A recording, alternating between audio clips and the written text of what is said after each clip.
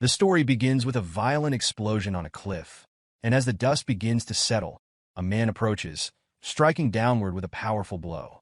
The other man laughs, impressed, asking how it is that his opponent is still able to move despite such a severe injury. Before he added an elaboration that his mental fortitude matches his title of the Phantom Swordsman. He admits that the sword technique his opponent created is impressive, but with a push backward, he adds that the Phantom Swordsman won't be able to use internal energy in his current state. He pushed the injured man with more power before he spoke once more. It is miraculous enough that he is still able to move, and there's no need to continue fighting, as he plans to end it and put his opponent to sleep. Imbuing a purple aura into his blade, the man draws it back and swings forward, sending multiple sword arc made of inner energy of attacks at the Phantom Swordsman. While his opponent is busy deflecting them, the man rushes in, delivering a powerful kick to his gut, causing the Phantom Swordsman to fall to the ground. The man then stabs downward toward his head, but the Phantom Swordsman rolls to the side to avoid it. He quickly counters, delivering a kick that knocks the man's sword from his grasp, sending it flying through the air. The Phantom Swordsman grabs his own blade and thrusts forward, but the man dodges, though the blade still grazes his cheek. The Phantom Swordsman follows up with a left hook to the man's face, knocking him to the ground. The man, now lying on the floor, insists that he won't let his opponent win. He imbues inner energy into his hands and releases an aura wave, despite being unarmed. To his surprise, he finds that the Phantom Swordsman is no longer there, leaving him to wonder where he has gone. As he looks up, horror spreads across his face, just in time to see the Phantom Swordsman descending from the air. In a single swift motion, the Phantom Swordsman cuts him down the middle. The scene shifts to another man, sighing in relief. He asks the Phantom Swordsman if he has killed the old demon head, to which the Phantom Swordsman confirms. With the old demon head gone, the bloodbath, the Shangxi massacre, will finally come to an end. The man refers to the mysterious group known as the Black Knight Palace, who had swept through numerous smaller sects and clans in the last 3 days. He reflects on how the world was able to witness the alliance of 2 rival factions, the Orthodox and Unorthodox, because of this incident. The Phantom Swordsman's true name is revealed to be Dako Hien, and the other man recalls a promise they made to Duel after creating their own sword techniques. Sadly, he admits that he will not be able to fulfill it. When asked if that is what he's thinking about in his final moments, the man responds affirmatively, laughing. He has dedicated his entire life to the sword and has fought countless martial artists, witnessing many techniques. Yet, none have been as difficult to deal with as the Phantom Swordsman's. His devotion to the sword surpasses all others, and because of that, he asks the Phantom Swordsman to look after his disciple in Mount Hua Sect. Dako Hien, surprised, asks if the man has lost his mind, especially since the disciple belongs to the Mount Hua Sect. He is asking why the best swordsman of the unorthodox faction would look after a disciple of the orthodox faction. The dying man hands him a beaded circlet, the plum blossom spirit beads, a relic of Mount Hua, and asks him to give it to the sect leader. Dako Hien wonders if the man is truly out of his mind, but soon realizes that this is the earnest wish of a dying man. The man laughs, saying that they are only sword friends, but he has always been grateful. Dako Hien agrees, noting that he will spend the rest of his life at Mount Hua, thanks to his friend. Before he can finish his sentence, the man's body explodes, turning into red mist, leaving only chunks of his remains behind. Dako Hien is left stunned, wondering what just happened. He turns, only to see a purple light as an inner energy flies toward him. Gritting his teeth, Dako Hien tightens his grip on his blade and asks who is responsible for this, returning a swing to deflect the attack. However, the aura wave is too powerful and destroys his counterattack effortlessly. In genuine surprise, Dako Hien watches as his opponent begins preparing 2 black-purple concentration of inner energy, 1 in each hand. The ensuing blast can only be described as epitome of a destruction. When the smoke clears, Dako Hien, now missing an arm and severely injured, sits on his knees, questioning how someone could be so powerful. As he approaches his own final moments, he wonders if this is the Night Palace Master, though he quickly dismisses the idea, knowing that the old demon head is still dead and his corpse remains intact. It seemed that the mysterious figure was either a hidden disciple or, perhaps, the true Night Palace Master, much stronger than the imposter he had killed. Hien, gazing at his severed arm, murmurs an apology, regretful that he never had the chance to bring his long friend's body back home. It seems both of them will die on this cliff, but with determination, Hyun slams his hand onto his knee, promising that, at the very least, he will keep his word. The other man watches in surprise as Hyun charges forward to fight, unarmed and undeterred. Hyun himself isn't sure if he will survive the fall from the cliff after losing his companion. But if there is any hope, he has to believe in it. Though he may be fleeing now, he will never forget his fallen friend. When they meet again, it will be for the final confrontation. But of course, that chance will never come. Just as Hyun runs, an attack cuts him directly in half. He turns in shock, realizing that the masked man launched the attack from a distance, his power much greater than Hyun had initially thought. The masked man laughs after landing the blow, prompting Hyun to retort that such laughter is disrespectful, especially in someone's final moments. As he begins to fall, his final words are an apology to his friend, admitting that he likely won't be able to keep the promise he made. The spirit beads on his hand start glowing brightly, and below, in the forest, the light is radiated. People say they can feel his pulse, marveling that the heavens have indeed helped him. Hyun, now regaining consciousness, is astonished. He opens his eyes and hears people calling him senior disciple. One of the men yells for an elder, who rushes to Hyun's side, calling him Mu Hoi, praising him for surviving. Hyun, confused, recognizes the elder as the Mount Hua Sect's elder, Baek Jin, but wonders why the man keeps calling him Mu Hoi. After all, Mu Hoi is the senior disciple of Mount Hua's second-generation disciples and his own friend, Hyunjo's disciple. Hyun wonders if the elder has lost his mind.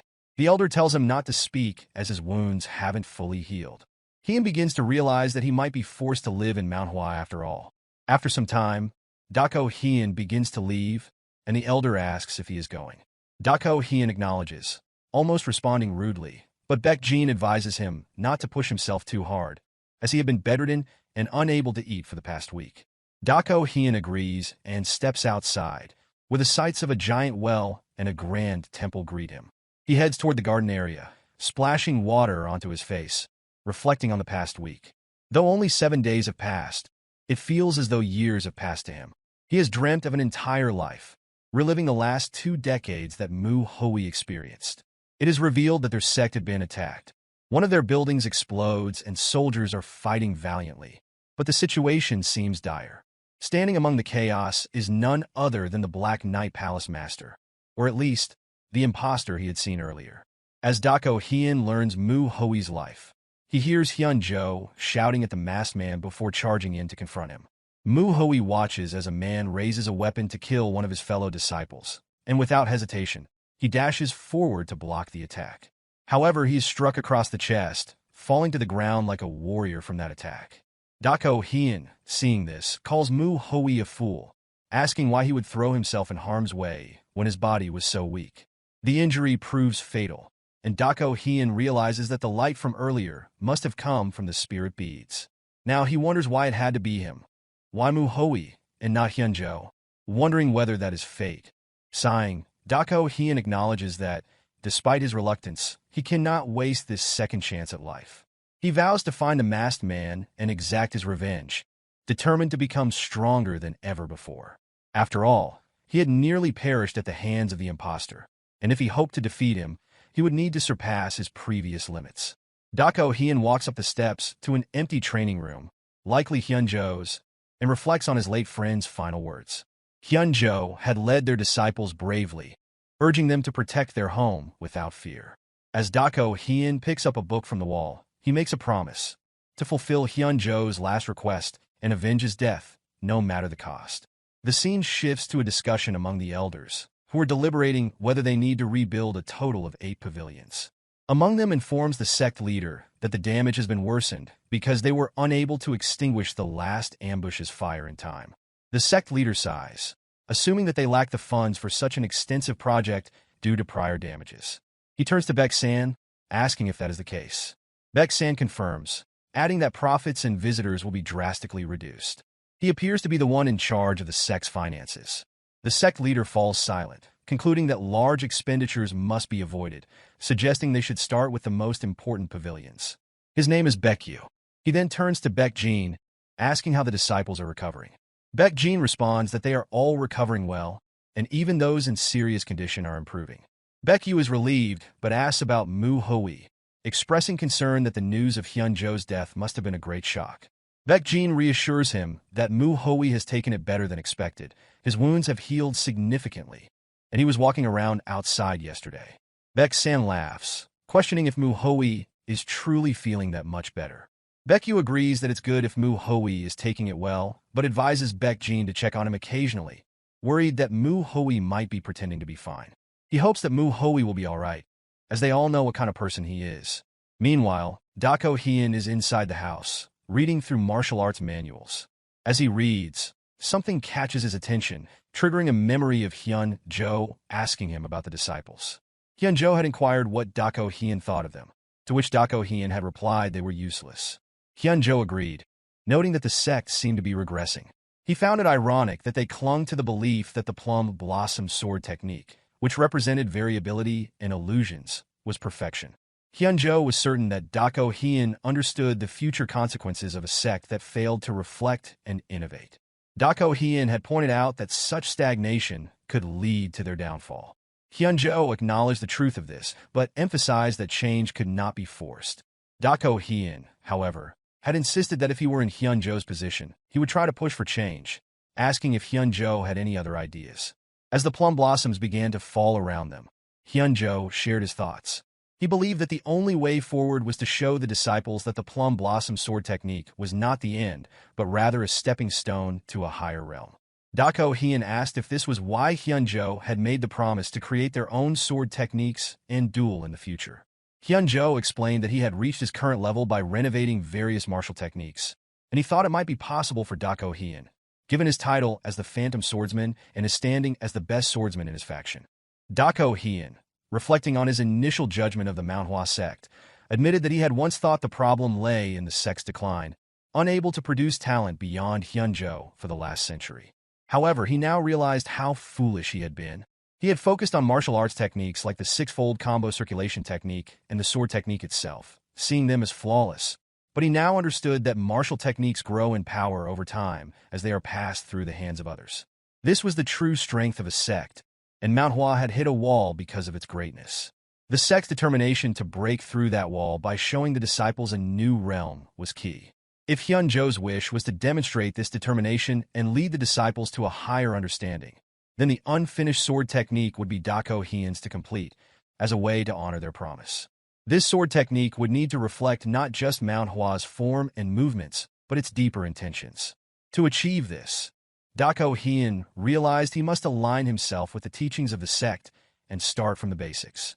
Only then could he complete Hyunjo's sword technique.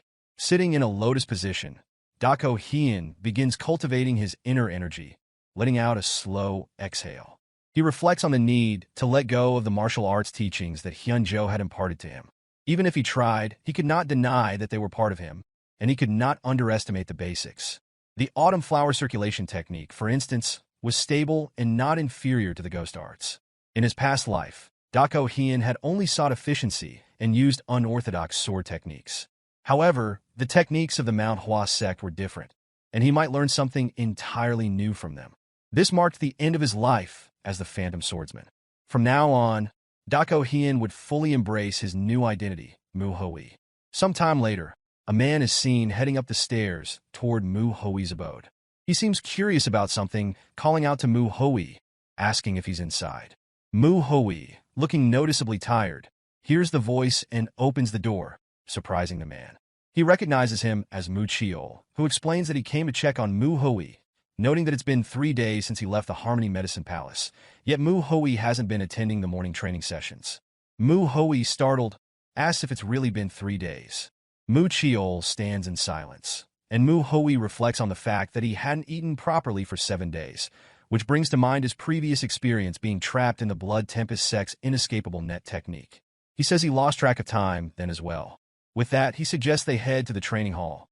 Mu Chiol agrees, though it's clear he's thinking about something else, commenting that Mu Hui seems different. Mu Hui, undeterred, thinks that a drink would be nice, heading toward the training area. As they approach, they hear a man yelling out skill names and demonstrating them to a group of disciples. Mu Hui watches as the disciples follow the instructor's commands, though they appear to be struggling. One disciple, Mu Ryan, is told to raise his arm higher. He complies, but Mu Hui observes that they're all performing terribly. Their feet move when they shouldn't, their balance is off, and they're unable to generate any real power in their strikes. Their posture is also completely wrong, and overall, they lack the basic skills. Mu Hui acknowledges that the instructor, Mujin, isn't bad and at least seems to know what he's doing. He's the only one who's doing his job correctly. Mu Hui reflects that Mujin is more like the senior disciple of the second generation, though he wonders why Mujin is the one leading the training rather than a senior disciple. It seems the previous owner of his body had a shy personality and lacked martial arts and leadership skills, but Mujin is different. He has the ability to lead, a calm demeanor, and has shown great potential since a young age. Mu Hui thinks it's natural that more disciples listen to Mujin. Talented individuals with the right skills should be given opportunities, and Mujin's personality makes him a more natural fit for the role of senior disciple, at least for now. Mujin finishes the training session, telling the disciples to leave, noting that they all seem particularly beaten today. As they exit, one of them asks Mu Hui if he's feeling all right. Mu Hui replies that he's fine, but another disciple notices that something feels different about him. Mujin then steps down, apologizing for not properly greeting Mu Hui earlier due to the training. Mu Hui tells him it's fine, acknowledging that it must be difficult to handle the responsibilities that should have been his. He then wonders if he's not going to come down the stairs, which might be seen as rude. Mujin, however, just expresses gratitude that Mu Hui is letting him take the lead. Mu Hui then declares that from now on, he'll be taking over the responsibilities. Mujin looks irritated, and one of the disciples asks if she heard correctly. The others seem unsure, but Mu Chiol thinks to himself, remarking that he's not just being sensitive. Something has definitely changed about Mu Hui. Mujin, frustrated, responds that he had given Mujin the task because he didn't have confidence that he could carry it out properly.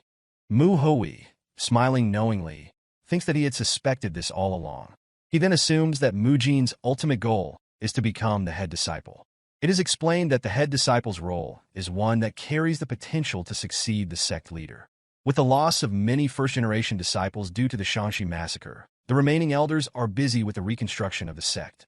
It would be far more efficient to guide the second-generation disciples who represent the future of the sect rather than attempting to change the elders or first-generation disciples.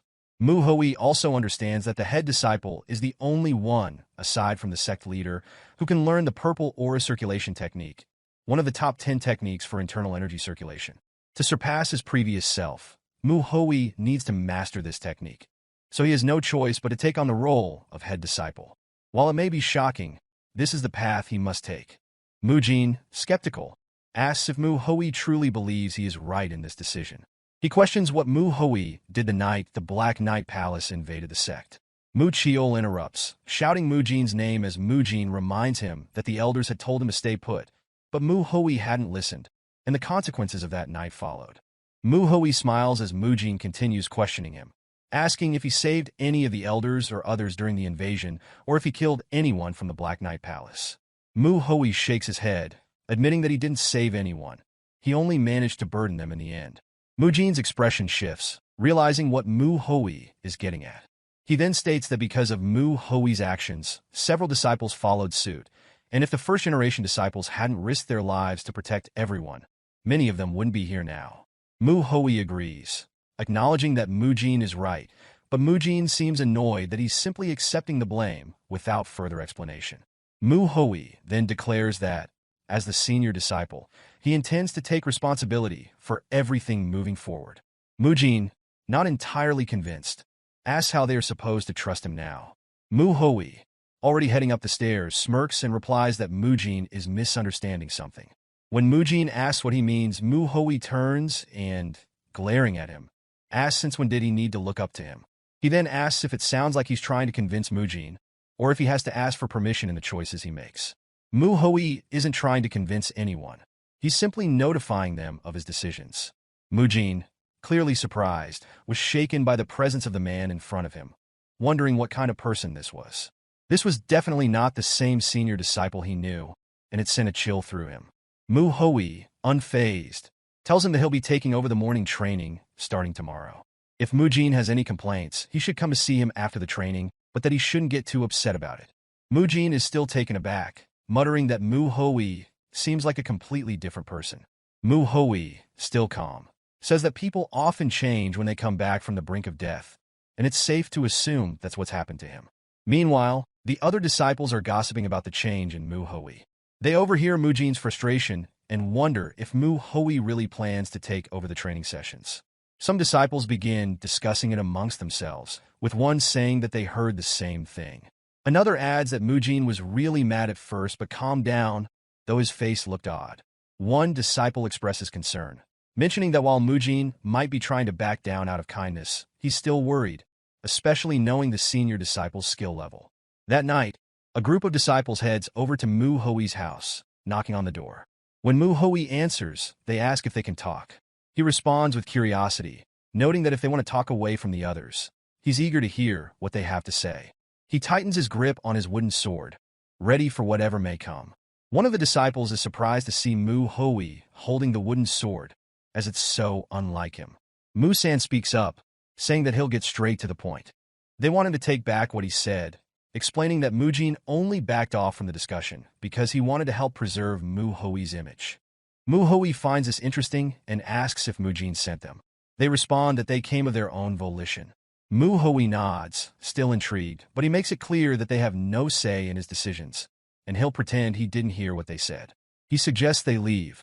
Mu-san calls out to him, asking him to consider their perspective. He tells Mu Hui that it isn't about disliking him. They just want to be taught by someone who is actually skilled. They point out that, right now, Mu Hui's skills are subpar, and this is him being greedy, nothing more. Mu Hui sighs, acknowledging that Mount Hua's hierarchy seems to have degraded. He understands their doubt about his skills, so he'll prove himself to them. He tells them to grab their swords. The disciples ask if he's serious, to which Mu Hui replies that he is. He knows how they feel, but if they want to see his skills, they'll have to face him. Mu-san pulls out his blade, declaring that he asked for this, and charges in, warning Mu Hui not to regret it. Mu Hui immediately disarms him, slapping his hand, and then striking him in the chest with the hilt of his wooden sword. The force causes Mu-san to fall to his knees, coughing. Mu Hui glares at the others, and Mu Ho tries to join in, but Mu Hui smacks him in the head with the sword, causing him to fall as well. Mu-san, still confused, tells Mu Hui that he lost, and Mu Hui agrees, adding that now it's time for them to learn a lesson. Mu Ho's leg twitches as Mu Hui asks if they're satisfied with the lesson. The disciples confirm, and Mu Hui reminds them of what he said would happen if anyone tried to gang up on him. They would beat them as well. They acknowledge that, and Mu Hui asks if they still think he's weaker than Mu Jin. They quickly respond that he's much stronger than him, and when he presses them, they admit that Mu Hui is definitely stronger than the other disciples as well. Mu Hui looked at the disciples, noticing that they seemed to have learned their lesson. He decided to forget about what had happened, acknowledging that everyone made mistakes. With morning training approaching, he told them to go get some rest. They thanked him for his mercy and left, with Mu Ho being carried away. Mu Hui watched them leave and then called out, asking someone how long they planned to stay hidden. He told them to come out, and it was none other than Mu Chiol, who seemed surprised and asked how Mu Hui knew he was there. Mu Hui found it amusing that Mu Chiol had tried to hide, given how large he was, and asked him what he wanted. Mu Chiol explained that he had just seen Mu San and Mu Ho head in this direction. Mu Hui was curious and asked who they were, to which Mu Chiol replied that he had followed them just in case, not expecting Mu Hui to win against them. He added that he didn't think he could defeat them. Mu Chiol then asked if Mu Hui had been hiding his true skills all this time. Mu Hui reflected on his observations of the second-generation disciples, noting two types: those who kept their distance while still respecting him, and those who secretly looked down on him. Mu Chiol didn't belong to either group, as he had often helped Mu Hui, despite his blunt and indifferent personality. Mu Hui thought it had to be because Mu Chiol was worried about him. When he was younger, Mu Hui hadn't understood this, but now he realized that Mu Chiol's actions were driven by concern. Mu Chiol had been worried that Mu Hui might be gravely injured by Mu San and Mu Ho, which was why he had followed them to ensure he would be all right. Mu Hui decided to make an excuse and said that he wasn't hiding his skills, but had simply reached a new realm of understanding. Mu Chiol, seemingly convinced, asked what he meant. Mu Hui replied that he would explain it during the morning training and suggested Mu Chiol return for now, since it was still a bit early. Mu Chiol agreed and watched Mu Hui head back into his house. As Mu Chiol walked away, he thought about what Mu Hui had said, realizing that the move Mu Hui had used was the six-fold combo sword technique, a beginner-level technique. However, it had been executed in a way he had never seen before, with such beauty and precision that it made him wonder what Mu Hui had truly learned. Mu Chiol, who had always believed Mu Hui was weak, found himself amazed at how much Mu Hui had changed. For the first time, he felt a genuine excitement about morning training. Mu Hui, reflecting on the excuse he had made up on the spot, wondered how he was going to explain himself further. Meanwhile, Mu Ryan asked Mu San and Mu Ho if they really had gotten beaten so easily. They both affirmed, noting that Mu Hui wasn't the same senior disciple they once knew. He had become a different person. Mu San advised caution, explaining that they couldn't act rashly. Mu Ho, still in disbelief, hoped that Mu Hui wouldn't turn against them. Mu Ryan dismissed their concerns, saying they were just talking nonsense, and suggested they prepare for morning training. Mu San, carrying Mu Ho once again, reminded them that they would likely face the consequences if they disrespected the senior disciple. As they walked by, Mu Jin, curious about their condition, asked Mu Ryan if something had happened since they both looked terrible and were limping. Mu Ryan downplayed it, saying it was just about Mu Hui leading the morning training. After a brief explanation, Mu Jin expressed that he understood, but he would have to scold them later. Mu Ryan was puzzled, asking why, and Mu Jin explained that, while he understood that the senior disciple was standing up for himself, it wouldn't be beneficial to act behind his back. He was ashamed of their actions. Mu Ryan, surprised that Mu Jin wasn't taking it well, explained that they were just worried about him. Mu Jin, however, assured him that he understood their concern and would handle it himself. He told them not to worry about it. As they approached the training grounds, Mu Jin's thoughts wandered. He couldn't understand how someone could change so much overnight. He speculated that Mu Hui had been hiding his skills, but it was still hard to believe that he could have injured Mu San and Mu Ho. Perhaps Mu Chiol had helped him, but Mu Jin knew that the truth would soon be revealed. He would be able to tell if Mu Hui was bluffing or not by how he led the training. Mu Hui, now in front of the disciples, began the morning session. He observed that they were all weak and explained that while there were many reasons someone could be strong, there was only one reason for weakness: a lack of the basics. Therefore, starting from that moment, they would focus exclusively on the six-fold combo sword technique during their morning training. The disciples were all taken aback as Mu Hui spoke, assuring them that he knew they were eager to quickly move past the basics and advance to higher-level techniques. Before he could continue, Mu Ryan interrupted, questioning what was wrong with that. Mu Hui, stunned by the interruption, couldn't believe it, and even Mu Chiol and Mu Jin turned around in confusion. Mu Ryan persisted, asking what the problem was with wanting to learn faster, and took it upon himself to suggest that if the others couldn't manage, he would. Mu San, realizing how foolish this was, shook his head. Mu Ryan laughed, dismissing the sect's renown as a joke, calling it a mess. Mu Hui responded, stating that if Mu Ryan had any complaints, he should come up and address him himself. One of the female disciples was surprised, and so was Mu Jin, who began to wonder what the hell Mu Ryan was thinking as he made his way toward Mu Hui. Mu Ryan smirked, explaining that he understood Mu Hui's point, but he wasn't sure if it was a good idea to leave the training in his hands, especially if mastering the six-fold combo sword technique was as important as Mu Hui had claimed. Mu Hui cut him off, unimpressed, pointing out that Mu Ryan's martial arts were lacking.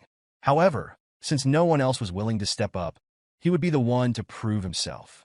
He asked if that was what Mu Ryan was trying to get at. Mu Ryan was silent for a moment before Mu Hui added that he hadn't expected everyone to accept him from the start. He then ordered the disciples to pay attention. From now on, he would not take a single step and would use only the six-fold combo sword technique to block Mu Ryan's attacks. If Mu Ryan's wooden sword touched him, or if he took a step back, Mu Ryan would win. And if Mu Ryan succeeded, Mu Hui would take back his statement about teaching the six-fold combo sword technique and leading the morning training. He locked eyes with Mu Jin as he spoke. Mu Ryan laughed, mocking Mu Hui's confidence, asking if Mu Hui thought his victory over Mu San meant something. Mu Hui didn't respond directly, instead saying that he wasn't sure what Mu Ryan meant, though it did seem like Mu San and Mu Ho had sustained some serious injuries. Mu Ryan jokingly added that Mu Hui shouldn't hate him too much if he ended up losing in front of all the disciples. Mu Hui, serious, replied that he hoped Mu Ryan wouldn't cross that line. With that, Mu Ryan charged, aiming to strike. Mu Hui raised his sword, easily blocking the first attack. Mu Ryan followed with a swift attack from the side, which Mu Hui blocked in turn. Mu Ryan then attempted a feint, but it was no more successful. Every move Mu Ryan made was swiftly blocked by Mu Hui, leaving the other disciples in stunned silence. As Mu Ryan became more desperate, he began thrusting forward rapidly, trying to land a hit. One of the female disciples recognized the movement as the concentrated wind sword, a technique known for its speed. Mu Chiol explained that it was the technique Mu Ryan excelled at, and he had even become faster since the last time Mu Chiol saw him use it. Despite the rapid flurry of strikes, Mu Hui blocked every single one with ease. Mu Ryan was clearly frustrated, and Mu Hui commented that he needed to use more strength in his shoulders when facing him, as he was stronger than the other second-generation disciples. However, Mu Hui also implied that Mu Ryan's skills were still lacking. Mu Ryan, feeling the pressure, began to worry about how to proceed, as he could feel everyone's eyes on him. The disciples murmured among themselves, impressed by Mu Hui's performance. They couldn't believe how much stronger he was than they had initially thought. They noted that his feet had not moved an inch, and his balance was impeccable, making it seem like he had become a different person. Mu Jin, struggling to make sense of what was happening, was in disbelief, unable to comprehend what he was witnessing. Mu Ryan, meanwhile, began to think about what he could do next, realizing that he couldn't recover from this. He had proven the senior disciples' martial arts skills, but not in the way he had hoped. He wondered how Mu Hui had improved so much. Mu Hui, reading his thoughts, explained that it wasn't about being strong. A sword should be swung with the whole body, and the most important part of swinging a sword was using your feet. If one overlooked the importance of the feet, focusing only on the swing, the sword would be useless. Mu Ryan, still trying to grasp it all, thought about what Mu Hui had said. He was beginning to realize that Mu Hui was right, but Mu Hui, sensing his hesitation, pressed on. He said that Mu Ryan probably didn't fully understand, but deep down Mu Ryan was starting to get it. Mu Hui then raised his sword into the air, preparing to demonstrate what it truly meant to swing a sword with the entire body.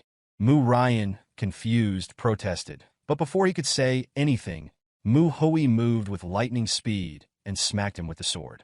On the ground, Mu Jin could hardly believe what had just happened, witnessing the senior disciple had easily subdued Mu Ryan. Mu Hui turned to Mu San and Mu Ho, telling them to come forward and bring Mu Ryan to the Harmony Medicine Palace. They nodded and began running, taking Mu Ryan away. Mu Hui looked around at the disciples, asking what they were doing. He told them that they needed to raise their swords. If they didn't, he would take it as a complaint about his method, and they could come up and voice their objections at any time. Seeing that no one had any complaints, they all got into their stances. Mu Hui, pleased, declared that it was time to officially begin the morning training. As he did, he noticed that Mu Ryan's blood was still on his face. The morning training session spent on Mu Hui instructing the disciples. The scene then shifted to a flashback where Hien asked Hyunjo about his disciple, Mu Hui. Hien was perplexed, calling Mu Hui the worst of them all and questioning if he possessed any hidden talent that Hien had failed to see. He wondered why Hyunjo had chosen Mu Hui as his disciple. Hyunjo, acknowledging that Mu Hui was indeed an ordinary kid, explained that he had never seen him give up on anything in his life. Hien then asked if Hyunjo had chosen Mu Hui purely because of his determination. Hyunjo agreed, but added that the talented disciples had reached enlightenment on their own. However, to create a martial master out of an ordinary person was the duty of a mentor in the essence of martial arts. The flashback ended, and Mu Hui reflected on Hyunjo's words. He admitted that, ideally, he would have picked out only the most talented disciples to train. However, he was no longer the Phantom Swordsman. He was the senior disciple, responsible for leading the second-generation disciples of the Mount Hua Sect. He realized that, to fulfill his duty, he had to stick with them until the very end. Mu Hui noted that though he had never properly taught the disciples before, he found that having disciples was far more annoying than he had anticipated. He sighed, joking that if they met again after his death, they would have to buy him a really good drink. Mu Hui glanced at Mu Jin, asking if he was already tired, urging him to put more strength into his movements. As Mu Hui trained the others, his mind wandered to one of his disciples, wondering how he was doing. He knew he had always focused on bettering himself and never teaching others. He couldn't help but wonder if his disciple was even eating properly, but at least he was confident that his disciple wasn't losing any fights. It would be nice to see him again someday. The scene shifted to Mu Ryan, who had a bandage on his head and was now instructed by Mu Hoi to properly train their lower bodies using logs as weights. Although it was a rough path that required starting from scratch, Mu Hoi was confident that, through this trial, the plum flower would blossom. Its scent strong and deep, impossible for anyone to replicate. He too had a long way to go, but his first step in changing the sect was to raise his martial realm. One of the most important aspects of this was sharpening his senses. As the sharper his senses became, the easier it would be to notice small changes in his surroundings, which would naturally improve his martial arts training. Though he hadn't felt much when he first opened his eyes, he could now sense that someone had been watching him. It didn't feel threatening, more like someone was observing him out of curiosity. While he couldn't pinpoint who it was just yet, he was certain that, soon enough, he would be able to tell who they were and where they were. Mu Hoi continued walking through the Crimson Forest, thinking about his path forward, and made his way to a pavilion. He entered the building, where a man named Hyun Gak greeted him, wondering who had come in. Upon seeing Mu Hoi, Hyun Gak asked what he needed. Mu Hoi respectfully greeted Hyun Gak and explained that he had hoped to study the secret techniques. Hyun Gak found this curious, but warned him that his injuries couldn't have fully healed, so he shouldn't overexert himself. Mu Hoi agreed, acknowledging his caution. Hyun Gak then mentioned that he had heard Mu Hoi's disciple had been rather rude to him. Mu Hoi paused, wondering who Hyun Gak was referring to. After thinking for a moment, Mu Hoi recalled that he had beaten 3 different people recently, but it didn't matter who it was. Hyun Gak apologized, saying it seemed like Mu-san had done something to deserve the beating. He also added that, in his time, Mu-san would have faced even harsher consequences, and he was sorry he hadn't taught him better. Mu Hoi reassured Hyun Gak, saying it wasn't a big deal. He had just done what he was supposed to as the senior disciple, and Hyun Gak didn't need to worry about it. Hyun Gak was confused, asking if Mu Hoi had just referred to himself as the senior disciple. He was taken aback and wondered aloud if Mu Hoi's eyes had always been as sharp as they were now. Mu Hoi wondered why Hyun Gak was staring at him so intently, questioning whether he had changed his mind about being upset over the way he had beaten his disciple. Hyun Gak, however, simply remarked that Mu Hoi's eyes were full of determination, noting that it was good to see him taking his role as senior disciple seriously and looking after his martial brothers. He assured Mu Hoi that he didn't mean to keep him there, and that Mu Hoi was free to go on his way. Hyun Gak then began thinking to himself, reflecting on how Mu Hoi had lost his master and been left alone, but had managed to pull himself together. Hyun Gak felt proud to see Mu Hoi picking himself up again, filled with determination. He hoped that Hyun Jo could see it from wherever he was. Meanwhile, Mu Hoi gathered several scrolls and books, placing them on a table to begin reading. As he flipped through each one, he contemplated what the first step in changing the sect should be. The first step, he decided, was to raise his own martial realm. A question lingered: the definition of martial realm. Some might assume it refers to the strength of one's martial arts, but Mu Hoi explained that this was incorrect. Life and death in the martial world were not determined solely by the strength of one's techniques. No one would fight recklessly when the stakes were life and death.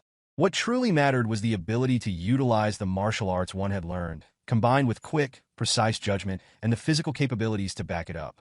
For this reason, a martial realm wasn't just about martial arts. It was the mastery of those arts, along with the wisdom and experience to go with them.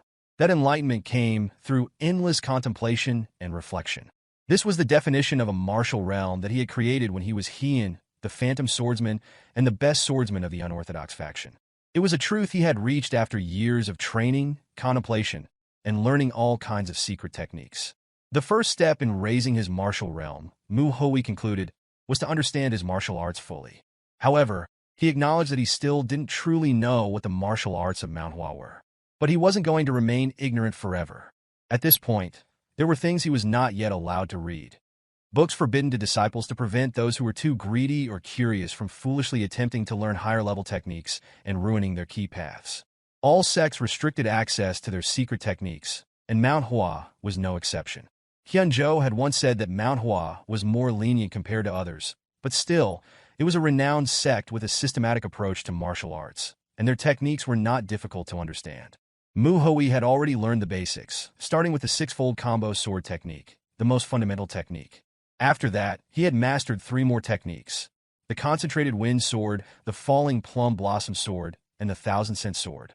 Once one learned these 3 techniques, they would gain access to the plum blossom sword secrets, which were essential for becoming the best martial artist in Mount Hua's sect. Only by mastering the plum blossom sword techniques could one use the sect's signature sword techniques: the 7 deadly plum blossom sword, the 3-edged plum blossom sword, and the lucid plum blossom sword. These skills were the foundation of Mount Hua's reputation as one of the 3 most renowned swordsmanship sections. It was said that the best swordsman of Mount Hua had mastered more than one of the 3 plum blossom swords. Mu Hui reflected that the 6-fold combo sword technique was the root, the 3 techniques that followed were the trunk, and the sword's secrets after that were the branches. Finally, the 3 plum blossom swords were the flowers. A martial artist who delved deep into the sword techniques of Mount Hua became part of the plum blossom tree, representing the mastery and strength of the sect. At his current level, Mu Hui had only reached the trunk. While he was eager to study the branches and beyond, he needed to acquire the plum blossom sword to do so. This sword was given only to those who had proven their martial mastery, and it was a symbol of the sect's highest honor. Mu Hui knew he needed to obtain it as soon as possible. Just then, he heard someone approaching. Baekyu, the sect leader, asked if Mu Hui truly wished to learn the plum blossom sword secrets. Mu Hui immediately greeted Baekyu, who had come to check on him, as it had been a while since anyone had been in the room so late. Baekyu asked if he was allowed to sit with him. Mu Hui, politely allowed, realized that the candles had been lit for him, presumably by Hyungak. Baekyu, noting Mu Hui's focus, asked if he had really read all the materials before him. Mu Hui confirmed that he had. Baekyu, now aware that Mu Hui had been leading the 2nd-generation disciples in the morning training, mentioned that he had heard Mu Hui was focusing on the 6-fold combo sword technique again. Mu Hui looked at Baekyu and confirmed that everything he had said was correct. Baekyu, still curious, asked why Mu Hui had chosen the 6-fold combo sword technique specifically. Mu Hui, sensing Baekyu's probing, wondered what exactly he was trying to get at. Baekyu inwardly thinking that when Mu Hui had first spoken to him before, he had always hesitated to answer him, even to simple questions. Now, Mu Hui was doing things he hadn't done before, and he guessed that these were the kinds of things Baekyu was thinking about. He assumed Baekyu just wanted to check on him, to see if he was truly all right or if he was merely pretending to be fine and overexerting himself in the process. He figured that Baekyu was trying to gauge his well-being, wanting to give the answer he expected. Mu Hui, in response, stated that the foundation of the sect was the 6-fold combo sword technique. Baekyu, acknowledging this, agreed. But Mu Hui continued, explaining that while the foundation was sound, the 2nd-generation disciples had started off on the wrong foot. However, it was kinder to say that they might as well have never started at all. Baekyu, surprised by the bluntness of Mu Hui's words, was taken aback. Mu Hui thought that this was likely a good answer. After all, the sect leader himself knew how bad the 2nd-generation disciples were. By thinking these thoughts, Mu Hui figured that just the fact they were in agreement on the matter would reassure Baekyu. Baekyu, however, was still in disbelief. He thought to himself that Mu Hui's state was much worse than he had imagined. He appeared to be truly broken. Baekyu shook his head, realizing that Mu Hui's situation might be more severe than anyone had anticipated. Baekyu silently pondered the child before him, trying to reconcile this figure with the Mu Hui he once knew. That boy had been innocent, incapable of speaking ill of others, yet now he seemed like someone entirely different. The thoughts settled heavily in his mind. Something had changed him. Perhaps the Black Knight Palace's invasion, the weight of being the sole survivor, or the lingering guilt over the deaths of his master, the elders, and the 1st-generation disciples. Whatever the cause, Baekyu knew one thing with certainty. He needed to make Mu Hui understand that none of it had been his fault. Mu Hui continued, as though reading Baekyu's thoughts. All 2nd-generation disciples knew that the 6-fold combo sword technique was well within their grasp, something they had learned early on at the Manhwa sect. But despite their years of practice, their skill with the technique had deteriorated, a result of years spent training without focus. Baekyu listened closely as Mu Hui elaborated. The martial arts of different sects and clans in the Jianghu were shaped by their distinct ideologies. These philosophies were embedded in their martial arts, making them more than just techniques. Mu Hui went on to explain how each sect's martial school expressed its ideology. He mentioned Wudong's Taiji Fist, Diansong's Sun-Shattering Sword, and Qingqing's Azure Cloud Crimson Dawn Slash, all as examples of how martial arts techniques were a direct reflection of the ideologies of the sects. As Mu Hui spoke, he considered his words carefully. To truly master a martial school's technique was not merely to practice the physical moves, but to understand and internalize the ideology behind them. It wasn't about perfecting a form. It was about embodying the philosophy the martial school represented. Mu Hui's calm, precise explanation reminded Baekyu of Hyunjo. Despite Mu Hui's apparent detachment, Baekyu couldn't shake the feeling that his words were steeped in a depth and conviction reminiscent of his former disciple. Mu Hui then concluded that the second-generation disciples had become overly focused on perfecting the plum flower, an ideal that distracted them from the true purpose of martial training. He explained that it wasn't about forcing the plum flower to bloom, but letting it happen naturally through the process of training and understanding the ideology behind their martial arts. Baekyu nodded in agreement, impressed by the depth of Mu Hui's understanding. The blossoming of the plum flower would come naturally through focused training, not through artificial attempts to make it happen. Mu Hui then shared his plans to continue guiding the disciples in their training with the six-fold combo sword technique. However, Baekyu shifted his question, making it clear he wasn't asking about the disciples. He wanted to know about Mu Hui's path, the one he intended to follow for himself. Mu Hui paused before answering, thinking carefully. He admitted that while he had great respect for the Mount Hua sect's martial arts, there were aspects that he found lacking, especially from the perspective of someone who had always prioritized efficiency for survival. His thoughts wandered further. If his own path no longer aligned with Mount Hua's principles, it meant stepping beyond the sect's will, a thought that settled uneasily within him. But despite his internal conflict, Mu Hui offered an answer that would satisfy Baekyu's concerns. He intended to fulfill his master's wishes, to walk the same path his master had, and surpass him. That was the duty of a disciple, after all. However, deep down, Mu Hui knew he wanted the freedom to do as he pleased, even if it meant giving Baekyu an answer he was expected to hear. Baekyu's realization struck him. It wasn't Mu Hui's talent that reminded him of Hyunjo. It was his intent to carry on Hyunjo's will. The road ahead would be difficult. Creating new techniques was no small task, but there was something about Mu Hui's resolve that intrigued him. Baekyu's pride in Mu Hui swelled, and he laughed heartily, expressing his happiness at seeing his growth. He was sure that Hyunjo, wherever he was, would be proud as well. Mu Hui simply acknowledged the praise, quietly thanking him. Baekyu smiled contentedly as he thought back to the plum blossoms that had bloomed amidst the snow. Despite their delicate nature, the plum flowers had endured the harshest cold to bloom more intensely than ever. He thought of the ones he had failed to protect on Mount Hua. He should have been the one to fall, not them. Even though the plum flowers had fallen, a small bud remained beside them. His thoughts deepened further. His duty now was to nurture that bud and help it bloom. He gazed out the window, watching the moonlight illuminate the night, his resolve firming with every passing moment. He turned back to Mu Hui. There were many flowers on Mount Hua, not just the plum flowers, Baekyu remarked. Mu Hui, curious, asked why the plum flowers had been chosen. Baekyu smiled faintly, encouraging him to think about it. There were lessons to be learned, and Mu Hui would understand in time. Baekyu then realized the conversation had gone on long enough. He stood, apologizing for keeping Mu Hui so long. As he made his way, he remembered something important. He turned to Mu Hui, mentioning that there was something he had meant to tell him before he left.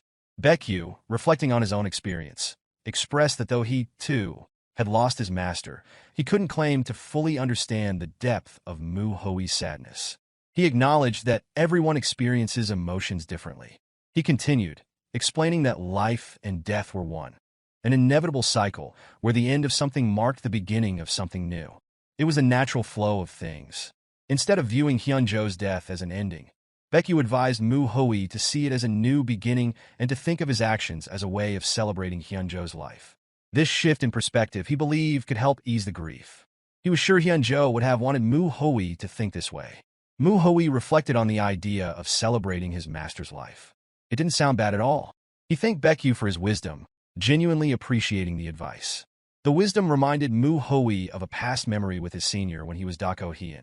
The senior had once commented on his fragility and how he had been young and impetuous then. Hien had been blunt in his response, asking if the senior wanted to die. He had called Hien arrogant and rash, but had added that those very qualities were perfect for training the body. The senior had then proposed a new way to train, something Heian hadn't forgotten. Now Mu Hui was using that very training method. Tying 3 massive logs together, he lifted them using his legs, holding onto a tree branch as he lifted his leg high to train his lower body. The less trained the body, the more effective this method was. Mu Hui thought back to the eccentric old man, the Iron Mountain Fist King. The training method was certainly a brute force approach, but it worked. He hadn't expected that connection to come in handy like this. As Mu Hui lost himself in thought, a female disciple approached him, calling out to him. It wasn't the time to be training, she said. Mu Hui was briefly confused, unsure of what she meant. Brimming with excitements, she explained that the sect leader had ordered him to make a trip down the mountain. The morning had been spent discussing the concerns surrounding the third-generation disciples, and it was already late, so they had to prepare immediately. One of the elders spoke up, noting that they should have taken in third-generation disciples by now, but the Shanxi massacre had delayed their efforts. Baekyu added that they should also consider bringing in disciples from the outer sects, so others would know they were still doing well despite the setbacks. One elder agreed, and Baekyu confirmed the suggestion, seeing the need to reassure everyone. Baekjin raised a question about sending someone to check on the Shanxi outer sect, knowing that an unorthodox alliance or some other evil organization might be eyeing the power vacuum left behind. Baekyu agreed that this couldn't be ignored any longer. He considered how martial halls set up outside the main sect would attract new disciples eager to learn Mount Hua's martial arts. The massacre had weakened their forces, and the Shanxi outer sect had taken the hardest hit. As they deliberated on who to send, one elder raised a concern about who would go. Baekyu, however, suggested sending a second-generation disciple to give them a real taste of the Jianghu. The elders were hesitant, worried about how unstable the outside world still was. Baekyu suggested sending a few of the most talented disciples, and the idea quickly turned to the 3 flowers. Baekjin sought clarification, asking if Baekyu meant the 3 best disciples. Baekyu then proposed sending Mu Hui as well, certain that Mu Hui would have no problem dealing with the outside world. At first, Baekjin agreed, but then, in surprise, realized that the sect leader had proposed Mu Hui for the task.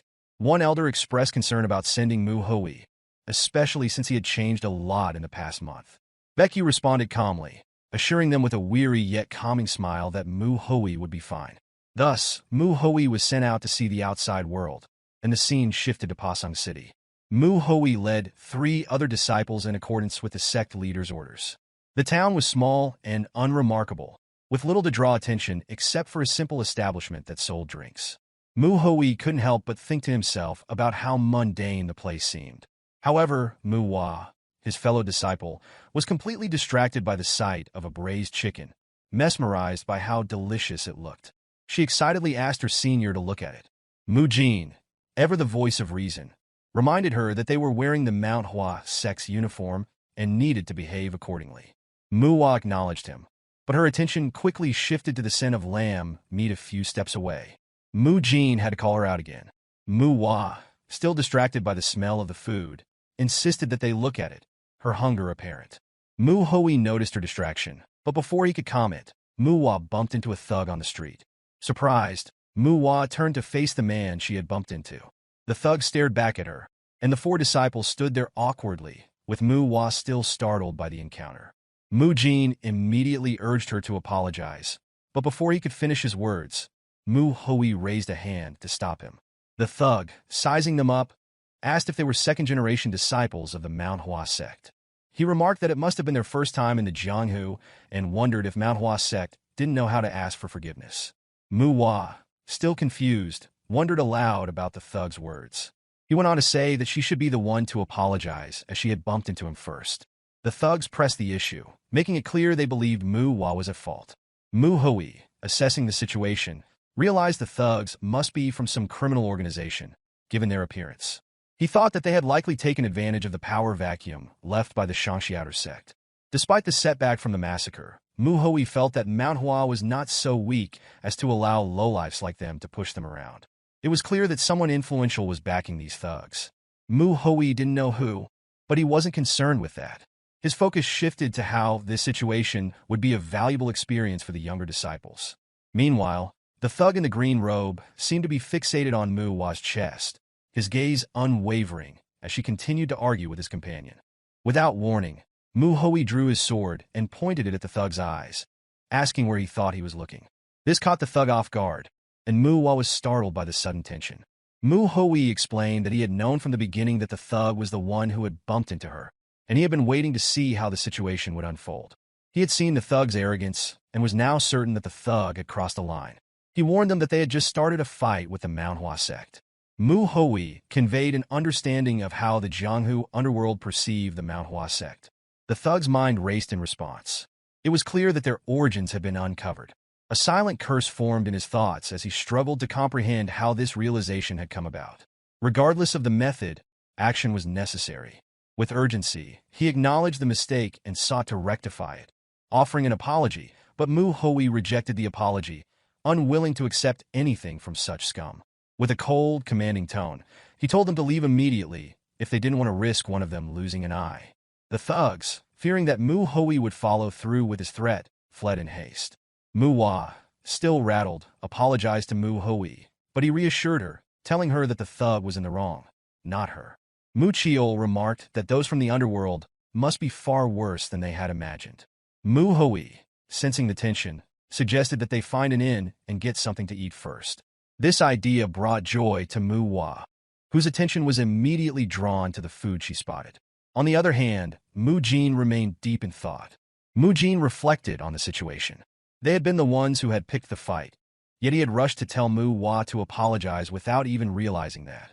He had been focused on being careful with their behavior, considering they were representing the Mount Hua sect. But he had failed to recognize the need to address those who had dared to look down on the sect. As Jin pondered, he realized that Hui had already understood the situation. His senior was aware of his surroundings at all times and had reacted as though he was used to handling such things. Jin, now steeling himself, thought that he would never allow anyone to look down on Mount Hua sect again. Meanwhile, Hui regretted not dealing with the thugs more directly by simply killing them in that moment, but his focus remained on the task at hand. Soon, they arrived at an inn, seated themselves, and prepared to order. When they were done, a mountain of bowls was piled up on the table. Hui, looking at the pile of bowls, teased them, wondering if they had been lazing around with their training since it seemed like she was eating less than usual. Hua, quick to defend herself, assured him that she wasn't slacking off. Chiol chimed in, suggesting that Hui simply ate more now. Right after, Hua expressed her frustration. It would have been much easier if the sect leader had been more specific with their mission or goal. His instructions had been too vague, leaving them uncertain about what to do next. Hui tried to offer some direction. He spoke if anything noteworthy had happened during the day. Hua, still thinking, racked her brain, trying to recall anything important. Some people had picked a fight with them. They had reserved rooms, and then they had eaten. Her thoughts finally led her to the underworld. It clicked in her mind, and she realized the significance of the encounter. Hui then clarified their situation. The sect leader had given them his full trust to make their own decisions. He was considering teaching a lesson to those from the underworld, though he stopped short of saying it outright, instead suggesting they deal with them. He turned to his fellow disciples, asking what they wanted to do. That night, the 3 second-generation disciples decided that their first course of action would be to gather information. Hui, donning a cloak, moved through the night, keeping to the shadows as he witnessed a group of random thugs harassing a young woman. In the dark alleyway, the man from the underworlds placed his arm on the woman, trying to convince her that they were the only ones who asked so little. The term underworlds referred to those who committed immoral acts based on incorrect beliefs or thoughts. While the word might evoke images of demonic forces, like the Black Knight Palace, there was a distinct difference between the underworlds and the various martial artists within the unorthodox, including the demonic forces. The woman trembled in fear as a bald man spoke to her, trying to exclaim something. He mentioned that the calculations were off and pointed out that the interest rate had recently increased, but they had overlooked it. The woman was confused, and the bald man explained that it was only right to collect the money at once. However, since the mistake was his, he suggested that instead of money, she pay with something else. His gaze lingered on her bosom as he spoke. The difference between the underworlds and the various martial artists within the unorthodox was in their goals. The underworlds sought money, pleasure, or the cheap thrill of dominion over the weak. Organizations that killed for money could also be considered underworlds, though they were usually just called assassins. In contrast, the underworld were often seen as thugs and ruffians, living dirty lives and never aspiring to become anything more. However, Hui had not expected them to start a fight upon seeing a disciple from Mount Hua. He joined the conversation, calling the man either arrogant or ignorant, though he couldn't fully comprehend their behavior. The thugs turned to him and asked who he was. They complained about being told to stand watch by the bastard Yungbong, who was nowhere to be found. They assumed Yungbong had grown impatient and wandered off like a bum. Hui demanded to know who they thought they were to act in such a manner, questioning if they had some backing. The thugs were confused, thinking Hui was looking for a fight. They threatened him, saying that if he didn't want to get messed up, he should just leave. Hui had other intentions, though. He had come to find them for a different reason. The man told Hui to leave, but the bald man kept his arm on the woman's shoulder, suggesting they continue what they had started. Before the bald man could finish his sentence, Hui's knee struck the other man's face, sending him flying backward. The bald man was left dumbfounded. Hui approached the man on the ground and kicked him again, knocking him unconscious. With the bald man now stunned, the woman escaped his grasp. Hui called the bald man a pig, to which the bald man meekly replied with respectful affirmation. Hui noticed that the men had learned some third-rate martial arts and suggested that the bald man approach him with killing intent. At the very least, that would give him a chance to live. He then ordered the man to hand over his wallet. A few moments later, a man was groggily urinating on a tree when the men at the table called to him, teasing him about pissing all day. One man complained that he'd sober up at that rate. The old man responded, saying that the other man would be coming soon. The groggy man grumbled, having failed to notice the men tied to the branches of a tree. He returned to the table and asked why the other man was rushing to drink. The man explained that he had seen something interesting and wanted to share it. He pointed to the next table, where someone had ordered an enormous amount of food, about 3 bundles worth. However, he was confused because the person was no longer there. He insisted that a man in a cape had been there just moments ago, ordering food to go. Even at night, the streets bustled with people. Manhwa was deep in conversation with a merchant, while Chiol secretly followed some men.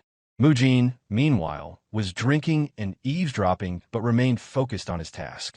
In a slum area of the city, the smell of pork belly and spring rolls filled the air. One man commented that he didn't know where the bastard had been rolling around eating, but found it ridiculous that he brought food in front of them. The crowd, unable to resist, decided to go after the man to grab the food. However, Hui drew his sword, pointing it at them. He told them that he wasn't there to share, and that if they dared touch his food, he would cut their heads off. A man stepped forward and, with a respectful tone, said that the young master was impressive. He introduced himself as Jingi of the Beggar Sect.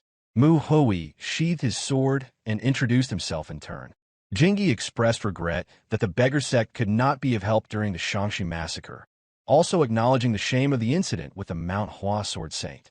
Hui responded that it was fine and expressed sympathy, understanding that the aftermath of the Shangxi massacre must have been difficult, especially because of the extreme heavenly sect. Jingi acknowledged Hui's knowledge and then asked what had brought him to the Beggar Sect.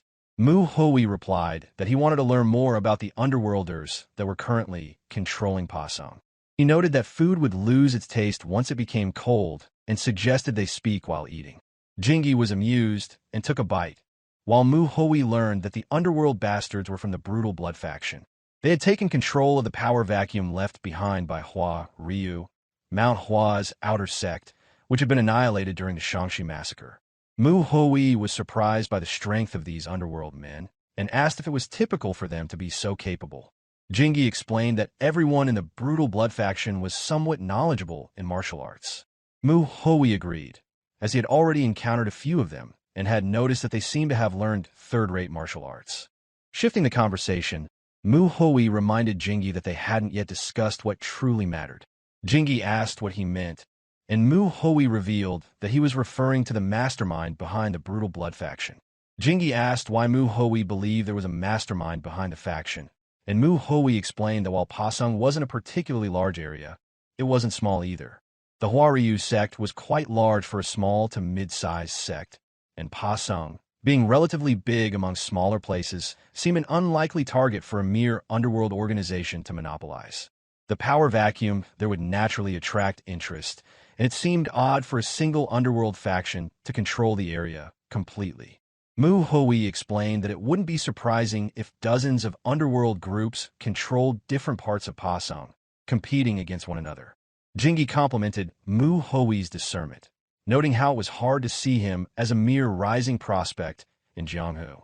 He then explained that he hadn't brought it up earlier because he wasn't yet certain, but now that Mu Hui had voiced his thoughts, he could share what he knew. Clearing his throat, Jingi told Mu Hui not to be surprised. He revealed that there was a martial artist who was frequently in contact with the Brutal Blood faction, and that they were from the Nine Hellsword Sect. The Nine Hellsword Sect was one of Shangshi's 3 big sects, ranking alongside 2 of the 10 largest sections. Despite their size, the Nine Hellsword Sect had never paid much attention to the Mount Hua or Zhongnan sects. This nonchalance and their larger scale made them formidable. Mu Hui found it strange that the Nine Hellsword Sect would be involved. If they were behind the Brutal Blood faction, they would have flaunted their ambitions. But he questioned whether they had the time and ability to focus on an area like Pasong. Jingi clarified that he wasn't certain the mastermind was from the Nine Hellsword Sect. If they were involved, they wouldn't have cared about appearances and would have caused a ruckus. Mu Hui understood there was no concrete evidence, but he still doubted the Nine Hellsword Sect's involvement. Jingi praised his insight, and Mu Hui, now more curious, asked who this martial artist might be.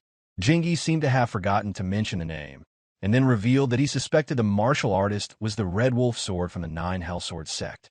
Mu Hui was taken aback and clarified, asking if Jingi had just mentioned the Red Wolf Sword. Jingi confirmed and, seeing Mu Hui's reaction, noted that it would have been strange if he hadn't heard of the name. He cautioned Mu Hui to be careful of whatever plans the Red Wolf Sword might be orchestrating.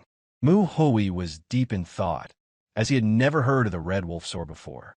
At dawn, Mu Hui gazed into the distance, hoping to gather intelligence on the Red Wolf Sword, but he had no success. That night, he continued to accompany Jingi, sharing drinks with him, even if only tea. His plan was to play along for a while and wait for Jingi to open up about the Red Wolf Sword. He intended to drink just enough to coax information from him, but he hadn't accounted for one important detail, which was the drink tasted so good. Jingi noticed Mu Hui's enjoyment and remarked that it seemed to be to his liking. Mu Hui agreed, saying it had been so long since he'd tasted something so fine. Jingi seemed puzzled, as he thought this was Mu Hui's first time in Jianghu. Mu Hui kept drinking, though the beggars knocked themselves out too soon, leaving him unable to drink as much as he wanted. He didn't get the information he sought, but it was fine, since he already had some assumptions about the situation. Even so, he still wondered what choices the Underworld men would make. With some time left, Mu Hui decided to enjoy the leftover wine. As night fell, Mu Chiol seemed bothered by a smell, and Mu Hua had an idea that it was alcohol. Mu Hui then spoke up, asking the 3 disciples what they had learned.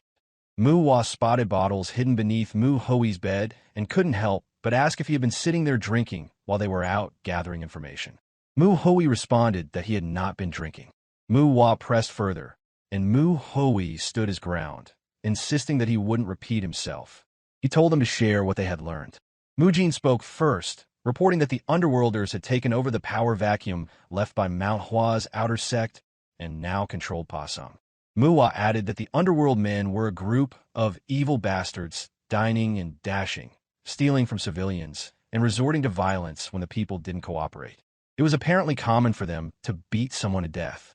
Mu Chiol then spoke up, informing Mu Hui that the biggest problem with these men was that they had learned martial arts. While it was only third-rate martial arts, it was still dangerous when used against civilians who hadn't studied martial arts themselves. Mu Hui praised them for their quick work, considering the little time they had to gather information. Now, it was his turn to share what he had learned. He was certain that the 3 disciples had already cross-checked their findings, but he reaffirmed that the information was true. However, there was something they should be skeptical about, which is how the men had learned martial arts. Mu Hui explained that it wasn't that hard to learn third-rate martial arts, and books on such techniques were easy to obtain. But these men were the type to never touch a book unless it was to burn it. He doubted that all of them had learned martial arts from a book. It seemed unlikely, and someone must have helped them. Mu Hui had looked into who might have assisted them, but although he found out who it was, he couldn't uncover the reason behind it.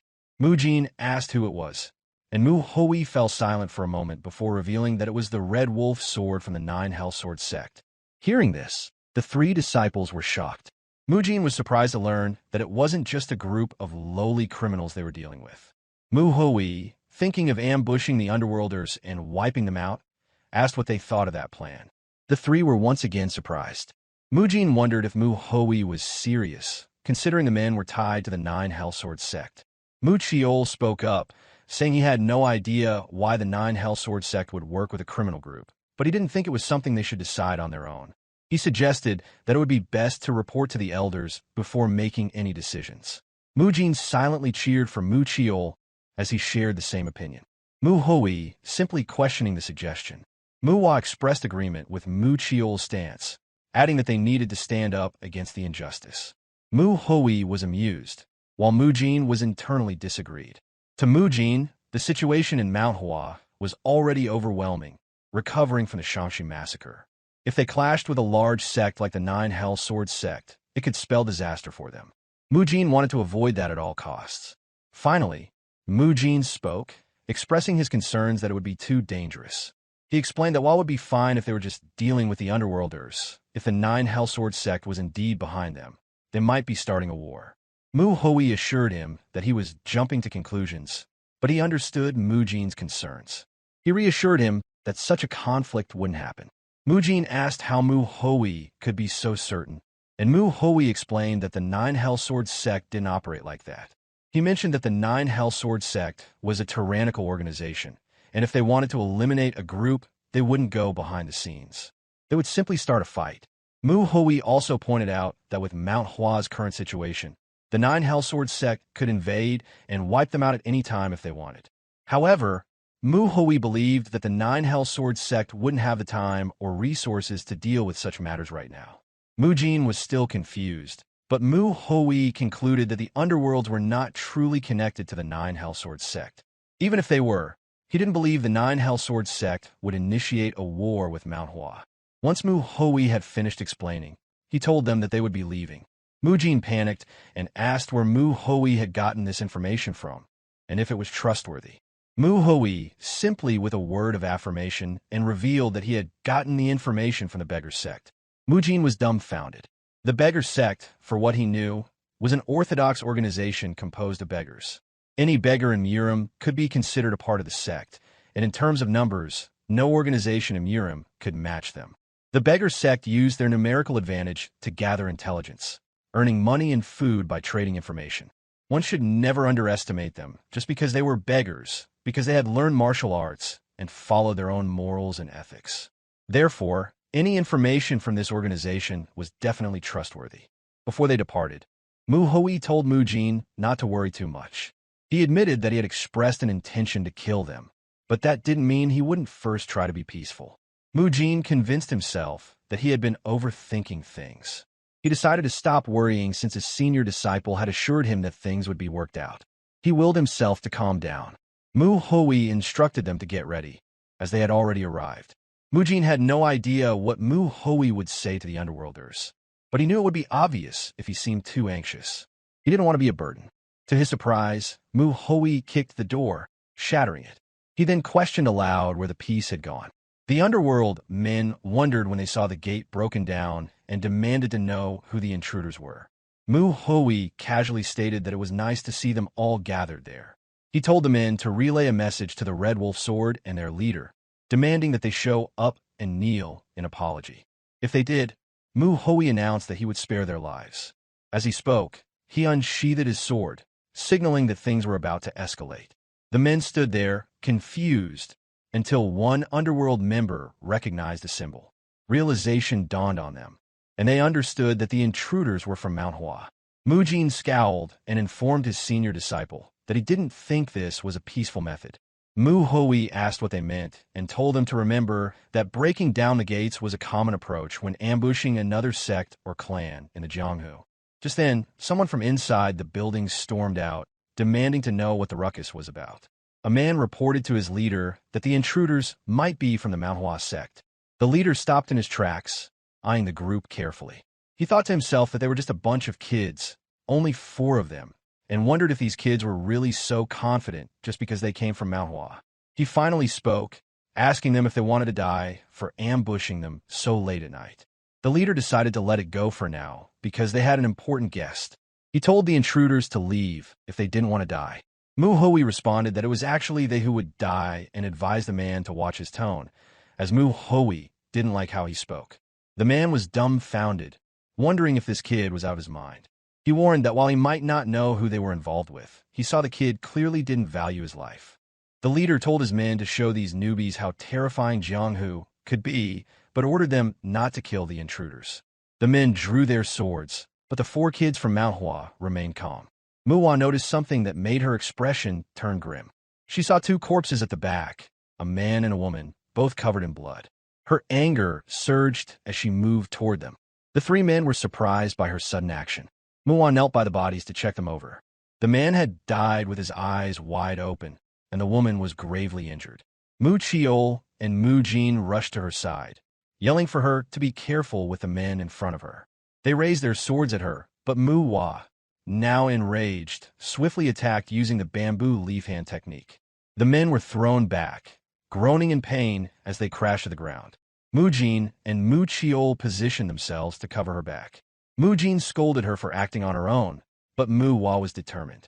She announced that the bodies weren't in a good state and needed to be taken to a physician immediately. The bald man, whom Mu Hua had attacked, retorted, asking who says they can take them. He then stated that while they might be from Mount Hua, they were weak. He told the Underworld men to get them if they could, provided they all fought together. The leader watched the exchange, and Mu Hui observed that while Mu Hua had used less force than usual, it seemed like she was controlling her strength as she did during training. He commented that she was being too soft, then asked if her sword was just for decoration.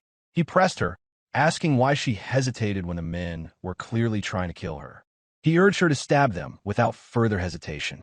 The leader, watching Mu Hui remain unfazed as his fellow disciple rushed to help Mu Hua, concluded that this kid must be confident in his skills. He decided not to confront Mu Hui directly, but instructed his men to take care of the others and deal with the kid later with numbers. Mu Hui observed this, confused about the leader's behavior. He wondered why the man was running toward the other Underworld men instead of dealing with him directly. But it wasn't necessarily a bad thing. Mu Hui realized that this was the situation he had been hoping for. The 3 disciples were inexperienced in the Jianghu, having only recently joined the Underworlds, so they weren't fully aware of what they were up against. Mu Jin, however, was surprised when dirt was suddenly thrown into his face. A kick to the stomach followed, and Mu Hui knew that these men often threw dirt and even spat at their opponents. He was sure the 3 disciples are taken aback by having to fight enemies who were doing whatever it took to try and kill them. It was different from the incident with the Black Knight Palace when the first-generation disciples had been there to protect them. Now, they would die if they didn't take their opponents down themselves. Mu Jin was on the ground when a sword was swung above him. He did his best to block it with his own sword. Mu Hui knew that these 3 needed to learn that in the Jianghu, life and death weren't determined solely by martial prowess. The training they had received up in the mountains, where they merely took turns attacking each other, was far from the reality of what they now faced. It seemed different for Mu Chiol, though. He was calm and didn't hesitate to defeat his opponents. A bald man with a sword rushed toward him. Dropping the man he was holding, the bald man swung his sword, but Mu Chiol grabbed his hand to stop it. With a powerful punch, the bald man fell unconscious. Mu Chiol's eyes were determined, like a beast in battle. When the leader saw this, he rushed back to Mu Hui. He noticed him and remarked that he was wrong.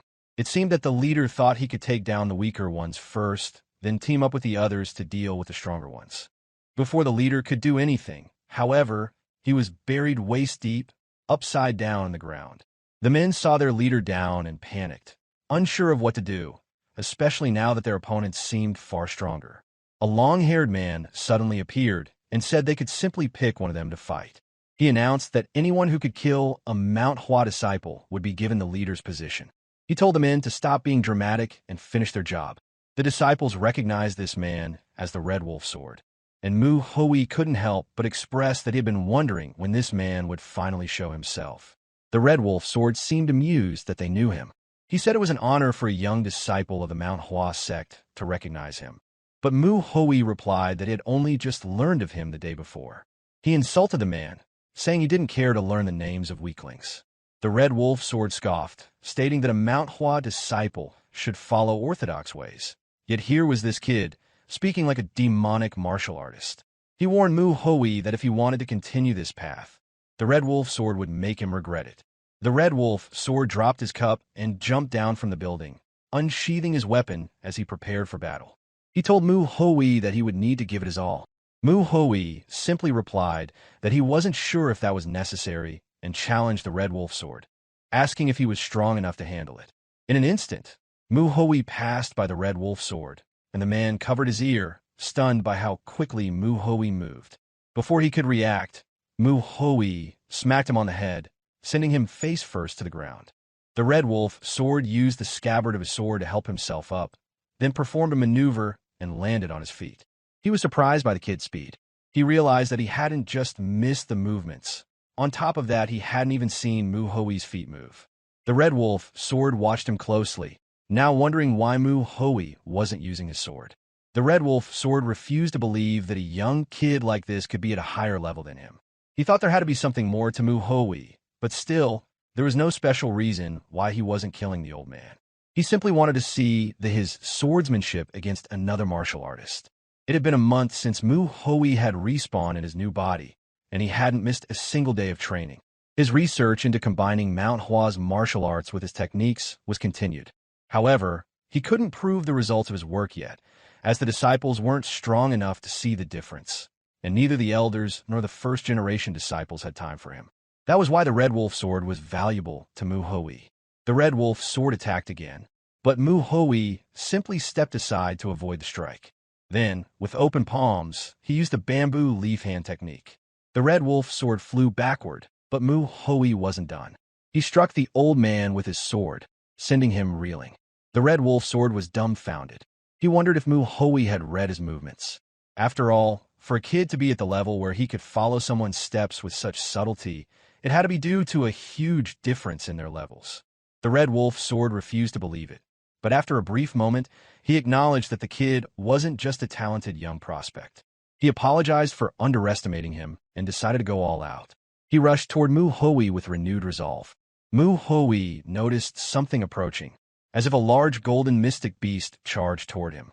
The three young disciples turned, worried for their senior disciple, looked on with concern as they prepared for what was to come. Mu Hoi gripped his sword and slashed at the beast using the falling plum blossom sword technique. The beast vanished into thin air. He remarked that the red bud sword technique was fierce, but had many gaps, noting that based on Red Wolf Sword's movements, he hadn't even fully mastered it.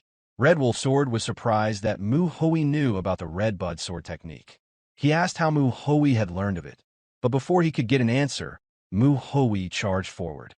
Red Wolf Sword barely saw him coming and was momentarily confused, thinking he had blocked the attack. He initially considered that it might be an illusionary sword attack, but then he doubted that, although perhaps it was the rapid sword technique. In the blink of an eye, Mu Hoi's slash passed through him. He didn't even have time to realize it before his blood began dripping onto the ground. Everyone was stunned. Not only had blood spilled, but Red Wolf Sword's long hair was cut, leaving only bangs on his left side. The attack also had cuts on his cheek and ear. Red Wolf Sword realized that in that brief moment, Mu Hoi had purposely shifted his sword to avoid killing him. He understood that Mu Hoi could have killed him easily, but had chosen not to. This realization made him wonder why Mu Hoi had shown such restraint.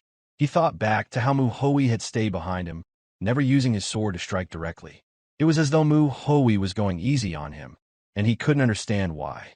Red Wolf Sword, feeling a surge of frustration, acknowledged that Mu Hoi's talent was undeniable.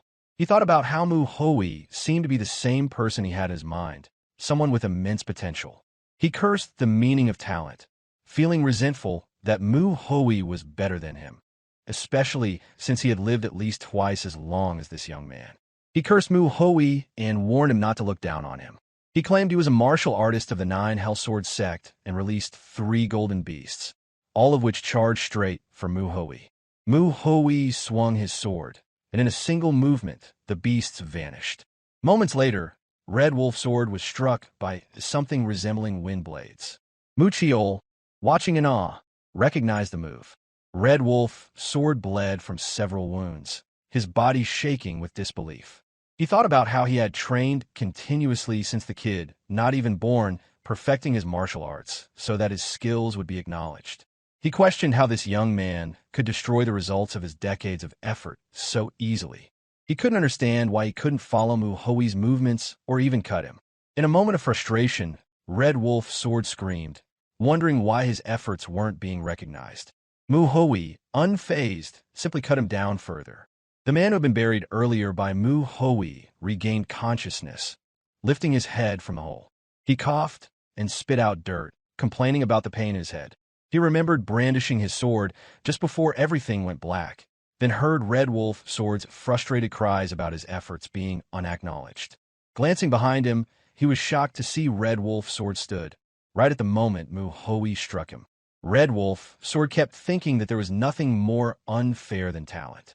His efforts had been trumped by the innate abilities of a young prospect.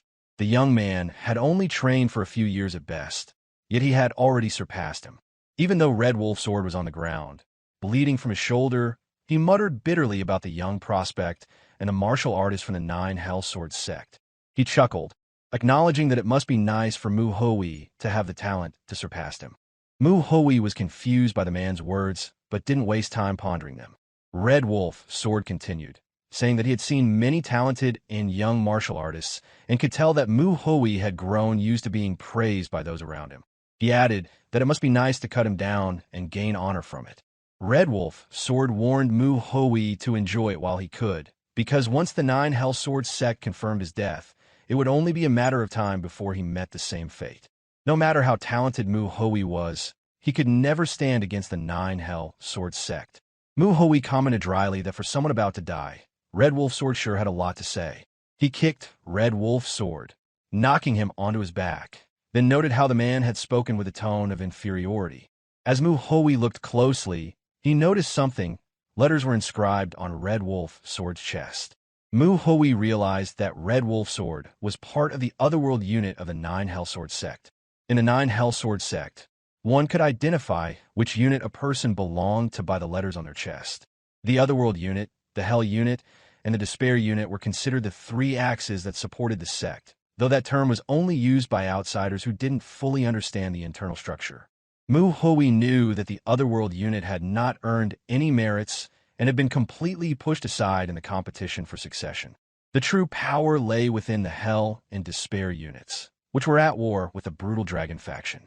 Mu Hui found it strange.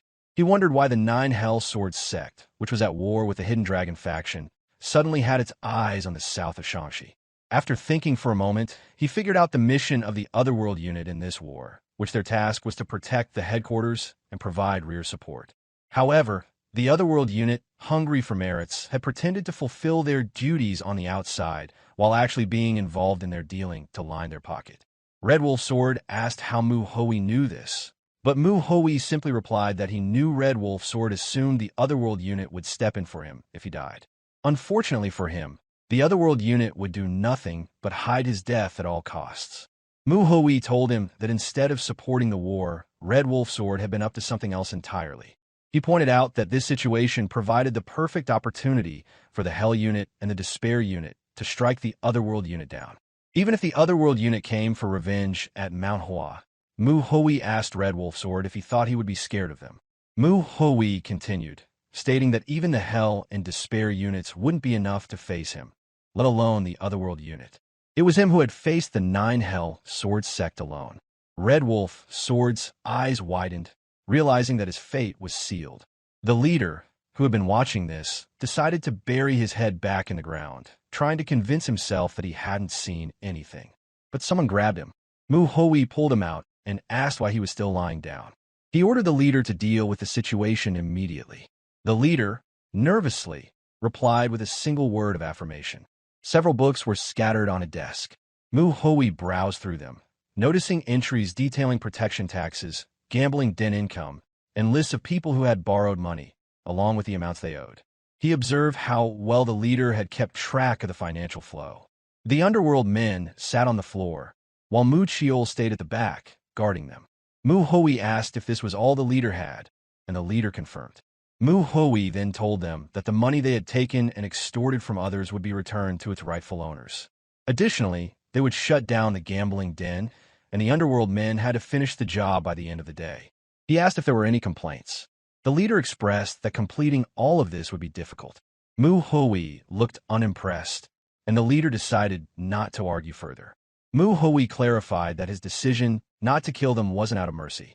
He described the men as trash who didn't deserve to die, but if they did, there would be no one left for the victims to direct their anger toward. He told them not to think they could atone for their actions through death, as their sins were heavier than death itself. It was only right for them to live and atone for the rest of their lives. He asked if they understood, and they bowed their head in affirmation. Mu Hui instructed the faction leader to stay, while the others should start moving.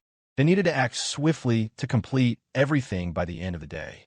He told Mu Jin, Mu Chiol, and Mu Hua to ensure the Underworld men were tearing things down and returning the money. Mu Hua then inquired about what Mu Hui planned to do. Mu Hui simply replied that he had something else to take care of. Mu Hua asked if Mu Hui was going to go drinking again like last time. Mu Hui, with a slight grin, responded with a question of his own, if it looked like he was the kind of person who could drink any time. Mu Hui reminded her to keep an eye on the Underworlds, to which Mu Hua assured him that they would be fine. Mu Hui noted that Mu Hua was quicker to catch on than he had expected, but this time, he wasn't going to ask for alcohol. The leader, still shaken, asked why Mu Hui wanted him to stay. Mu Hui told him not to try to hide anything, as he could clearly smell what was going on. He ordered the leader to take him to where the tuber fleece flower was located. Mu Hui, recalling that in his past life, remembered the time he had searched for rare opportunities to grow stronger. He didn't have a sect to support him, so to obtain elixirs, he needed a vast amount of money. Lacking the funds, he searched for rare ingredients on his own. Of course, these were hard to find for a reason, and they couldn't be acquired by simply looking. One day, while resting after training, he had stumbled upon the tuber fleece flower, which had taken 7 years wandering to find. The smell was bitter, with a dull, earthy scent, the one he could never forget. The leader led Mu Hui down a passage, and as they descended the stairs, the scent of the tuber fleece flower grew stronger, signaling that they were close. The leader explained that it was a 200-year-old tuber fleece flower they had obtained by accident and had been storing ever since. He admitted that he had forgotten about it due to the chaos, but didn't expect Mu Hui to recognize it by its scent. The leader praised Mu Hui for his sharp senses and added that the Red Wolf sword had originally planned to take it, but now it had found a master more suited to it. Mu Hui praised the leader for his good work and instructed him to go back to his tasks. He locked the door behind him, the tuber fleece flower now within his reach. Most organizations or forces capable of martial arts have a space where they can practice energy circulation. The iron doors and thick stone walls were solid, leaving Mu Hui with no reason to worry. In his past life, he had consumed a 300-year-old tuber fleece flower. While a 200-year-old one wouldn't be as potent, it was still incredibly valuable. When he opened the box to enjoy it, he was taken aback. He exclaimed in surprise, noticing that this 200-year-old tuber fleece flower was far larger than the 300-year-old one he had eaten in his past life. He speculated that the tuber fleece flower must be at least 400 years old. The one he had found in his previous life had been exceptionally difficult to obtain, so he hadn't expected to find such a rare one so easily. As Mu Hui swallowed it, he felt something was off about ingesting it by himself. He decided that the next time he found something good, he would share it with others. Some time passed. The leader sensed something, an unsettling tremor occurred, almost like an earthquake. He looked around, then peered out the window. Dust covered the area, and eventually a man stepped out. It was Mu Hui, looking refreshed. The leader rushed to him and reported the strange noise, but Mu Hui dismissed it as unimportant. He then asked the leader if he really had time to stroll around. He questioned whether the leader had thoroughly checked the ledger, to which the leader responded that he had been doing so until he had to come down. Mu Hui told him he would check it later to ensure the money had been returned, urging him to do it properly. The leader wished him a safe trip, but once Mu Hui left, he muttered under his breath, calling him a bastard and complaining about his rude manner. Putting that aside, the leader found himself curious about the noise, especially considering the condition of the building. However, he didn't pay it much mind since the building was bound to be destroyed regardless. He couldn't help but wonder what effect the tuber fleece flower had on Mount Hua to cause such a disturbance. The building was in disarray, with parts scattered everywhere. The underworld men looked exhausted. Mu Chiol approached the leader and reminded him that the sun was about to rise. He asked if the leader really had time to rest. The leader stood up, replying that he didn't. Manhwa also instructed the rest of the men to hurry and tear the buildings down since daylight was fast approaching. Meanwhile, a box filled with silver was opened. The recipient could hardly believe it, and the underworld men bowed down, explaining that it was the money they had unfairly extorted from him, so it was only right for him to take it. He apologized profusely. Someone had been spying on them. It was Jingi, who hadn't expected Mu Hoi to defeat the Red Wolf Sword and handle the brutal blood faction so swiftly. It had only been 2 days since he provided Mu Hoi with information, and now, witnessing the aftermath, he realized Mu Hoi was no ordinary person. To Jingi, it seemed like Mount Hua was hiding a dragon. Mu Hoi appeared behind him and casually uttered a greeting. He explained that he came to have a drink because he was feeling a little peckish but realized it wouldn't be fun to drink alone. He added that the alcohol and refreshments were ready and asked Jingi what he thought. Jingi was puzzled, noting that it was still too early in the morning. He commented that the young master seemed to know how to drink, but he agreed to join him. Once they were seated at the table, Mu Hoi asked Jingi what he was curious about. Mu Hoi knew that Jingi already knew about the events, but still, he shared that the Red Wolf Sword was dead and the brutal blood faction was being dealt with. Mu Hoi had already returned the funds to their rightful owners, but the problem remained with the Underworlders.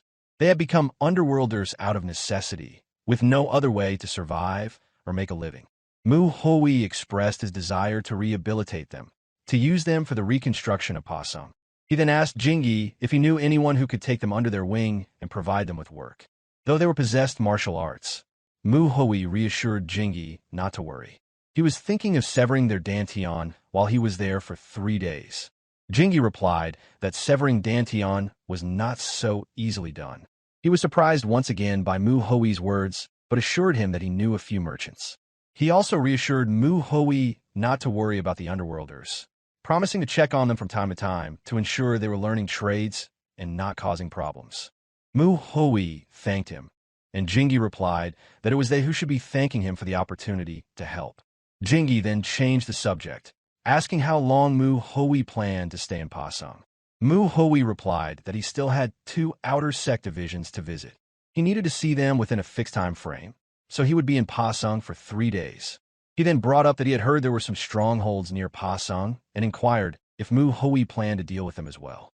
Under the night sky, the streets were bustling with activity as Mu Hoi set a drink down on the table, praising the 3 disciples for their excellent work. Mujin, curious, asked what the bottle was for, to which the 3 disciples looked surprised. Mu Hoi explained that the bamboo leaf liquor had been prepared as a way to celebrate their successful completion of their first real mission. Mujin, however, replied that they did not drink. Mu Hoi nodded in understanding, recalling that in their sect, alcohol was not consumed casually. It was only for special occasions, like the end of the year or to mark significant achievements. He then added that new prospects to the Jianghu die the most during their first real mission. He was certain that the 3 disciples had felt the weight of that truth. He continued, noting that while the martial arts of the underworld were weak, their intentions were clear. The men had charged with the intent to kill, and the 3 disciples had not been prepared to harm them. Mu Hoi stressed that this was the reality of the world outside. Despite their superior martial skills compared to the underworld, the difference between life and death wasn't always determined by one's abilities alone. Mu Hoi pointed out that many newcomers to the Jianghu overlooked this fact and paid a terrible price for it. Yet, these 3 disciples had made it through unscathed. This alone was worth celebrating, and with that, Mu Hoi insisted they drink. Still unsure, Mujin asked if it was also Mu Hoi's first mission. Mu Hoi chuckled, admitting that it indeed was. The 4 disciples raised their cups, congratulating themselves for having completed their first mission safely. The bamboo leaf liquor was surprisingly smooth, and Mujin remarked that it didn't taste bitter, which Manhwa readily agreed with. She added that if all liquor tasted as good, She could easily drink herself silly every day. However, Mujin warned her not to overdo it. Meanwhile, Mu Chiol remained silent, deep in thought. His mind drifted back to the fight with the Red Wolf sword. The technique Mu Hui had used didn't resemble the Mount Hua swordsmanship he was familiar with. He couldn't shake the curiosity about what it truly was. Unable to hold back, Mu Chiol finally expressed his thoughts to Mu Hui, asking about the sword technique he had witnessed. He explained that while Mu Hui's technique had initially seemed like Mount Hua swordsmanship, the moment he deflected the Red Wolf sword strike, the style had transformed into something entirely unfamiliar. The power was concentrated, and the sword's curves lacked their usual fluidity. Mu Chiol wished to understand more about this unique form of sword manipulation. Mu Hui was amused, considered how they had been focused on dealing with the underworld, but hadn't realized he was also being observed. He noted that the technique he used did indeed contain the principle of weight. This was part of the Donko sword technique he had created in his past life. He had incorporated the concept of weight into the basic movements of the six-fold combo sword technique. He was surprised that Mu Chiol had noticed it. Mu Hui acknowledged that Mu Chiol had also recognized the differences in the technique, but had not been able to pinpoint its origin. He had planned to explain it eventually, but now was not the right time. He told the group that before they could discuss it further, there was something else they needed to address. He asked if they had finished their drinks, encouraging them to do so, as they would not have time to drink for the next 3 days. Elsewhere, a carriage moved through the night, traveling along a forest path. Suddenly, someone emerged from the bushes and commanded the coachman to stop. The coachman asked what the matter was, but the man simply threatened him, demanding everything they had or facing death. From a distance, Mu Hui and the 3 disciples observed the scene. Mu Hua quickly deduced that the men were bandits. Mu Hui explained that these men hid in the forest and waited for travelers to rob. They were part of a larger group, but were not typical underworld criminals. The major difference was that they had learned martial arts and operated more systematically. While the previous group they had encountered had also practiced martial arts, their training had been for specific, targeted purposes, making them different from the usual underworld figures. These bandits, on the other hand, were more organized and posed a greater threat. Mu Hui warned the disciples that if they encountered such bandits, they should assume a stronghold was nearby. From what he knew, there were at least 5 such strongholds around Pasong, though he wasn't certain of their exact locations. One thing was clear, however, these bandits were stronger than those under the Red Wolf sword. Mu Hua understood, but she couldn't help but ask why Mu Hui was sharing this information with them. Mu Hui responded that for the next 3 days, they would be eliminating all the strongholds. One disciple would handle each stronghold while the others observed. The 3 disciples were surprised, and Mu Hua, clearly nervous, stammered as she asked why Mu Hui had made that decision. She wondered if it was because they had done something wrong. Mu Hui, puzzled by her question, asked what she meant. He reminded them that they had nearly died during their last encounter because they hadn't been prepared to take down the Underworld members. He clarified that the task he had given them was meant to prepare them for such situations, where they might have to harm others to survive. The weight of his words finally sank in. Mu Chiol agreed with Mu Hui, acknowledging that they could have died if it hadn't been for the senior disciple's intervention. He believed that the mission was a good way for them to learn. Mu Jin, still uncertain, asked how Mu Hui had prepared himself to harm others. Mu Hui struggled with the question, as he knew this wasn't his first real fight, but he couldn't share that with them. Instead, he recalled his first real battle happened so long ago, but still vivid in his memory. He had been young and severely injured. He could remember the fear he felt, the fear that if he didn't kill, he would be the one to die. Mu Hui explained that he had been afraid of dying and, more so, afraid that the other disciples might get hurt. That fear drove him to slay the enemy before him, ensuring that his worst fears didn't come true. Mu Jin listened intently, and Mu Hui added that his words were just a reference. Every fighter had to find their own path to battle. He then turned to Mu Chiol and brought up the topic of the sword technique Mu Chiol had observed. He promised that he would teach Mu Chiol the technique depending on his performance during the stronghold mission. As a start, Mu Hui had planned to demonstrate how to eliminate a whole stronghold, and now was the time to show them how it was done. He instructed them to watch closely. The bandit was soon buried upside down in the ground, with the coachman expressing his thanks to the young martial artist. Mu Hui yanked the bandit from the hole and slapped him across the face. The bandit, bruised and battered, pointed toward his base, where armed men awaited. The men, clearly annoyed, were swiftly defeated by Mu Hui in a blink of an eye, leaving them unconscious on the ground. It was swift. Mu Hui had single-handedly taken down all the thugs. Thus began the 3 days of intense training. During the day, the disciples kept watch over the brutal blood faction, while at night, they handled the strongholds. The training was difficult at first, as everyone hesitated. Manhwa almost got slashed in the process. But soon, the disciples started to gain confidence, learning to act more quickly in response to danger. The hesitation that had once plagued them began to fade, much sooner than Mu Hui had anticipated. They were all performing well against the strongholds, though Mu Jin still struggled a bit. It wasn't that he was lacking in skill. In fact, he was better than both Mu Hua and Mu Chiol in terms of technique. However, Mu Jin hesitated to kill, even when facing certain death. It became clear to Mu Hui that Mu Jin was more afraid of harming others than he was of dying. Having watched Mu Jin closely, Mu Hui understood the root of the problem, but he knew that Mu Jin had to overcome it on his own. With that, Mu Hui informed the disciples that they had completed all the stronghold missions ahead of schedule. It had only taken 2 days instead of the expected 3. He praised them for their hard work and announced that they would leave for Weinan as planned, advising them to rest until the following day. Curious, Mu Hua asked what they would be doing that day. Mu Hui replied that he would fulfill his promise to Mu Chiol and teach him a new technique. Mu Hua inquired if the rest of them would be included as well. Mu Hui confirmed that they would all participate, as it would benefit them too. Not enthusiastic, Mu Hua had hoped for a break, but expected Mu Hui to push them further instead. Mu Hui gripped his sword and, with a single fluid motion, made a large slash that left a dent in the ground. The 3 disciples were left speechless. Mu Hui explained that what they had just witnessed was Mount Hua's 6-fold combo sword technique, modified by adding more weight to each strike. Mu Chiol, intrigued by the concept of weight, asked Mu Hui to elaborate. Mu Hui explained that the traditional Mount Hua sword techniques allowed the practitioner to proceed to the next move, even if the sword path was blocked or destroyed. This was partly due to the many variations in the movements, but also because there was no distinction between offense and defense in the 6-fold combo. The technique was fluid, linking together offense and defense seamlessly. Mu Hui went on to explain that, moving forward, he would be teaching them his personal interpretation of the 6-fold combo, with elements of illusion and change added to the technique. Mu Chiol, finally starting to grasp the concept, was eager to learn more.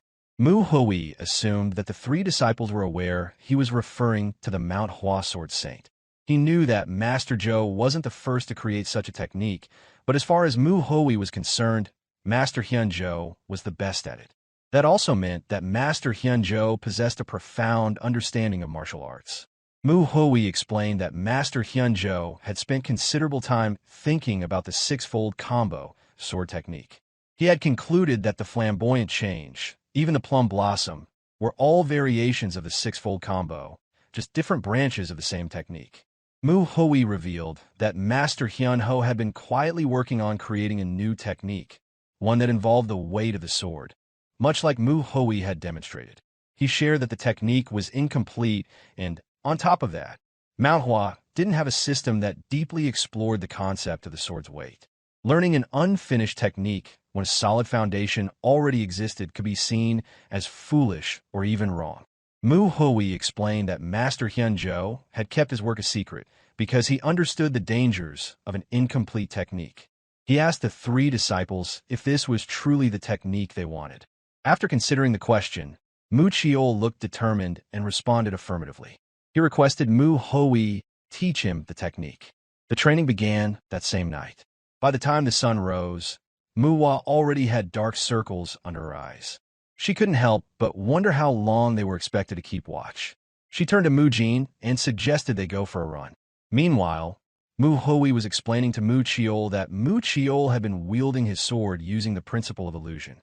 He told him to forget everything he knew about that principle and focus on understanding the principle of weight. Mu Hui explained the difference in how they should use the sword, and Mu Chiol, concentrating hard, tried his best to follow. Meanwhile, Manhwa and Mujin walked away. Manhwa suggested they go observe the Underworld members and rest afterward. Mujin agreed, and they headed off. At a nearby building, a man yelled at a servant, complaining that he wasn't getting anything done at a slow pace. The servant approached the man and explained that his back and stomach had been aching since the day before. Manhwa, observing the situation, realized that Mu Hoi's words about those who joined the Underworld out of necessity being more motivated when given the opportunity were true. Manhwa had once considered them nothing more than trash, but now she saw that, even if they were aware she was watching, their inability to use martial arts made them far less threatening. She assumed Mujin was also keeping an eye on the Underworld somewhere, so she decided to head back and rest. She felt content, knowing she had done what was necessary, and planned to rest well after the intense training. As Manhwa walked, a woman approached her. Manhwa immediately became alert, but was taken aback when she saw the woman had a bruised eye and couldn't even open it fully. Manhwa recognized her from their previous encounter with the brutal blood faction.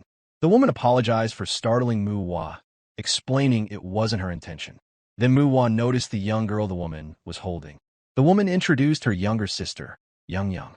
Manhwa swiftly sheathed her sword and asked the woman how her wound was. The woman explained that she was a bit sensitive due to overwork and thanked Manhwa for saving her. Manhwa, feeling a warm surge of gratitude, blushed, feeling good about the situation. It made her wonder if this was why chivalrous fighters existed. The woman shared that her wound had healed quickly, and thanks to Manhwa, they had been able to carry out their father's funeral. Manhwa was confused for a moment before recalling the man who had died with his eyes open. She apologized for not being more helpful earlier and hoped their father could rest in peace. The woman reassured her, saying she hadn't mentioned it to receive any pity. Instead, she was thankful that Manhwa had saved her, so that her sister, Young, would not be left alone. The young girl blushed and, with great sincerity, expressed she wanted to become an impressive chivalrous fighter like Manhwa when she grew older. Overcome with emotion, Manhwa was about to burst into tears. Confused, the woman wondered why Manhwa was crying. She asked the little girl if her name was indeed Young and told her that she could achieve her dream. Young asked if it was true, and Manhwa assured her that she could even become greater than herself. Manhwa continued to cry, and the woman became flustered, asking if Manhwa was injured. Manhwa replied that it wasn't that. As dusk fell and the night sky appeared, Mujin sat in a room, brooding with a grim expression on his face, lost in thought. The next day, Manhwa was irritated when she saw Mu Hoi walking quickly, clearly in a hurry. She asked him why he was rushing, wondering what had caused the sudden urgency. Mu Hoi was confused. He told Manhwa that he wasn't rushing, but rather, it was her who was moving too slowly. He asked if she had become lax after just one day of rest. It seemed to him that she had been slacking in her usual training, so he decided to keep a closer watch on her. Manhwa complained, saying they should have left earlier, questioning why they had even rested for a day. Mu Hoi glared at her, and immediately she stopped complaining. Mujin, noticing the tension, wondered if the Underworld members in Pasung were rehabilitating properly. From their observation, there didn't seem to be any issues, but Mujin fell silent when he saw the senior disciple's grim expression. He quickly changed the subject, and Mu Hoi assured him that there was no need to worry. The beggar sect would continue to monitor the Underworld members. What the disciples needed to focus on, Mu Hoi explained, was strengthening their mentalities. He considered increasing the difficulty of their training to push them further. Mujin realized that he had failed to change the topic, and both he and Manhwa shared a similar thought, that they were likely meeting their end soon. Out loud, Manhwa expressed that she missed Young. Mu Hoi, now curious, asked about her. Manhwa explained that Young was the younger sister of a girl she had saved during the brutal Blood Faction's attack. Manhwa recounted meeting the girl while watching the Underworld members, and how the little girl had told her she wanted to become an impressive chivalrous fighter when she grew up. Mu Hoi, feeling an unusual sense of nervousness, realized it was the first time he had ever worried about a young child's future. Manhwa realized Mu Hoi was teasing her. Just then, Muchiel noticed Mu Hoi had stopped walking. Mu Hoi announced that they had arrived in Wainan. He was glad they reached their destination before sunset. Mujin pointed out that there was a sect called the Fresh Flower Sect in Wainan. Mu Hui decided that they would have dinner there, and Muwa was enthusiastic about the idea. Mu Hui, however, teased her once more, bringing up her earlier complaint about his speed. At the Fresh Flower Sect, a commotion broke out. A kid punched a gray-haired boy, causing him to fall into the arms of another bully. The one who punched told the others to hold the boy down while he struck him again. The gray-haired boy winced in pain. Just as the bully raised his fist for another blow, his hand was stopped by someone. The figure, Mu Hui, observed that the child had been using quite a bit of internal energy for such an act. The kid glanced around nervously and saw more men in black uniforms appear. The gray-haired boy recognized the clothing, that they belonged to disciples of the original Mount Hua sect. Mu Hui spoke, telling the bully that his actions could have killed a child who hadn't learned martial arts yet. He glared at the bully and pointed out that he must have known the danger of using such force. The bully shot him an arrogant glare, and Mu Hui noticed the child's arrogance despite his youth. He quickly realized that the issue lay with the child's upbringing. Mu Hui understood that the child had simply been influenced by his parents, and the child himself was not entirely at fault. The bully continued to glare at Mu Hui, prompting him to threaten the boy. He warned him that if he kept glaring at someone while knowing he was wrong, he might end up getting slapped in the face. Mu Hui noted that the boy seemed to be part of an orthodox group, so he asked if the sect had taught him to behave in such a manner. Before he could finish his sentence, a small hand tugged at his shirt. The gray-haired boy had moved in front of the bully, as if to protect him from Mu Hui. Mu Hui watched the exchange for a moment before stepping back, releasing the bully and instructing them to leave. The bullies quickly retreated. The gray-haired boy, offering a fist-palm salute, introduced himself as Lim Sanha of the Fresh Flower Sect. He thanked Mu Hui for his help. Mu Hui introduced himself as a second-generation disciple of the Mount Hua sect. Concerned, Muwa asked the boy if he was all right. Sanha confirmed he was fine. Mu Hui inquired about the identity of the bullies. Sanha explained that the kid was the young leader of the Great Truth sect, and the others were disciples from the same sect. Confused, Muwa asked why the bullies were targeting Sanha. The boy sighed and explained that his sect had never gotten along with the Great Truth sect. Recently, the bullies had discovered that Sanha's sect was weaker than theirs, so they had started picking on him. Mu Hui assumed that the young leader was the one throwing the punches. Curious, Mu Jin asked if Sanha's sect leader knew about the bullying. Sanha replied that yes, his sect leader was aware, and that he used to fight back and beat the bullies. Eventually, the Fresh Flower Sect leader went to the Great Truth sect to address the issue. However, the Great Truth sect leader argued that their disciples wouldn't have acted without reason and blamed Sanha. They attempted to turn the situation into a sect-level conflict, but the Fresh Flower Sect leader, wanting to avoid war, backed off. Mu Hui listened carefully. He knew that if the Fresh Flower Sect were to get into a conflict with the Great Truth sect, it would likely lead to their downfall. Mu Hui assumed the best the Fresh Flower Sect could do was ensure that the Great Truth sect had no reason to invade. He now understood why Sanha had asked for help without directly saying anything, which is that Sanha was concerned that the situation might escalate into a conflict between the two sections. That was also why he had allowed the children to bully him. Muwa, angry at how an outer sect of Mount Hua was being treated, voiced her frustration. Mu Hui explained to them that there was a reason why they were sent to manage the outer sections. He decided it was time to hear the full details from the Fresh Flower Sect leader. At the Fresh Flower Sect, the members were amazed to see the disciples of the Mount Hua sect. Mu Hui noted that the main sect disciples were known for the red plum blossoms on their clothing, while the outer sects bore white plum blossoms. He saw that the Fresh Flower Sect's members had white plum blossoms embroidered onto their clothes. Soon, the leader arrived and expressed that they had been waiting to meet them. The four disciples made the fist-palm salute as a respectful greeting, and Mu Hui introduced himself, thanking the leader for the warm welcome. The leader, Lim Muguk, reciprocated the greeting and the salute. He shared that they had been hearing about how Mu Hui and his disciples had managed to take down the brutal blood faction in a single night. Mu Hui humbly replied that the rumors in Jianghu had been exaggerated. It hadn't been done overnight. Muguk laughed, acknowledging that the important thing was that the brutal blood faction had been taken care of.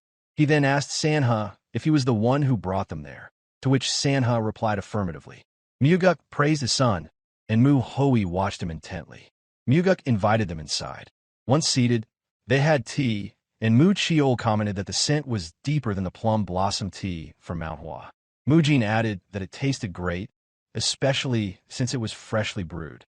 Muguk humbly replied that it wasn't as good as Mount Hua's, adding that he hadn't forgotten the taste of their plum blossom tea and that it made him think of visiting again. Then he realized he should have let them rest before discussing matters further. Mu Hui assured him that it was fine. Since the sect leader had sent them to take care of the outer sects, it was only right to do so. He then inquired about the situation at the Fresh Flower sect. Muguk admitted that they were in a difficult position. When Mu Hui asked if this was due to the Great Truth sect, Muguk confirmed that while their relationship with them had never been good, it had been manageable in the past when both sects were more or less equal in strength. Mu Hui concluded that things must have changed since the Shangxi massacre, and Muguk agreed. He explained that after the Great Truth sect learned the extent of the damage the Fresh Flower sect had suffered, they had become bolder. They had been obstructing the Fresh Flower sect at every turn, and now they were intervening in their interests and provoking them.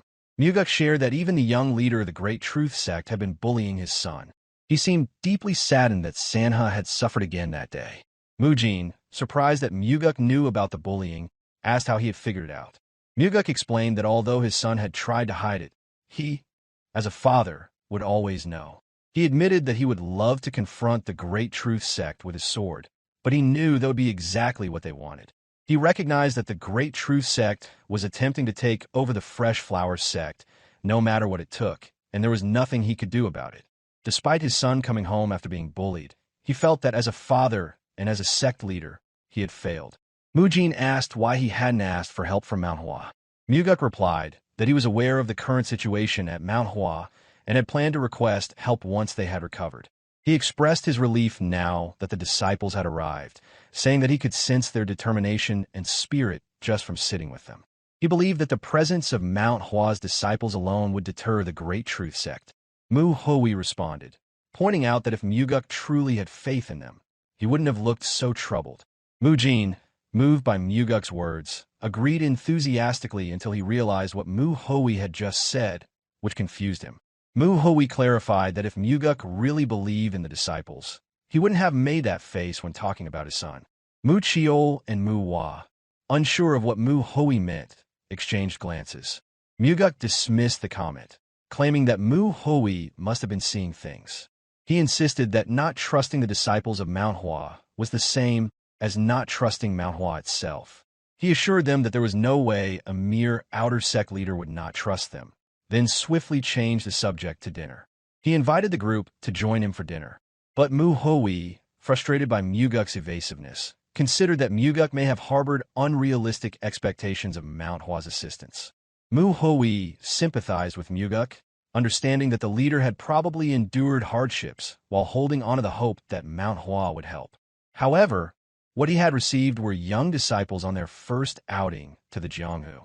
When they arrived, all he saw were kids, and it became clear that Muguk doubted their ability to help against a whole sect.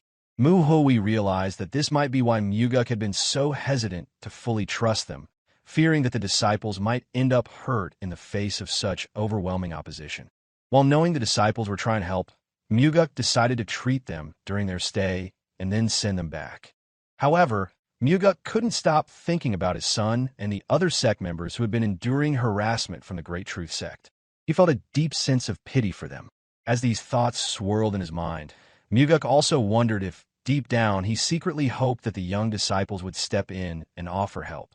He realized he couldn't even hide his emotions, and he chastised himself for it, feeling almost childish for showing his vulnerability. Yet, he was impressed by how perceptive Mu Hui was, able to read his expression so accurately in such a brief moment. Mu Hui, acknowledging Muguk's kindness, said he appreciated the gesture, but made it clear that they would handle their own dinner. Mu Hua, Mu Chiol, and Mu Jin were all taken aback. Mu Hua, feeling the tension, said that Mu Hui's refusal seemed rude. Internally, Mu Hui thought that it was actually the Fresh Flower sect that had been rude first. Confused, Muguk asked why they were turning down his goodwill. Mu Hui knew he wouldn't be able to change Muguk's mind, and trying to convince him further would be a waste of time. He admitted that he couldn't accept the hospitality from Muguk, especially since they hadn't been of any help to the Fresh Flower sect. It didn't feel right. Everyone was taken aback by this admission. Still confused, Manhwa asked if Mu Hui really meant that it wasn't right. As she recalled Mu Hui's teachings about swinging a sword with one's whole body, about sparing lives, and a not-so-peaceful method they employed during the brutal Blood Faction ambush, and she began to doubt if the person standing before her was truly the same senior disciple she had come to know. She wondered what had happened to him that day. Senior appeared unusually agitated that day, a stark departure from his habitual indifference toward his duty. Manhwa noted that he, who had never truly cared for his responsibilities, now behaved with a focused urgency that suggested something was deeply amiss. As the group ambled along the mountain path, Manhwa remarked quietly that there must be an underlying cause for this sudden change. When Mu Hui turned around, her surprise was evident, and it became clear that an explanation was both expected and needed. Mu Hui contemplated internally that the progress made thus far should suffice, provided they were not an exceptionally advanced martial master present at the Fresh Flower Sect. After a reflective pause, he resolved to reveal the cause behind his altered demeanor. In a measured tone, he explained that the leader of the Fresh Flower Sect harbored a deep mistrust toward them, a revelation that complicated their mission. Manhwa recalled that the leader had previously indicated that the Great Truth Sect would cower merely at the sight of their presence, and Mu Hui confirmed this recollection while questioning the inherent strangeness of such behavior. He recalled how the young disciples of the Great Truth Sect had behaved earlier. Although their youth might suggest inexperience, Mu Hui stressed that even a child successor was bound by the same strictures of caution in both action and speech. There was a method behind the apparent indiscretion, which was a rationale that could not be ignored. Moreover, if the Great Truth Sect indeed chose retreat simply because of their presence, the situation was even more alarming. The leader of the Fresh Flower Sect was acutely aware of the struggles faced by the Mount Hua sect. Despite having dispatched a disciple to oversee matters in the outer regions, the Mount Hua contingent now consisted of merely 4 inexperienced disciples venturing into the Jianghu for the first time. The consequences of engaging the Great Truth Sect were dire, that a defeat would not only lead to the absorption of the Fresh Flower Sect by their rival, but also invite widespread criticism that Mount Hua had failed to manage its own internal affairs. Such an outcome, Mu Hui elaborated at length, would be catastrophic for all involved. In the midst of this tense discussion, the matter of strategy arose naturally. Manhwa sought guidance on the appropriate course of action. In response, Mu Hui reiterated that as long as the underlying issue was resolved, the results would remain favorable. His tone carried quiet confidence, even as he left the specifics unspoken. When further pressed about the method of resolution, she quickly brushed it off and implied that Mu Hui must already harbor a plan, even if unspoken at that moment. Later that day, upon arriving at an inn, the 4 disciples observed that 2 men from the Great Truth Sect were dining there. Mu Hui surveyed the scene with dismay, knowing this establishment, which should have been the territory of the Fresh Flower Sect, was now being occupied by outsiders who behaved as if it were their own domain. The discontent in the eyes of the 2 men was unmistakable, suggesting that they were actively seeking vulnerable targets. It was evident that trouble would soon ensue, even if no one intervened directly. The tension escalated when a man clad in a green robe brushed past one of the Great Truth Sect members. The encounter drew immediate disapproving looks from the 2, who clearly noted the man's inebriated state. With a stumbling apology, the man explained that the recent increase in protection fees had stirred up resentment among the locals. In a frustrated whisper, he added that the men's glaring expressions hinted at a readiness to unleash violence on unsuspecting civilians.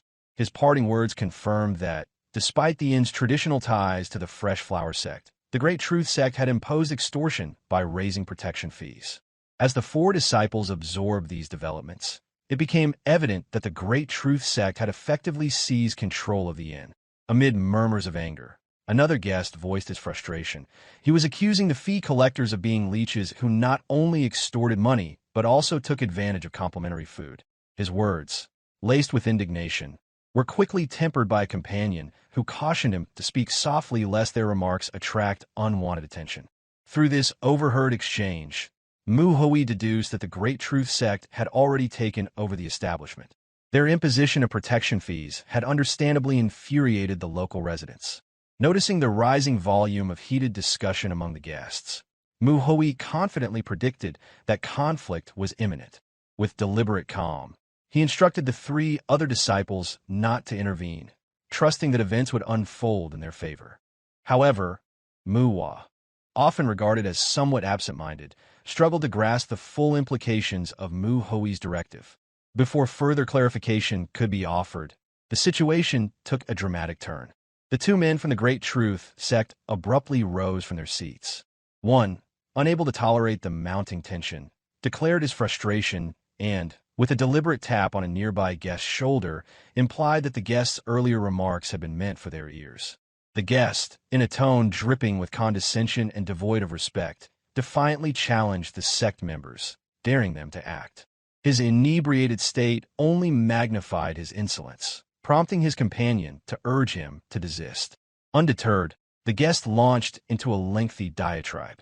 He asserted that every word he had spoken was justified, denouncing the sect members for their hypocrisy, criticizing them for concealing themselves during an attack by the demonic cult, and then shamelessly extorting the people previously under the Fresh Flower Sect protection. His tirade escalated into a torrent of insults, labeling the offenders as demonic miscreants whose disgrace would forever bar them from public life. Finally, having endured the relentless rant, a member of the Great Truth Sect intervened decisively by seizing the insolent guest, yanking him from his seat, and forcefully throwing him to the floor. This chain of events left no doubt. The Great Truth Sect had seized control of the territory, and their actions cast a long shadow over the unfolding drama. At that moment, the man sneered as if certain his adversaries must consider them fools.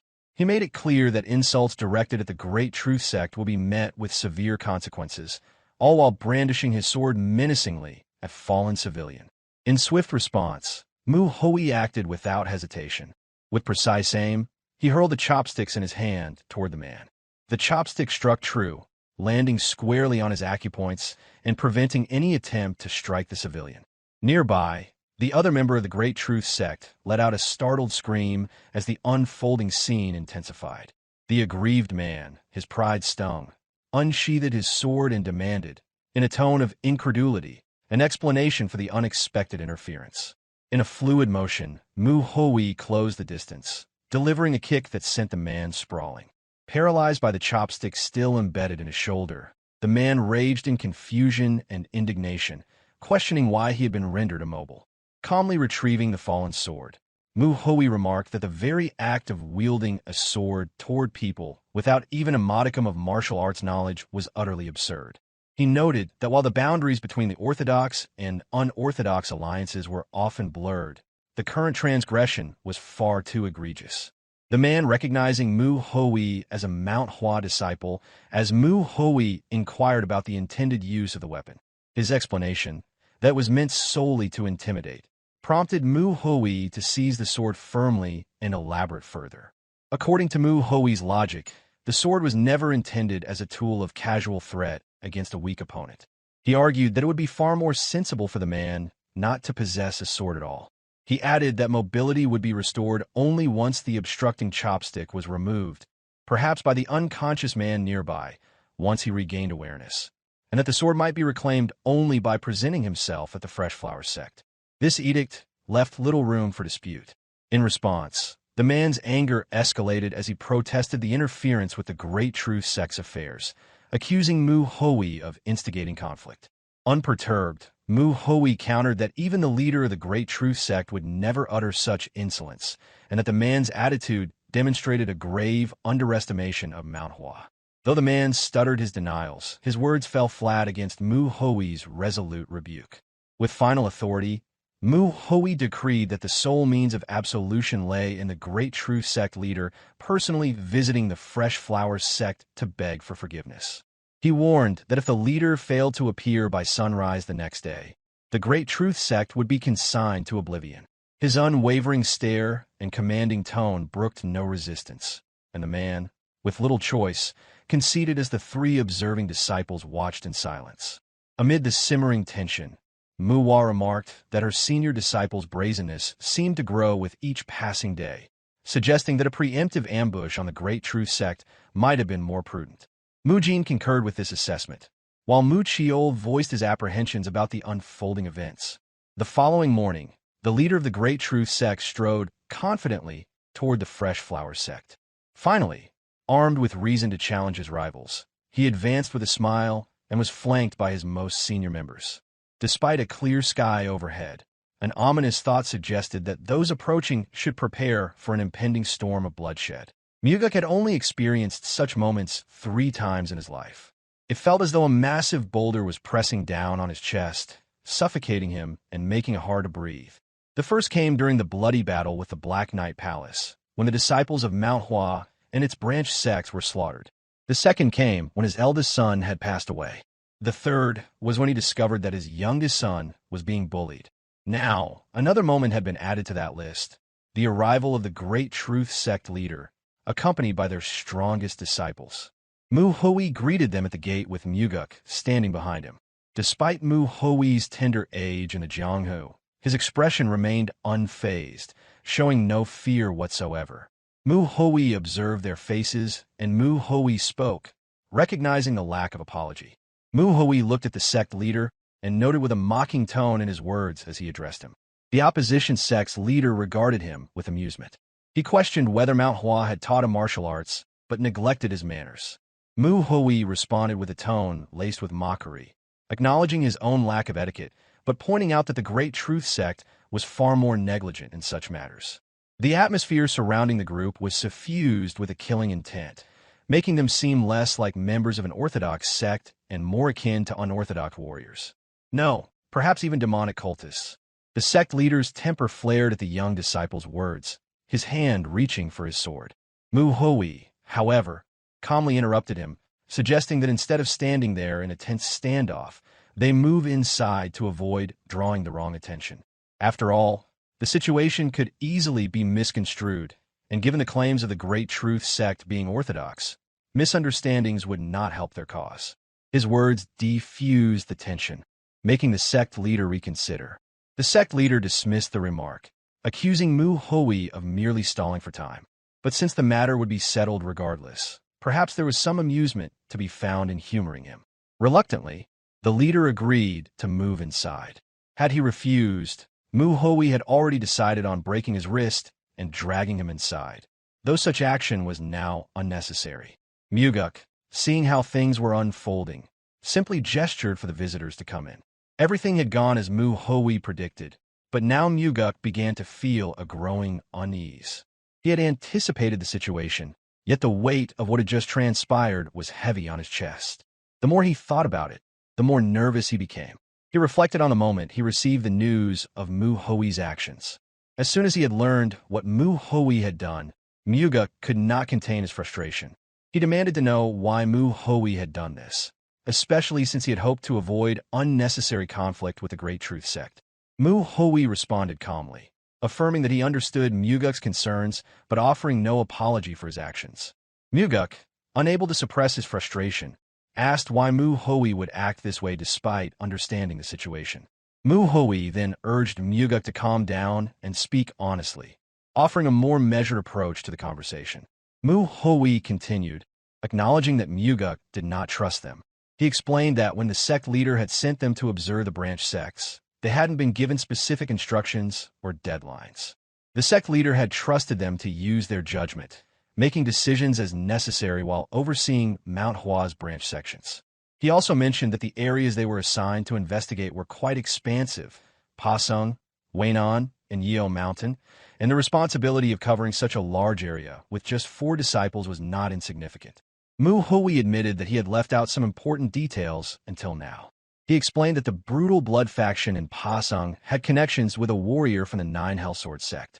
Since their intention was to eliminate the brutal blood faction, a confrontation had been unavoidable. To avoid attracting unwanted attention from the 9 Hellsword sect, they had to handle the situation discreetly. Still skeptical, Muguk questioned whether Mu Hui and the others had truly subdued a warrior from the 9 Hellsword sect without injury, especially with only 4 people involved. Mu Hui clarified that it hadn't been 4 of them. It had been him alone who had dealt with a warrior. Now even more incredulous, Muguk asked how that could possibly be true. Mu Hui simply nodded, affirming the reality of the situation. He then spoke with conviction, emphasizing that just as the Mount Hua sect leader had placed trust in them, the Fresh Flower sect needed to trust them as well. Mu Hui offered to prove his capabilities, suggesting that if Muguk doubted him, he could challenge him to a spar right then and there, and he will draw his sword without hesitation. However, Muguk did not take him up on the offer. Instead, Muguk asked if Mu Hui truly believed they could handle the entire Great Truth sect should it come to that. Mu Hui's response was unwavering. He assured Muguk that there was no need for such a confrontation, but even if a bloody battle were to break out, he would be more than capable of handling it alone. There was no doubt in his voice. He then spoke further, sharing his insights on the expected course of events.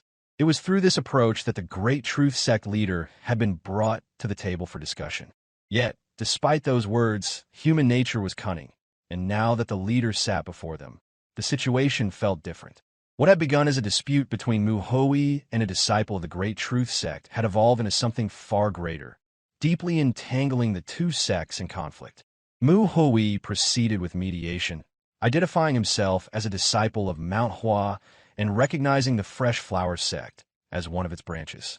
He suggested that it would be best for both sides to resolve the matter together. Since neither sect seemed inclined to coexist in Weinan, Mu Hui got straight to the point. He proposed that each sect select a representative and settle the matter with a duel. His tone was calm and nonchalant as he made the offer. At those words, a wave of horror washed over Muguk. It was as though something inside him had snapped, triggered by the proposal. On the other hand, the leader of the Great Truth sect laughed upon hearing Mu Hui's suggestion. He turned toward Muguk, a knowing smile on his face. He mused aloud, finally realizing the situation. He questioned whether this was a plan that Muguk and the Mount Hua brat had devised together. He had thought there might be some trickery involved when they were invited in, but the suggestion of a duel seemed far too absurd to be a tactic. He mockingly wondered if Muguk had lost his mind, as there was no way that the brat would have proposed such a thing. Mu Hui, hearing the leader's mocking expression, noticed the subtle shift in Muguk's demeanor when the leader mentioned the death of Muguk's eldest son. It was something Mu Hui hadn't known before. It became apparent in the way Muguk's gaze hardened. The leader's words seemed to strike a painful memory in Muguk, and Mu Hui understood the discomfort. Mu Hui's eyes remained fixed on Muguk, his concern growing as the leader mocked how Muguk had placed his faith in a young Mount Hua disciple, thinking that the brat would resolve everything. The leader's words had indeed hit a raw nerve, and Mu Hui's voice, using the voice transmission technique, asked whether Muguk's son had been killed in a duel with the Great Truth sect. Mu Hui quickly apologized, realizing that he had unintentionally brought up a painful memory.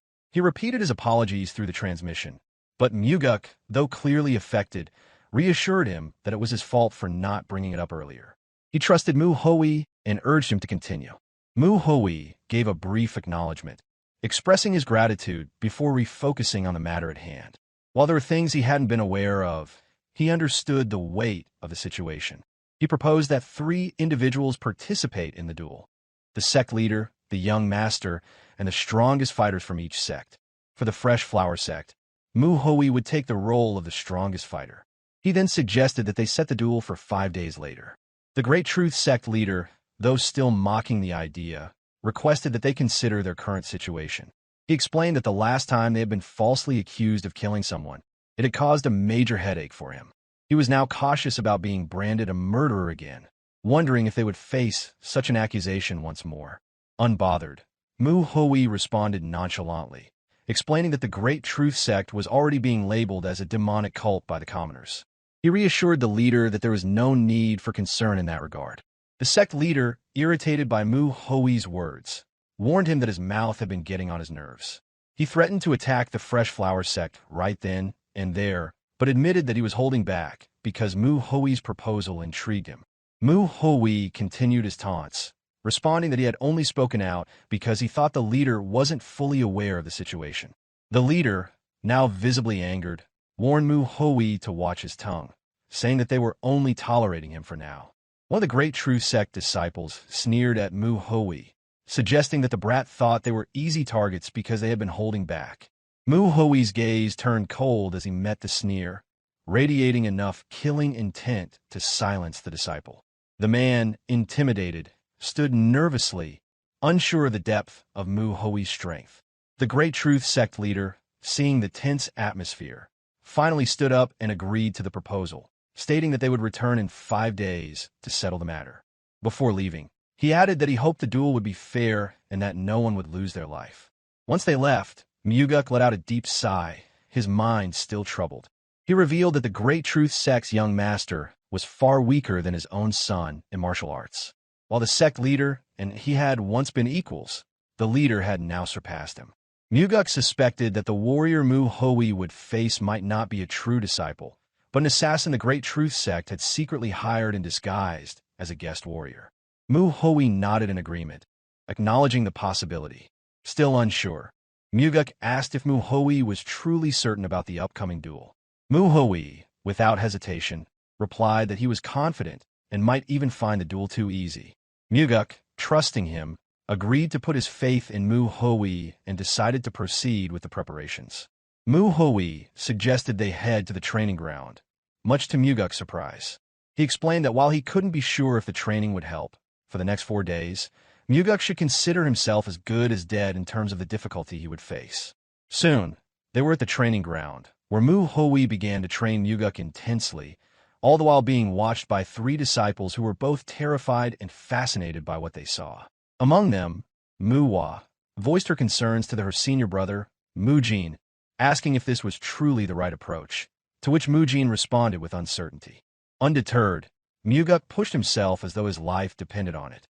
His legs were tied to a tree branch, and he was forced to lift his body to do sit-up and hold it up, struggling under the weight of the intense training. Mu Hoi stood underneath him, holding a sword pointed upward, ready to welcome Muguk if he faltered. With a stern voice, Mu Hoi urged Muguk to push through. He reminded him that if he couldn't even handle this training, the Fresh Flower Sect would be finished. When Muguk hesitated, Mu Hoi's calm voice carried a hint of real threat, urging him to get back up quickly. As Muguk struggled to continue, one of the disciples, Manhwa, silently wondered if even the demonic cult would be impressed by such methods. In her mind, Mu Hoi's relentlessness seemed inhuman, bordering on demonic. Nearing the end of the day, the golden sun started to dim. Muguk continued his intense training with the sword still stood beneath his back. This time, the sword was held by Mukil. The Mount Hua disciple warned that if Muguk lowered himself any further, he would be at risk of being stabbed. He encouraged him to hold on just a little longer, reassuring him that the training would soon be over and to stay strong until the very end. Mukil couldn't help but feel a twinge of sympathy as he watched, recalling that the senior disciple had assigned him the task of overseeing the sect leader's training, though he wondered where the senior brother had gone. Meanwhile, Santa sat alone, sulking. He was growing increasingly anxious about the upcoming duel in 5 days. Master Mu Hoi had promised to personally train him until the duel, but Santa knew that just 4 days of training wouldn't suddenly make him stronger. He voiced his frustration loudly, kicking a stone away from him in frustration. It was then that Mu Hoi appeared suddenly, startling Sanha. Santa immediately called out to Mu Hoi in surprise. Mu Hoi, picking up on the boy's earlier frustration, answered him directly. He explained that martial arts, as Santa had already stated, couldn't be mastered in just a short time with intense training. Growth took time, unless through a lucky encounter or a special elixir. However, that only applied to improving martial arts skills. That experience was different. How one used martial arts was a separate issue altogether. Mu Hoi then posed a question to Sanha, who was still trying to understand the lesson. Mu Hoi asked if Sanha was properly utilizing the martial arts he already possessed. Sanha snapped out of his daze, quickly replying that he knew his body best. Mu Hoi instructed him to watch closely and follow along, assuring him that this would be sufficient for now. Still confused, Sanha asked what exactly he was supposed to follow. Without further explanation, Mu Hoi suddenly sent a stone flying through the air with incredible speed, striking a tree with such force that the wood splintered from a considerable distance. Sanha watched in awe as Mu Hoi explained that he had infused the stone with energy slightly weaker than what children his age typically had. He pointed out that Santa's internal energy was much stronger than this, and so he should be able to control his energy at that level. Mu Hui then challenged Sanha to demonstrate how he could handle his internal energy. He promised that if Sanha succeeded, the training would be over for the day. If not, they would continue until he managed it, advising him not to worry too much. Still in disbelief, Sanha was instructed to begin throwing the stone. Later, the evidence of his efforts was visible on a tree within the sect, marking his progress. It wasn't perfect, but Mu Hui noted that Sanha had significantly improved. He decided to stop the training for the day and instructed Sanha to rest. As Mu Hui reminded him to get some rest, Sanha was utterly exhausted. He slumped his knees, his left hand, which had been used for the training, trembling in pain, blistered and red. Frustrated, Sanha muttered to himself that Master Mu Hui was a demon. He complained that Mu Hui had told him to rest, but the boy felt that no rest was possible with the intense training. His frustration was clear in his voice as he muttered that the sun had risen, but rest was still out of the question. No tears came, but his frustration were palpable. A few hours later, Mu Hui gathered Muguk and Sanha for the second day of training. He informed them that from now on, they would train together, as time was short. Mu Hui then asked if they remembered the lessons from the previous day, particularly the importance of using their bodies effectively. Both Muguk and Sanha nodded, sat on their knee before Mu Hui in acknowledgement. Mu Hui noted that Muguk's physical condition had greatly improved, likely due to his diligent training. His body, once stiff, had quickly regained its previous form. Mu Hui praised their progress and explained that today's training would build upon the foundation established the previous day. He unsheathed his sword and informed them that the focus for the day would be on finding their composure. Instead of further explaining, he felt it would be more effective to show them directly. With a firm instruction to take their positions, he prepared for the next phase of training. The three second-generation disciples, Manhwa, Mujin, and Mukyul, stood ready with their swords in hand, prepared to demonstrate their skills in front of their senior disciple. All the disciples of the Mount Hua sect stood before their senior, Mu Hui, their attention fixed on him, with Sanha watching closely. The tension in the air was palpable. Muguk wondered to himself about the nature of the duel, his thoughts echoing his surprise. Both he and Sanha could sense the intensity of the situation. The three disciples, equally nervous, knew all too well the ruthless nature of their senior disciple, Mu Hui. Mukyul, Manhwa, and Mujin, the only ones who truly understood Mu Hui's fierce approach, couldn't hide their own anxiety. Manhwa spoke first, announcing her intention to go ahead. Following her, Mujin said to prepare for their moves. The three then took their stances. Without warning, Manhwa charged forward, her sword aimed at a fatal strike. However, Mu Hui remained still, using the scabbard of his sword to deflect her swift attack. When Manhwa tried again, swinging her hand downward to strike at his head, Mu Hui merely shifted slightly to evade the blow. Though a woman, Manhwa was also a warrior, and she didn't hesitate to fight back. In retaliation, Mu Hui kicked her ruthlessly in the chest, sending her flying backward.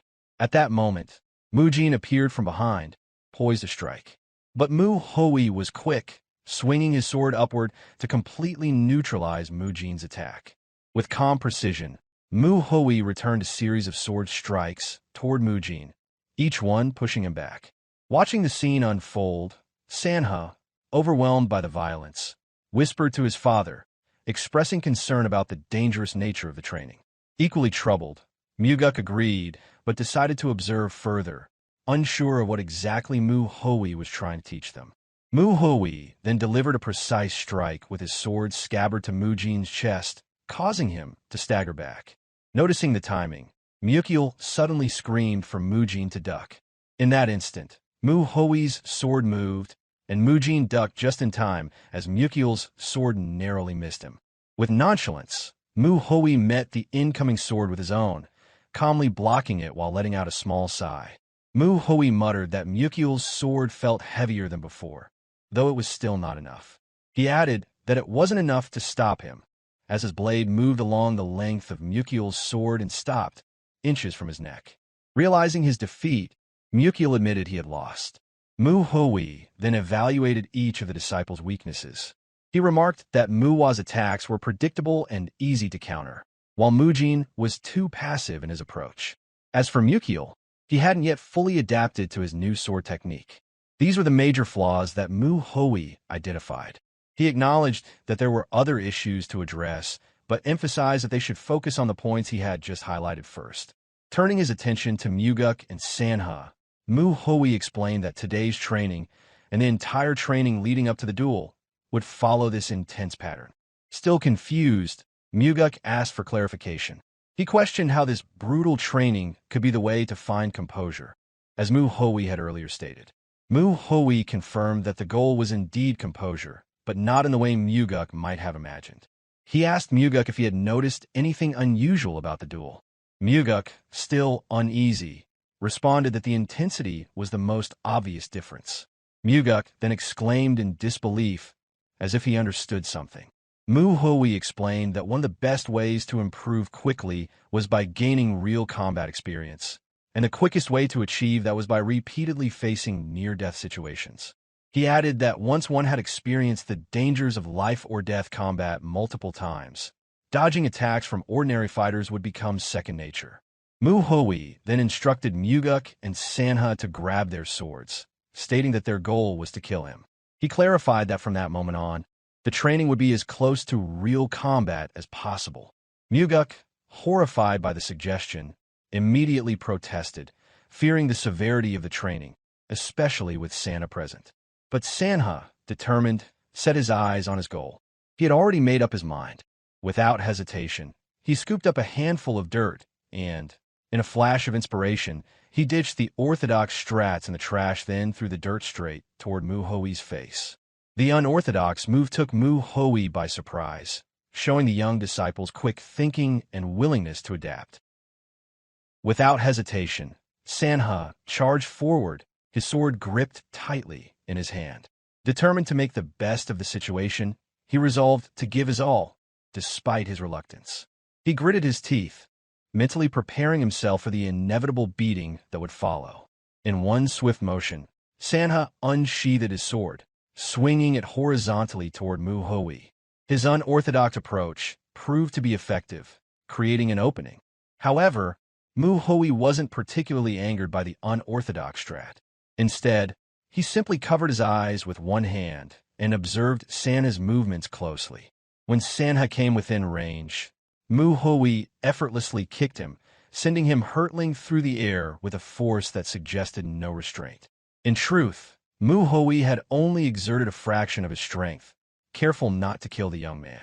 Meanwhile, Muguk remained kneeling on the ground, seemingly oblivious to the intense situation unfolding around him. He turned his head, calling out to his son, as Sanha crashed some distance away. However, Muguk had little time to worry about his son, as his instinct screamed for him to react. He quickly turned his head back. In the nick of time, Muguk ducked down, narrowly avoiding a horizontal strike from Mu Hui's sword. Mu Hui stopped the swing abruptly and then brought the sword down, the blade striking the ground just as Muguk leaped backward. He landed beside Sanha, who called out to him, prompting Muguk to ask if his son was okay. Despite the pain, Sanha assured his father he could endure it. Muguk expressed relief at hearing his son's response. But before they could fully recover, Mu Hui appeared behind them, almost as though materializing out of thin air. Mu Hui casually questioned whether they planned to chat during the duel. Both father and son turned in surprise to face the Mount Hua disciple. Muguk was the first to respond. He swung his sword at Mu Hui, but the strike was easily stopped by Mu Hui's hand, done with effortless ease. Mu Hui's words were laced with calm authority. He reminded them to treat the duel as real combat, stressing that only by moving as if their lives depended on it could both the sect leader and his son survive. With a chilling calmness, Mu Hui prepared for the next round. At that moment, both Muguk and Sanha understood the gravity of the situation. They knew they would face severe consequences if they didn't commit fully to the sparring. As the sun began to dip lower in the sky, Muguk remained determined, putting everything he had into each of his sword strikes. However, Mu Hui stood like an unmovable wall, blocking each attack as if sparring with a child, displaying an unsettling indifference. Muguk kept charging, launching strike after strike, but Mu Hui stepped back with calculated precision, evading each one. In a sudden motion, Mu Hui landed a punch to Muguk's face, causing him to involuntarily close his eyes. In that instant, Mu Hui brandished his sword, placing it at Muguk's neck, forcing him to open his eyes in surprise. Mu Hui's voice was casual but precise as he mentioned that Muguk had died 314 times. He then reminded Muguk that closing his eyes made it difficult to react to attacks. Muguk attempted to defend himself, arguing that even with his eyes closed, he could still sense movements using his internal energy. Mu Hui acknowledged that internal energy, if properly used, could grant a sense akin to sight. He noted that it was an essential skill, one that should not be difficult for a sect leader like Muguk. He then posed a simple but undeniable question. If Muguk could sense the movements, why couldn't he dodge? Muguk, attempting to justify himself, admitted that Mu Hui's attacks were simply too fast. Mu Hui scoffed at the excuse. He pointed out that if Muguk had kept his eyes open, he could have easily dodged the attacks. Even with his eyes closed, proper use of internal energy would have been enough to sense the incoming strikes. Mu Hui's words were sharp. He reminded Muguk that mistakes in combat were not something to blame on other factors. If a mistake led to death, there would be no second chances. As he withdrew his sword, preparing for the next round, he emphasized the importance of not letting such mistakes happen. With a firm kick, Mu Hui pushed Muguk back and signaled the beginning of the next bout. Despite the exhaustion, Muguk's determination remained unshaken. He gritted his teeth, ready to continue. As the sun finally started to disappear behind the mountain range, Muguk charged once more toward Mu Hui, a renewed resolve in his movements. Meanwhile, Mu Hui stood in place, perfectly poised and ready for whatever attack Muguk would offer. Manhwa lay on the ground, utterly drained from the sparring. The day eventually gave way to night. Muguk, completely spent, collapsed onto the ground. Mu Hui, however, remained standing, unwavering. Turning his attention to Manhwa, Mu Hui instructed him to keep going, as though his stamina were limitless. Through the night, Manhwa endured a relentless beating, all the while receiving continuous instructions from Mu Hui. As soon as Muguk regained enough strength to stand, he immediately rejoined the sparring. With each exchange, their movements grew sharper and more precise. By the end of the night, Muguk had reached a point where he could keep his eyes open to track Mu Hui's sword strikes. But the training was far from over. For 3 consecutive days, Mu Hui continued to push both father and son to their limits. The two men sparred until they could barely move.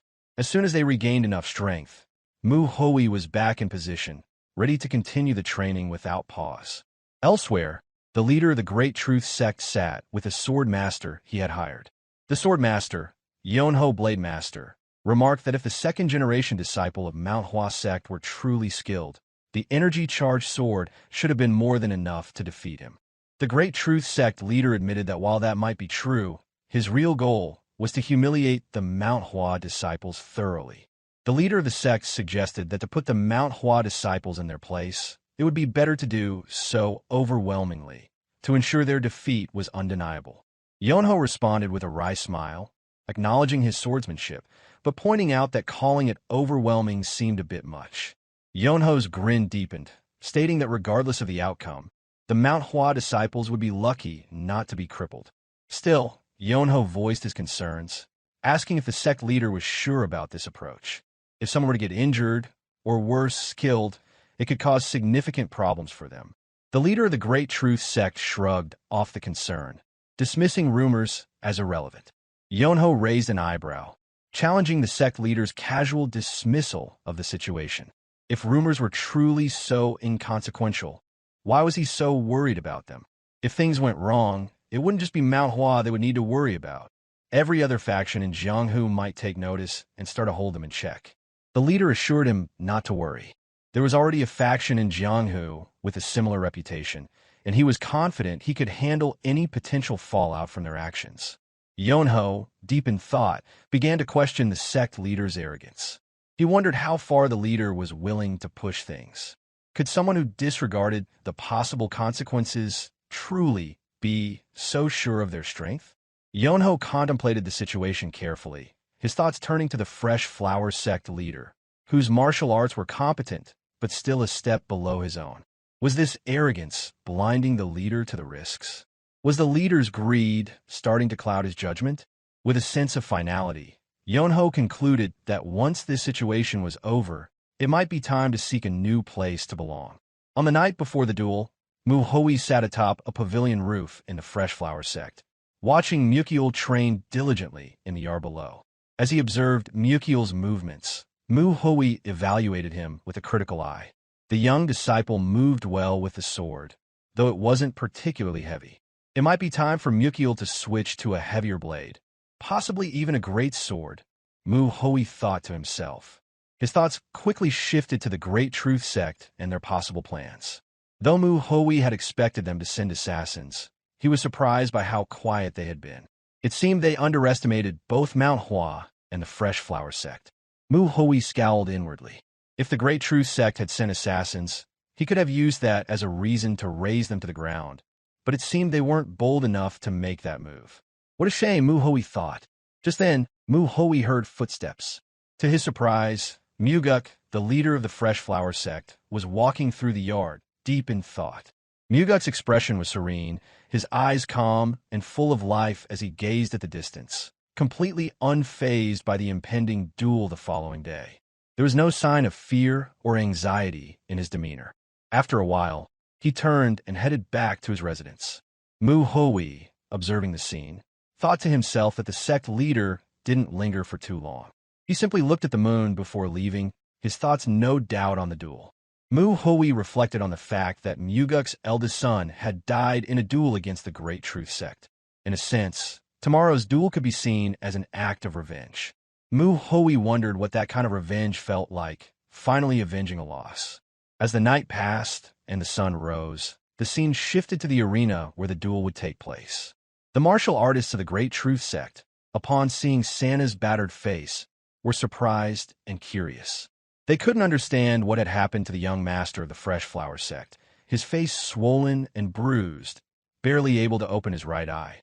Sanha entered the arena unfazed, standing before the young master of the Great Truth Sect. Despite the obvious signs of his previous sparring with Muhui, his sole focus was on himself. The Great Truth Sect's young master mocked Sanha, remarking on his pathetic appearance and claiming to feel sorry for him, though his words were laced with sarcasm. Sanha, however, ignored him completely, his thoughts consumed by his complaint about the duel. He voiced his frustration that they would be using wooden swords for the contest. The harsh training from Muhui had left its mark, not just on Sanna's battered face, but on his tone as well. The spoiled young master dismissed the concern with a smirk, remarking on how fortunate it was that the weapon in his hand was not a real sword. If it had been, he mused, he might have accidentally killed his opponent. His words carried the usual arrogance, yet there was no immediate response. Sanha remained motionless, prompting his adversary to ponder the unusual stillness. Something felt off. Typically, Sanha would react in anger to even the slightest provocation, but now he stood eerily calm. The spoiled young master felt irritation creeping in. Was he being ignored? The thought alone stoked his fury as he fixed a heated glare upon his opponent. As the tension in the air thickened, the referee's voice cut through it with authority. With a composed demeanor, Hyong Hongwon stepped forward, announcing his role as the observer and referee for the duel. He explained the nature of the fight, a comparison of martial skills where injuries were inevitable. However, should the situation grow too severe, he would intervene at his own discretion. Regardless of the outcome, all 3 rounds of the duel would proceed, a rule that all present were expected to acknowledge. The gathered disciples listened attentively, anticipation hanging heavy among them. Amidst the crowd, Muhui lounged with ease. Despite having gone without rest since instigating the duel, his sharp presence remained undiminished. His attention, however, did not linger on the match between the 2 young masters. Having personally trained Sanha, he harbored no concern over the boy losing to a spoiled opponent. Instead, his gaze settled on an individual among the ranks of the opposing sect. Among the disciples of the Great Truth Sect sat the Blade Master, Yonho. All indications suggested that he would be the 3rd participant in the duel, taking the place of the strongest combatant. Muhui seemed recognized him, yet he regarded his presence with nonchalance, quietly wondering why the Blade Master had come.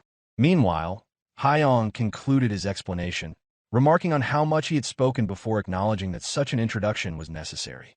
He requested understanding from those present, then swiftly moved to the main event. With a final declaration, he announced the beginning of the first duel.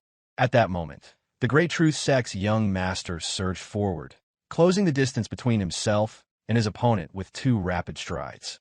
A battle cry erupted from his lips, an eager proclamation of his intent to utterly crush his adversary. His wooden sword swung wide, aiming to land a decisive strike. Yet Manhwa remained still. The attack came from the very same boy who had tormented him daily, the same one who had tirelessly sought to stir conflict between their sect. But now, standing before him, Manhwa saw through it all. His movements carried unnecessary flourish. The gestures felt exaggerated, too grand, too overdone. In truth, they were precisely that. Mount Hua's past teachings echoed in Manhwa's mind, recalling the wisdom imparted to him. Fighters who lacked true strength often exaggerated their movements, hoping to create an illusion of dominance. They sought to intimidate, to make opponents shrink away in fear. That was their true objective. For those unfamiliar with martial arts or possessing only a shallow understanding, such intimidation might prove effective. But for those who had even a basic grasp of combat, the tactic was nothing more than a useless display. These lessons had shaped Manhwa, and now he stood before his opponent with unwavering resolve, his sword already poised for action. In the brief span of a single breath, Manhwa shifted. His hand drew back slightly before launching forward with precision, striking just below his opponent's chest. The impact reverberated through the spoiled young master's body, his insides twisting from a force. The strike had been executed with such speed that he failed to react in time. But Manhwa did not stop. Even as his first attack landed, his other hand was already in motion. His fist connected with the young master's face, sending him hurtling backward with ruthless force. Though Manhwa remained unaffected by his opponent's taunts, the power behind his strikes showed no mercy. A cheer erupted from the Fresh Flower Sect's ranks as one of the disciples voiced their confidence. As expected of their young master, they had never doubted his ability. Only after enduring the relentless blows did the spoiled young master realize the full extent of what had happened. Gasping for breath, he finally registered that Manhwa had not even moved from his original spot. The pain coursing through his body was undeniable, the sensation far too intense for him to comprehend. He struggled to accept that Manhwa's attacks could hurt this much. A chilling realization dawned upon him. His opponent was no longer the same person he once knew. Something about him had changed. His battered face remained familiar, his external appearance unchanged. Yet there was something different, something that eluded him. His thoughts drifted toward the possibility of Manhwa having consumed an elixir, much like he himself had done. Meanwhile, Manhwa's mind remained unclouded. The days spent training with the disciples of Mount Hua under Mount Hua's rigorous guidance had been nothing short of hell. That period of relentless sparring had reshaped him entirely. Through those grueling experiences, he had come to understand just how weak someone like the spoiled brat before him truly was. The defeated young master, struggling to make sense of what had transpired, demanded an explanation. His voice rang with disbelief as he shouted accusations, questioning what trick had been used. How could someone grow this strong in such a short period? Before an answer could be uttered, Manhwa swiftly kicked his opponent's leg, knocking him off balance once again. The brat barely had time to stabilize himself before being thrown down again. Yet Manhwa remained indifferent. His resolve shone through his partially opened eyes, unwavering in its intensity. To him, this was nothing more than child's play, merely a minor scuffle compared to the battles where he had fought with his life on the line. The spoiled brat collapsed once more, his incompetence on full display. He had failed to inflict even the smallest injury upon Manhwa, yet he himself had been taken down repeatedly. Manhwa observed the fallen opponent, unimpressed. Despite the duel still being in progress, his adversary remained slow to rise, distracted by his own complaints. Gassian recognized something in Manhwa's voice, a warning, an impending strike. If this were a real battle, Manhwa remarked coldly, Gassian would already be dead. Panic overtook the fallen young master. Through teary eyes, he cried out, pleading for mercy. The arrogance once plastered across his face had vanished. leaving behind only raw, unfiltered fear. Santa showed no interest in his pleas. Without hesitation, his sword descended, carrying the same ferocity and mercilessness as before. Terror gripped Gassian entirely, his face drained of all color, his expression mirroring that of prey before a predator's final strike. The sword, however, did not touch him. It crashed onto the floor beside him, its edge harmless. And yet, the damage had already been done.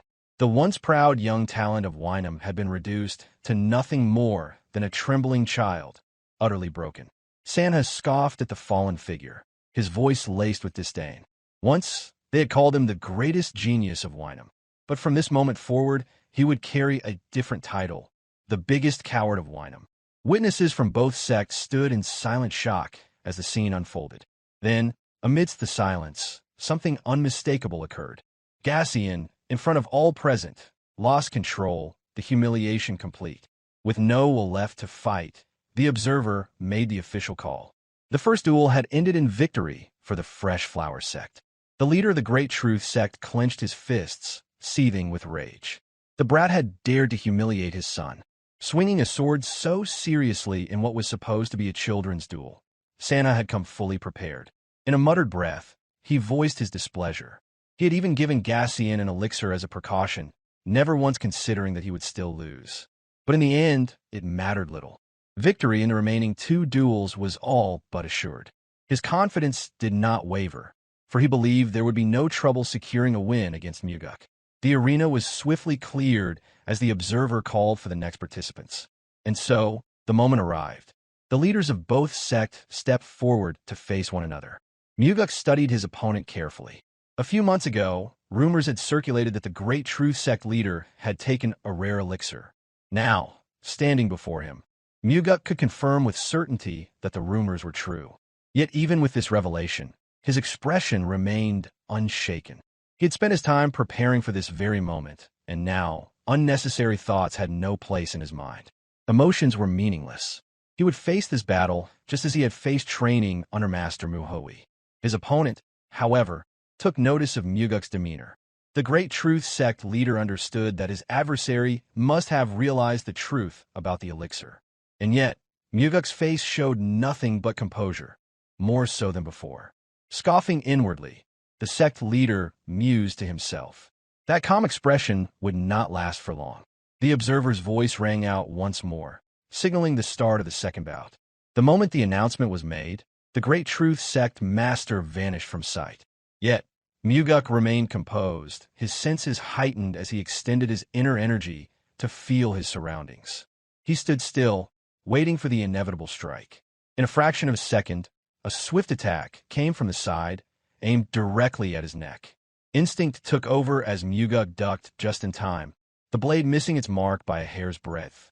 Without hesitation, he seized his opponent's arm, and in one fluid motion, he swung his sword wide, aiming for the opponent's head. The Great Truth Sect leader reacted instantly, pulling his head back just enough to avoid a fatal strike.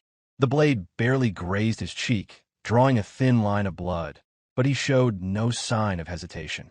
In response, he retaliated with a powerful kick to Muguk's chest. However, Muguk raised his sword at the last moment, using its flat side to absorb the impact. Despite successfully blocking the kick, the force behind it sent him staggering back a few steps. A smug voice broke the tension. The Great Truth Sect leader admitted that he had been restraining his strength, cautious after a previous incident, but he now saw no need for such restraint. However, Muguk remained silent. The provocation meant nothing to him, and his unwavering focus stayed locked on his opponent. Declaring that he would fight with his full strength, the Great Truth Sect leader lunged forward once more. His movements carried greater power now, his attacks fueled by true intent. He brought his sword down with force, yet for all his strength his stance was flawed.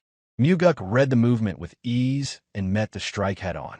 As their blades clashed, Muguk felt himself slightly pushed back, but his footing remained firm.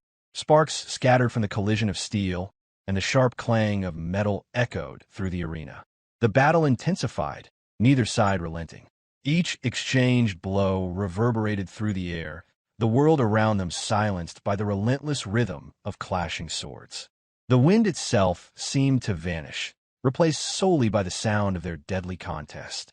Muguk's keen eyes caught every flaw in his opponent's form. Each time the Great Truth Sect leader linked his techniques, small openings appeared. When he swung upward, generating a powerful sword wind, his right thigh became momentarily exposed. Every weakness, every gap in his defense stood out, thanks to the rigorous training Muguk had endured. Had the Great Truth Sect leader trained under Master Mount Hua, these bad habits would have long been corrected. For a time, Muguk had believed that defeating his opponent would require either luck or an elixir. But now, with clarity born from relentless training, he understood something far more valuable. Master Mount Hua had not simply beaten strength into him. He had given him the ability to see through his opponent. Confidence surged through him. The years of hardship, the grueling sessions of training, all had led to this moment. With unwavering resolve, Muguk lifted his sword, his grip tightening. Then, with a single step, he closed the distance in an instant. His blade cut clean through the opening in his opponent's side.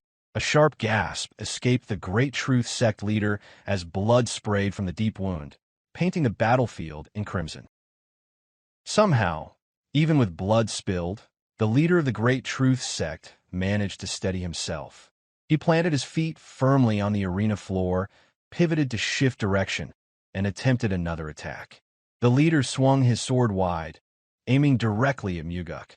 However, Muguk met the blade with equal force, effortlessly deflecting it with a scoff. The assault did not stop there. Using his left leg, the Great Truth Sect leader attempted a devastating kick, but once more, Muguk anticipated the move and countered it with his own kick. Harnessing the momentum, Muguk tightened his grip on the sword. Within the span of a single breath, he thrust forward. The Great Truth Sect leader narrowly reacted in time, pulling himself down to dodge the piercing strike. He flipped back several steps using his hand to create distance, trying to regain his footing. His mind raced. Every technique he launched had been neutralized with what appeared to be with ease. Through gritted teeth, he struggled to comprehend how even he, someone with greater inner energy, had failed to land a single decisive blow. It defied reason. By all appearances, he was stronger, yet in every exchange, he fell short. For those with a deep understanding of martial arts, it was no mystery. In the core of a practitioner's body lies the dantian, where energy is stored. This flowing life force, known as internal energy, could be refined. Through discipline, internal energy could be polished and condensed, becoming far more powerful, just as Muguk had done. Though his quantity of inner energy was less, its quality and solidity were superior. This process was the essence of internal arts, the foundational bedrock of all martial arts disciplines. Yet, many misunderstood this concept, confusing internal arts with the mere accumulation of inner energy. The Great Truth Sect exemplified this confusion as their leader continued to be countered by Muguk at every turn. If one were to focus only on the force and volume of internal energy, it might be described as internal energy force. However, internal arts went further, refining internal force through meditation and mental cultivation, aiming toward enlightenment. Possessing strong internal force did not equate to mastering internal arts. Muguk's martial prowess stood as proof. Time and again, Muguk intercepted and neutralized each of the leader's strikes. As the exchanges wore on, the Great Truth Sect leader began to lose composure. With precision, Muguk struck the sword, causing it to falter, though the Great Truth Sect leader managed to keep his grip. In one fluid movement, he caught the leader's arm, then, in a flash, surged forward, slicing through the right side of his body. The wound was severe enough to cause the Great Truth Sect leader to cough up blood, staining Muguk's blade in crimson. Despite the damage, Muguk did not stop. Though the grip of his sword hand wavered, he raised it again, ready to strike. Years of buried resentment boiled to the surface. With everything he had, he drove his blade forward, intent on ending the conflict once and for all. The Great Truth Sect leader failed to react in time. Death was certain, unless something interrupted. Blood splattered again. Disciples from the Great Truth Sect stared in shock, witnessing the unimaginable. Even the referee was left speechless, eyes wide and jaw slack as he struggled to process what had just occurred. Muguk's blade had halted mid-strike. The Great Truth Sect leader remained unaware of how close death had come. Standing to interfere between them, Mu Hui had stopped Muguk's sword with his bare hand. Though capable of raising the Great Truth Sect at any moment, Mu Hui recognized that this was the right course to take. His grip was absolute. Muguk's sword trembled, but Mu Hui's hand held firm, showcasing mastery so refined that his muscles seemed forged from steel. Mu Hui addressed Muguk not with reprimand, but with respectful acknowledgement as the leader of the Fresh Flower Sect, telling him to calm down, and that was enough. Tears streamed down Muguk's face. The resentment he carried, birthed from the schemes that cost him his firstborn son, was unbearable.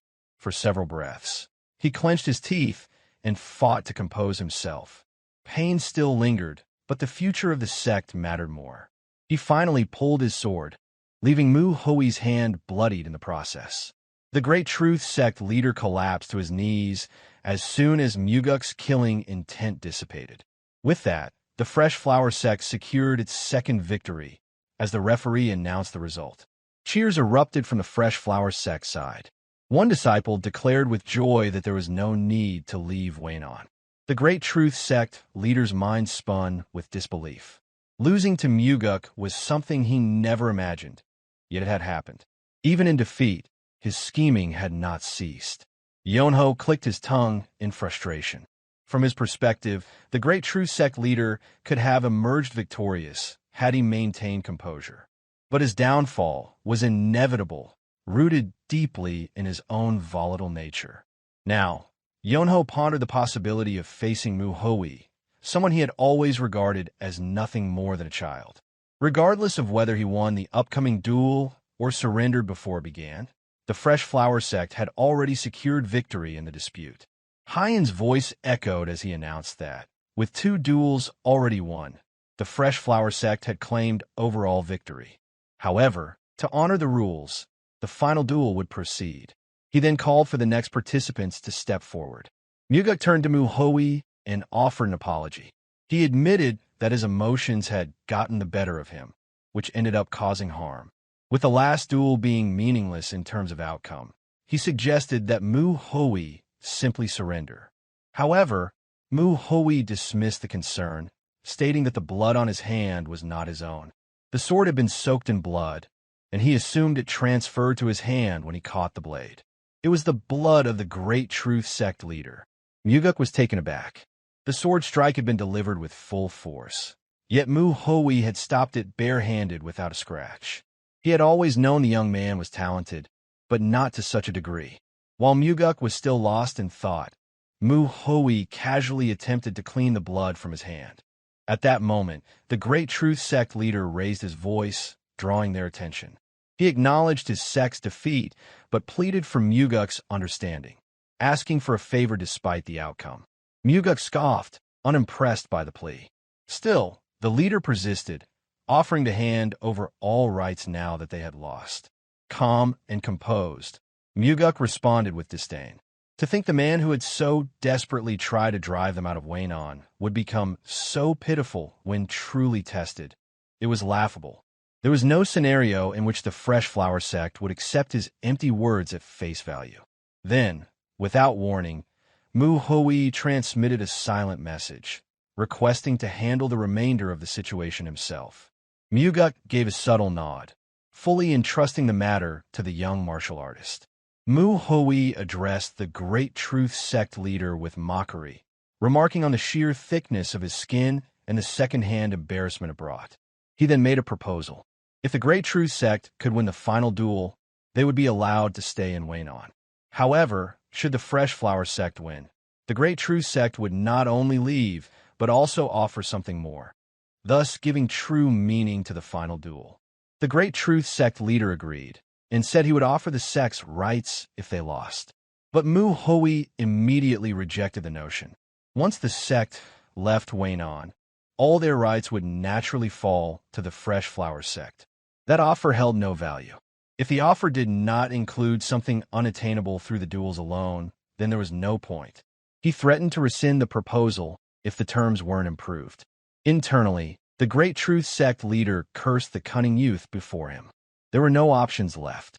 At last, he offered 5 great merit pills.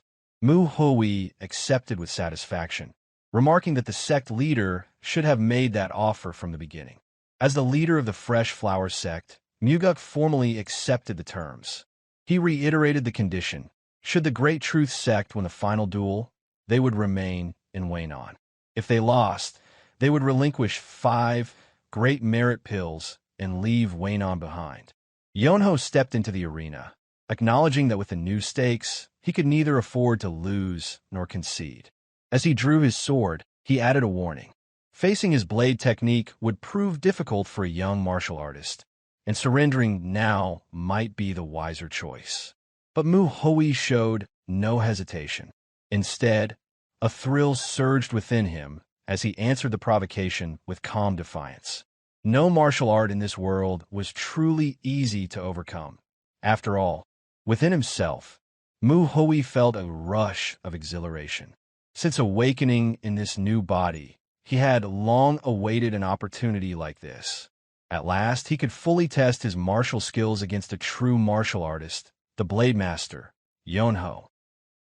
Tiger-repelling swordsman was a nickname given to Yonho because of his remarkable ability to repel even tigers with his sword.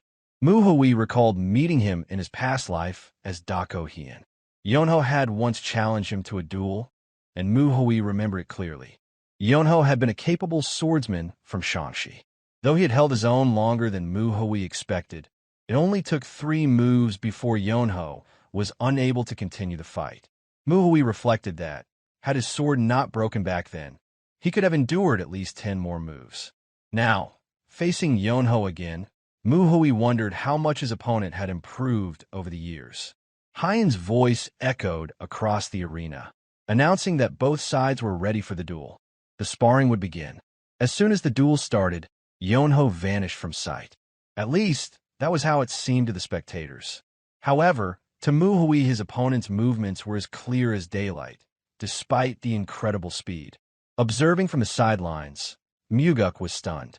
He had expected the tiger-repelling swordsman to be strong, but Yonho's speed far surpassed even the great sect leaders. Muguk's attention shifted to Hua. Muguk assumed for Hua, who was known for his martial arts, seemed to struggle to follow Yonho's movements. This duel was proving to be more dangerous than he had anticipated. Having found his angle, Yonho struck from the side with explosive speed. However, Hua followed his opponent's movements effortlessly, deflecting the sword attack with ease. Yonho's face revealed a hint of surprise as he saw that Hua had managed to block the strike. Without hesitation, Hua responded. He thrust his palm upward with force, executing the falling blossom palm. The impact sent Yonho staggering several steps back.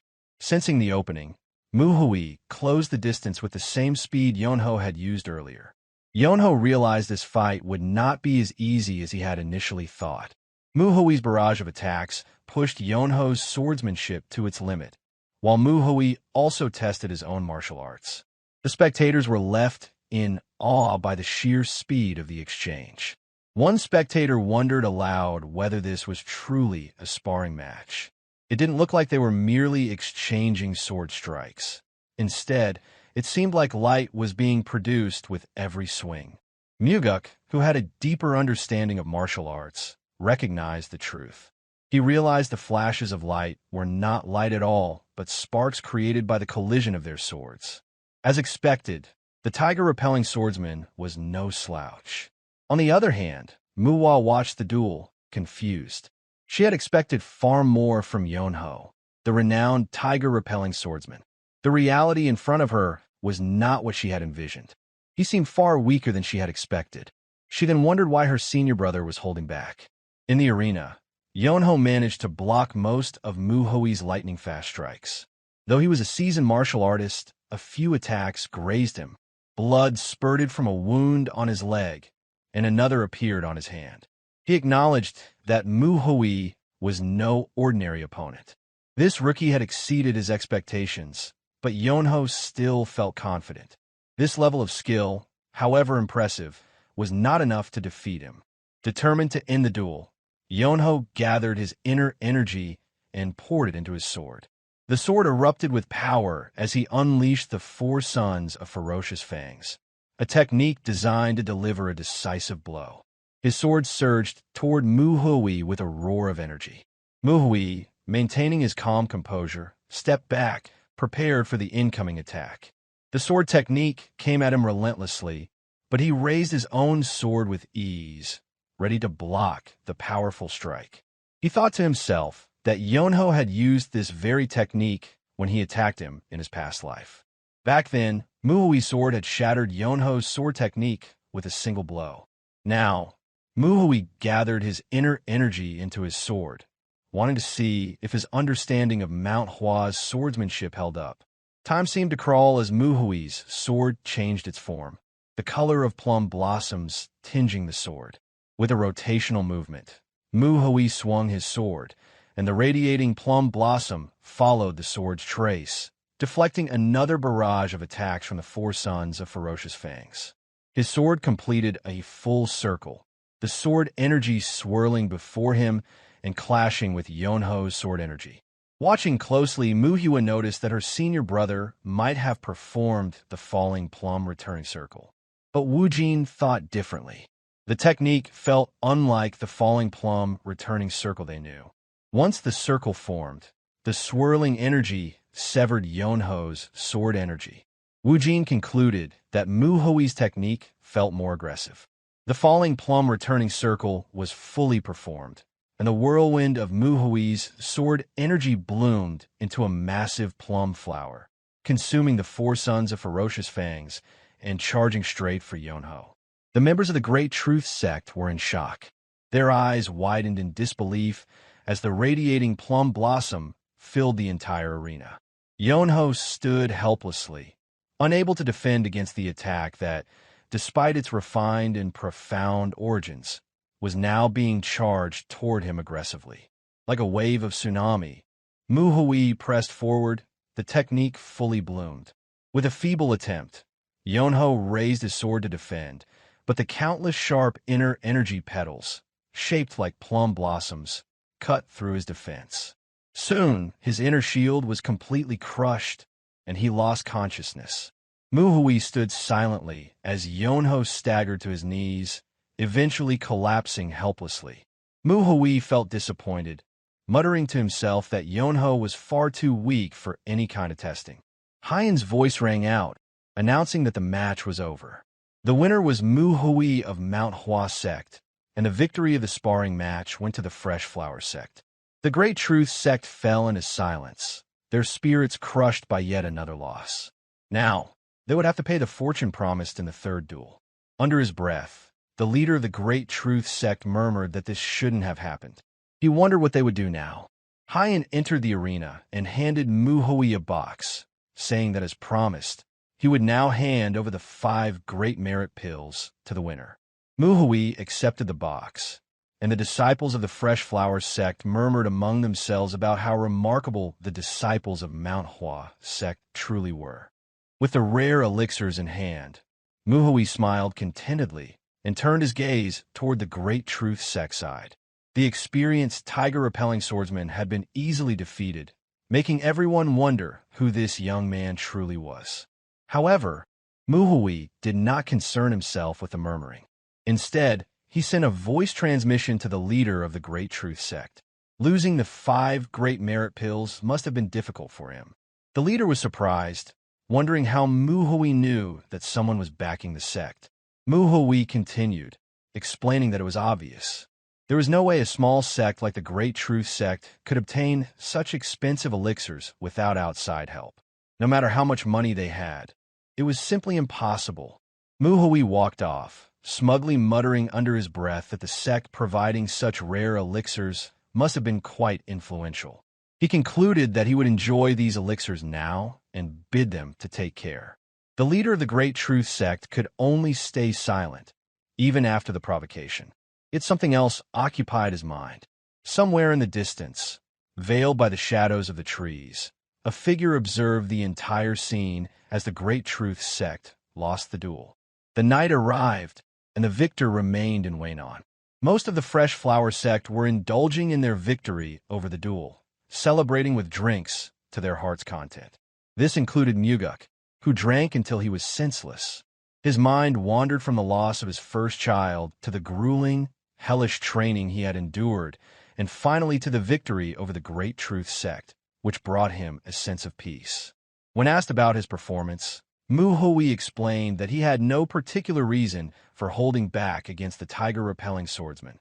He simply wanted to test his martial arts, and for that, he felt the need to make himself appear easy to beat. Meanwhile, the four disciples were sneaking out under the cover of night, preparing to leave Waynon. Muchiol remarked that he had noticed the falling plum returning circle Manhwa had used seemed different from what they knew. On the other hand, Wu Jin, curious, asked why they were leaving at night.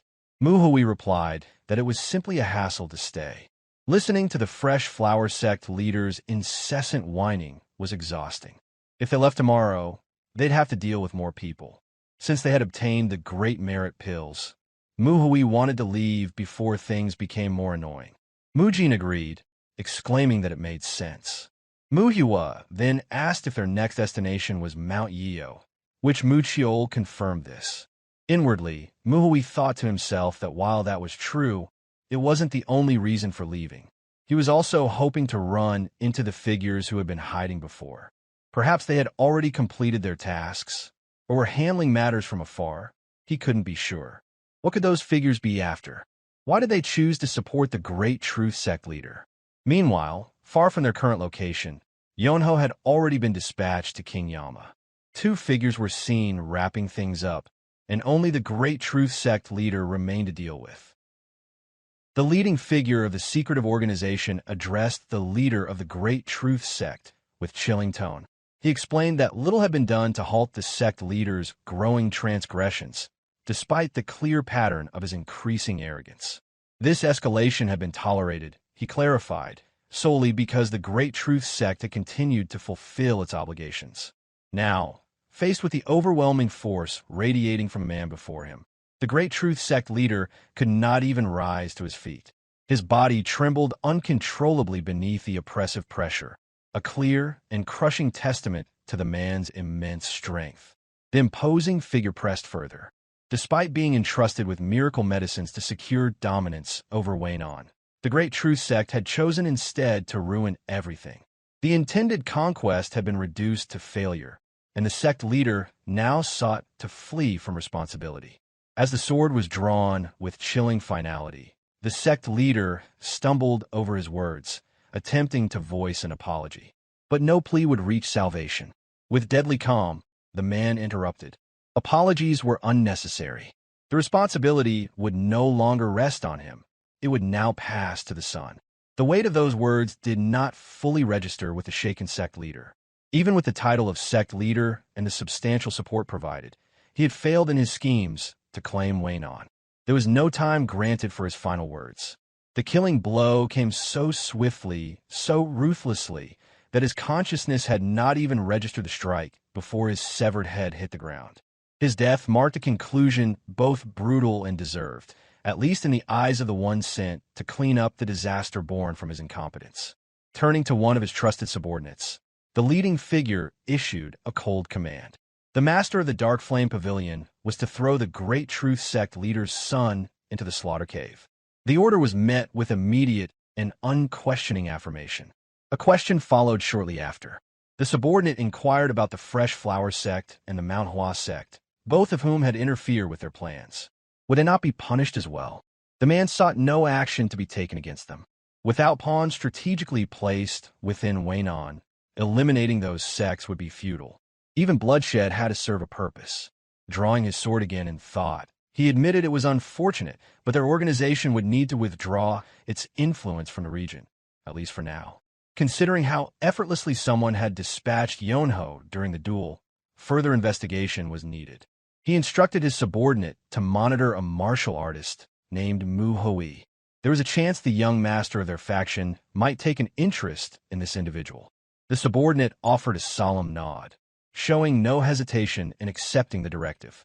The leading figure then announced his departure, remarking that any further delay would likely earn him a reprimand. His presence here had been a temporary detour. With a respectful gesture, the Dark Flame Pavilion Master assured him they would meet again. Within the blink of an eye, the figure vanished, racing off toward his next destination, leaving behind only silence. The Dark Flame Pavilion Master turned to deliver the remaining orders. The child was to be thrown into the slaughter cave without delay. They were also to begin tracking all movements and developments from the Mount Hua Sect. His agents, cloaked and hidden in shadow, affirmed their orders immediately. One retrieved the unconscious survivor, the last remaining member of the Great Truth Sect, and prepared to carry out the task. The next morning, Manhwa and 3 disciples from the Mount Hua Sect arrived in Lushan. It was the final location identified by their sect leader. Known for its renowned hot springs, Lushan sparked visible excitement in Manhwa. She had been thrilled when Manhwa mentioned they had a special stop to make upon arriving. That excitement had driven them to travel without pause throughout the night from Waynon. Her anticipation quickly turned to disappointment when they arrived, not at an inn or bathhouse, but at a blacksmith's workshop.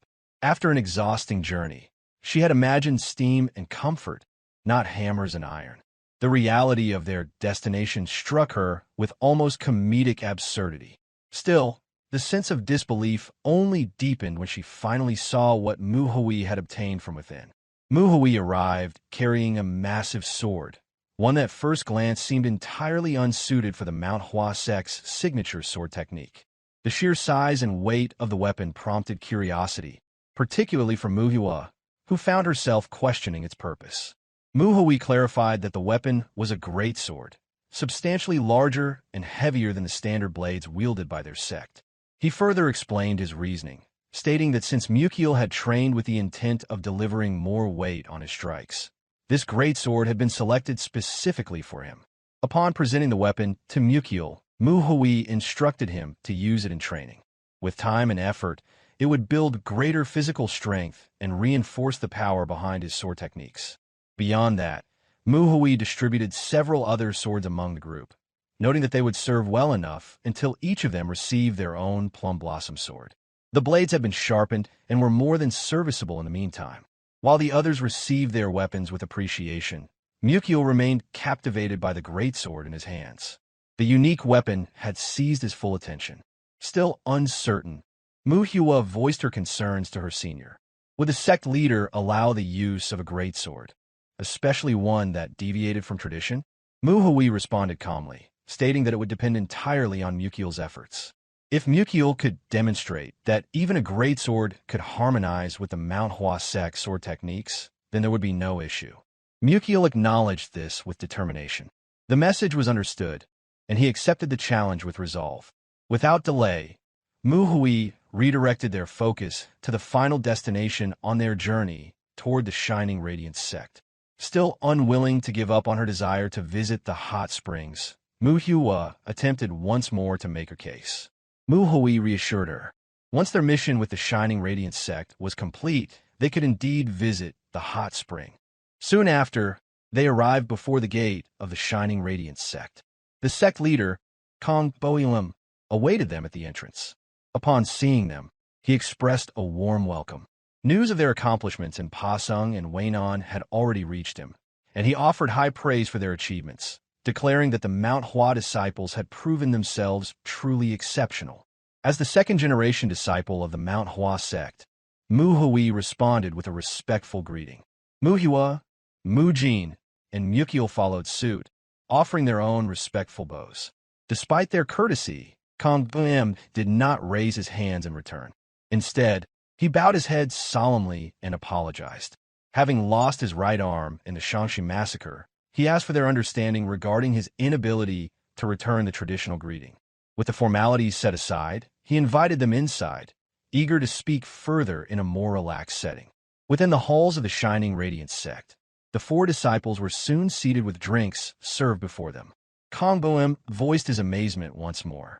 They had repelled the brutal Blood Faction and the Great Truth Sect, an impressive feat for any martial artists, let alone 4 second-generation disciples. Manhwa modestly downplayed the praise, suggesting that the sect master was far too generous in his compliments. Yet Kong Boyum insisted. Even had he still possessed both arms, he admitted he would not have been able to accomplish what they had. Wu Jin then offered a respectful remark, stating that the sect leader had already surpassed them by participating in the Shangxi massacre. Manhwa added her agreement, emphasizing that they stood where they were only because of his sacrifice, and it was through such efforts that their own deeds had become possible. Kong Boyum laughed, dismissing their praise as exaggerated. He remarked that the missing arm made him appear more heroic than he had been, and in truth, he had felt more like a hindrance than a help during the chaos. He then recalled the true reason he had survived. He had been saved by the Phantom Swordsman. This statement stirred Manhwa. Being the very Phantom Swordsman himself, he could not recall having saved Kong Boyum during the battle. Confused, he inquired further. Kong Boyum affirmed the memory without hesitation. In the moment he had lost his arm and stood at death's door, the Phantom Swordsman had appeared and slain the demonic martial artist that threatened him. He was certain this mysterious savior had likely aided others in similar ways. For Manhwa, the memory remained elusive. And yet, as the one who had unknowingly become that savior, he could only assume the encounter had been a coincidence lost in the fog of war. Kong Boyum remained steadfast in his belief. The Phantom Swordsman may have appeared to charge recklessly across the battlefield, but his movements had been deliberate. Every strike targeted only the enemy's weak points, and it was impossible to deny that he had been saved. The timing had not been coincidental, which the Phantom Swordsman had clearly seen the danger and intervened with precision. Manhwa found the praise overwhelming, yet chose to remain silent. Kong Boyum continued, acknowledging that the swordsman had no personal connection to him. Still, he reasoned that the intervention was meant to preserve as many lives as possible. It had been a calculated act of mercy, not chance. With a soft chuckle, Kong Boyum expressed that he felt undeserving of the disciple's gratitude. Having survived due to another's intervention, it felt inappropriate to receive thanks himself. Nonetheless, he offered his own appreciation to the disciples of the Mount Hua sect, and added that if the Mount Hua Sword Saint or the Phantom Swordsman were to see them now, they would undoubtedly feel proud. For the 3 disciples, still early in their journeys across the wide world of Murim, those words were taken with sincere optimism. Although Manhwa felt awkward under such heartfelt sentiments, he held his silence. Shifting the tone, Kong Boyum brought the conversation back to the present. With references to Pa Sung, Weinan, and now Lushan, he assumed their current journey involved oversight of Mount Hua's outer sects. Manhwa's attention snapped back into focus, just as Kong Boyum offered an unexpected apology. With some visible hesitation, the sect leader explained that the Shining Radiance sect had no current problems requiring attention. He disliked allowing problems to grow unattended, and with no conflicts present, he regretted having nothing to report. Manhwa reassured him.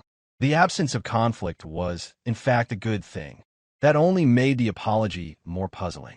He wondered why the sect master felt any need to express regret over peace. Kong Boyum nodded in appreciation, but encouraged honesty. He suspected that Manhwa might be feeling disappointed, having traveled so far, only to discover there was no one to challenge. Manhwa and Wu Jin were confused, unsure how to interpret the remark. Sensing this, Kong Boyum clarified his meaning. There was no need to be shocked. He, too, had once been a man of the Murim, and he understood their desires and instincts well. Only Manhwa grasped the subtle implication behind the words. Inwardly, he acknowledged the sharpness of the man before him. Kong Boyum's insight revealed a deeper understanding. Manhwa quickly shifted the conversation, her tone brightening with excitement. She declared that this was a fortunate turn of events. Lushan was famous for its hot springs, and now they could finally enjoy the healing waters and wash away their exhaustion. But Kong Boyum dismissed the idea almost immediately. The disappointment was mutual. Even Manhwa, though silent, could not hide a flicker of dismay. Inwardly, he questioned the reasoning. Why deny such a simple pleasure? Kong Boyum provided an explanation. Though he wished he could show them the springs, a murderer remained at large. While he did not doubt their skill, He felt there was no reason for them to be exposed to danger unnecessarily. The first-generation disciples from a Zhongnan sect were already tracking the culprit, and capture was only a matter of time. There was no need for the Mount Hua disciples to involve themselves. Muhui listened attentively as the sect leader promised that if the criminal was caught before their departure, he would personally guide them to one of Lushan's finest springs. With the conversation concluded, Kong Boyuem rose from his seat and encouraged them to rest. If they grew restless, he welcomed them to demonstrate the Mount Hua sword technique to the younger disciples of the sect. The 4 disciples rose and offered their thanks respectfully. Yet Mu Hui remained troubled. Something in the sect leader's words lingered with him. Based on what had been said, the murderer had likely been loose for some time. And yet, the sect leader carried himself with ease, as if it held little importance. It seemed inconsistent. The same man who claimed to dislike unresolved problems now seemed content to leave such a grave matter unattended. From the perspective of the Phantom Swordsman, the situation fell off. There was an unshakable sense that the sect leader was making efforts to keep the Mount Hua disciples within the sect's grounds longer than necessary. Suspicion began to take root. Kong Bohem, leader of the Shining Radiance sect, was hiding something, and Mu Hui resolved to watch closely until the truth revealed itself. The following morning, Mu Hui continued to reflect on what the leader of the Shining Radiance sect might be concealing. He had decided to remain at the sect for a while, believing that staying longer would eventually provide him with the clues he needed. There was no need for haste, especially since the sect leader had mentioned that the murderer was still being pursued in Lushan. On the other hand, a more immediate concern was overseeing the training of his juniors. When he spoke with them, Mu Hui expressed his apologies for not being able to supervise their training earlier. Mu Hua reassured him, saying that it was fine and that she was simply overjoyed. It felt like a dream to her that their senior disciple no longer beat them repeatedly. However, deep inside, Mu Hua cursed, realizing that the brief moments of leniency from her senior brother were some of the only happiness she had felt in a while. Mu Hui did not dwell on it, and the sparring began, starting with Mukiel. He wielded his new greatsword, swinging it with power, aiming for a heavy, devastating strike. Despite everything Mukiel could muster, Mu Hui effortlessly blocked the blow. Though unharmed, Mu Hui was still pushed back by the sheer force behind Mukiel's strike. He was pleased to see how much stronger Mukiel had become since switching to the greatsword. The movements had become heavier and undeniably stronger. However, Mu Hui could tell that these improvements were solely from Mukiel's solitary training. Going on the offensive, Mu Hui vanished from sight. In the blink of an eye, he appeared beside Mukiel, as though he had materialized from thin air, placing his sword against his junior brother's neck. With that, he ended the sparring session, satisfied with his evaluation of Mukiel's progress. Mu Hui then shared his thoughts. He noted that while the greatsword added immense power to Mukiel's strikes, it also made him slower. This was an important lesson. Against a faster opponent, such a flaw would create an opening. He warned Mukiel that once he wielded a greatsword, even a small mistake could be fatal. Despite this lesson, Mu Hui did not continue sparring with Mukiel alone. He noticed another sword strike coming his way. It was Mu Hua, whose face showed determination as she aimed to repay her senior brother's previous attacks. She attempted a feint using her sword scabbard. Mu Hui dodged with practiced ease. He saw through the feint immediately and anticipated that a real strike would follow. Sure enough, her sword posture was a deliberate misdirection, and her true strike came aimed at his leg. Mu Hui read the movement clearly. Mu Hua then launched a kick, but Mu Hui blocked it effortlessly, recognizing her impressive ability to mix feints with real attacks to confuse her opponent. However, he knew that against a martial master like him, such tactics wouldn't be enough. Mu Hua's expression shifted to one of surprise, realizing that all her attempts had been effortlessly dodged or blocked. She knew that this would soon be followed by a devastating counterattack from her senior brother. Mu Hui's face grew serious as he assessed her strikes. Though her strategy was brilliant, the force behind her attacks was insufficient. She wasn't as difficult to deal with as she appeared. With that in mind, Mu Hui struck his sword down, forcing Mu Hua to retreat in panic, aware of the ruthless nature of her senior brother's counterattack. Mu Hui understood, however, that Mu Hua was not easy to deal with. Her sharp senses allowed her to evade his strikes, making her a formidable opponent. Meanwhile, Manhwa couldn't help but think of her senior brother as something akin to a demon. No, a real demon.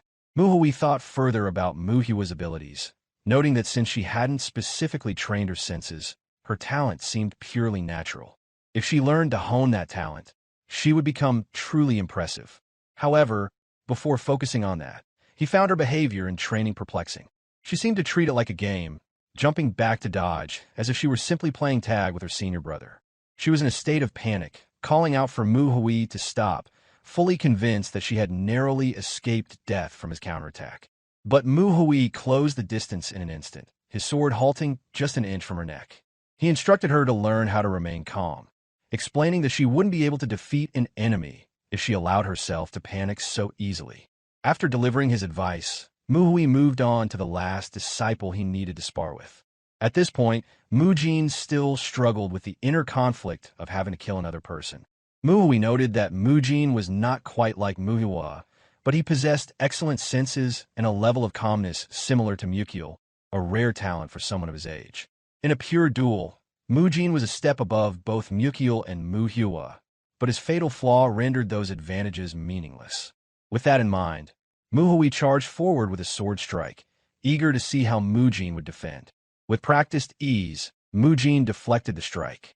Instead of launching another attack, Manhwa chose to give Mujin an opening, curious to see how he would respond. Turning sharply, Mujin attempted a counterattack with a swift sword movement. But as Manhwa watched his senior brother, his eyes widened in surprise. He was startled to realize that his senior brother had not reacted. His mind was flooded with worry, fearing that Manhwa had been too slow to counter and might truly be injured. In that brief moment, Mujin's sword froze in mid-air, while Manhwa calmly regarded it. He was disappointed that Mujin had failed to overcome his indecisiveness. Manhwa muttered to himself, wondering who was worrying about whom at that moment. Using inner energy, Manhwa gripped Mujin's sword, pulling it from his grasp. As he did so, he elbowed Mujin in the stomach, leaving him no space to mount another defense. While Manhwa had allowed Mukil and Manhwa's sparring sessions to end without injury, he showed no such mercy with Mujin. He was ruthless, ensuring that Mujin would understand his lesson. From the sidelines, Manhwa watched with a look of sympathy, feeling the pain Mujin must be experiencing. Mukil voiced his agreement, remarking that Manhwa's strike on Mujin seemed harsher than those on them. Manhwa understood that Mujin had already recognized his own weakness, that he feared hurting others more than death itself. For this reason, Manhwa chose to beat him, knowing that if Mujin failed to overcome his indecisiveness, it could cost him far more than just a spar. If Mujin faced a true enemy and hesitated like this, he would be defeated, and not only would he be in danger, but his allies would be as well. Manhwa saw this as a serious issue. If Mujin couldn't overcome his fear, he would have to be excluded from future missions.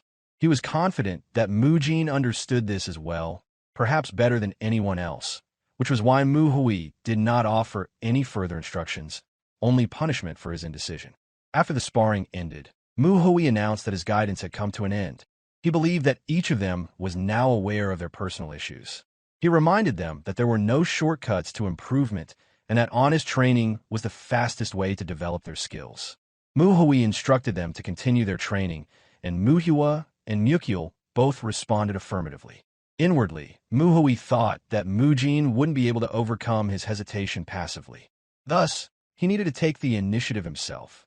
The day quickly gave way to night.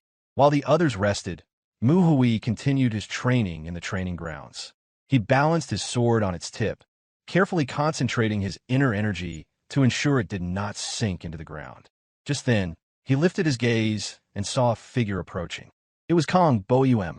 The sect leader remarked that it seemed fitting for Manhwa to be training late into the night, as most people neglected physical training. He found it impressive to see Manhwa still pushing himself in such a manner. Manhwa stepped down from his stance and greeted Kong Boyuem with respect. He responded by acknowledging that physical condition was important to him, so he trained whenever possible. Kong Boyuem then mentioned the Iron Mountain Fist King, a renowned martial arts master, as an example of someone who took physical training seriously. On the other hand, Hui offered to step aside if Kong Bu-em wished to train, but the sect leader refused. He explained that in the Shining Radiance sect, there were many places to train, and this was not the only one. Curious, Hui then asked why Kong Bu-em had come to see him. With the pleasantries out of the way, the sect leader revealed he had a request. He asked if Hui could kill him using his martial arts at this point in time. Hui briefly thought about it before taking up a stance and raising his sword, stating that it wouldn't be difficult. Immediately, Kong Bu-em stepped back and told Hui to wait a moment. Hui, confused, asked if the sect leader had truly meant for him to kill him. With a smile, Kong Bu-em explained that while most people would have asked for a reason, he appreciated Hui's bluntness. He preferred directness, so he would get straight to the point, and he wanted to spar with Hui. Hui's response was one of understanding. He said that if the sect leader wanted a martial sparring match, then that was fine. Internally, Hui thought that this worked well for him, as it would give him the chance to uncover what Kong Bu-em was hiding. Just then, Kong Bu-em added a condition. He told Hui to treat the sparring match as if he were trying to kill him. Hui narrowed his eyes, suspecting that the sect leader was hiding something he knew of, but he needed to confirm it. The only way to do that was through the spar. Kong Bu-em then grabbed the handle of his sword, saying that the point of training was to treat it as real combat. With the single hand he had, he unsheathed his sword and declared that he would approach the sparring match with the resolve to kill, just as he asked Hui to do. The duel commenced, with Kong Bu-em charging forward, holding his sword in his left hand. He leapt high into the air, descending with powerful momentum. Though he restrained his strength, he sought to gauge Hui's full capabilities. The sight of the junior standing unfazed before him sparked a flicker of excitement on Kong Bu-em's face. In an instant, Kong Bu-em launched 2 swift sword strikes toward his sparring partner. Hui blocked both with equal force, barely being pushed back. Having trained with his junior disciples all afternoon and exerted himself physically until night, Hui remained sharp and unfazed. He quickly sensed the pressure Kong Bu-em exerted, making his sword tremble slightly under the weight. Without hesitation, Kong Bu-em followed up with a horizontal sword strike. Just as swift, Hui ducked to avoid it. As he rose, Hui swung his sword upward, deflecting Kong Bu-em's follow-up strike. Standing firm, Hui kept his composure and searched for an opening in his opponent's defenses. Seizing the opportunity, Hui launched a jab that landed on Kong Bu-em's right side. The vulnerability was apparent, stemming from the loss of his right hand. With his sword raised after the deflection, Kong Bu-em could no longer defend effectively, leaving himself exposed to the attack. Kong Bu-em quickly recognized the risk in this close-range encounter and realized he had to avoid further engagements in this way. Refusing to grant him any respite, Hui swiftly retracted his sword and prepared for another strike. With no way to block or counter the incoming attack aimed at his right side, Kong Bu-em quickly ducked and leapt to dodge. Hui's sword struck the ground with tremendous force, digging the dirt of the training ground. Despite the grimness of his situation, Kong Bu-em immediately countered after his evasive leap, swinging his sword with renewed determination. Hui expertly rotated his sword, blocking the horizontal strike aimed at his back. The two continued to exchange fierce blows, their swords clashing with a rhythm that filled the night's training ground. They had entered the realm of martial masters, where even a single breath could determine the course of the duel. Each strike and parry was a testament to their martial prowess. After a brief but intense exchange, the two stepped back, a few paces apart, taking a moment to catch their breath. They readied their swords once again, preparing for the next charge. Kong Bu-em took his stance, preparing another horizontal slash. Meanwhile, Hui, eyes focused, charged forward with his sword lowered, poised for a thrust. Hui's sword halted just before Kong Bu-em could complete his swing. Recognizing his own lack of strength, Kong Bu-em stopped just in time, preventing Hui's sword from reaching his hand. But that was not the end. Taking advantage of the fact that Kong Bu-em had no use of his right hand, Hui struck upward, aiming for his opponent's face. Unable to defend against anything aimed at his right side, Kong Bu-im found himself at a disadvantage.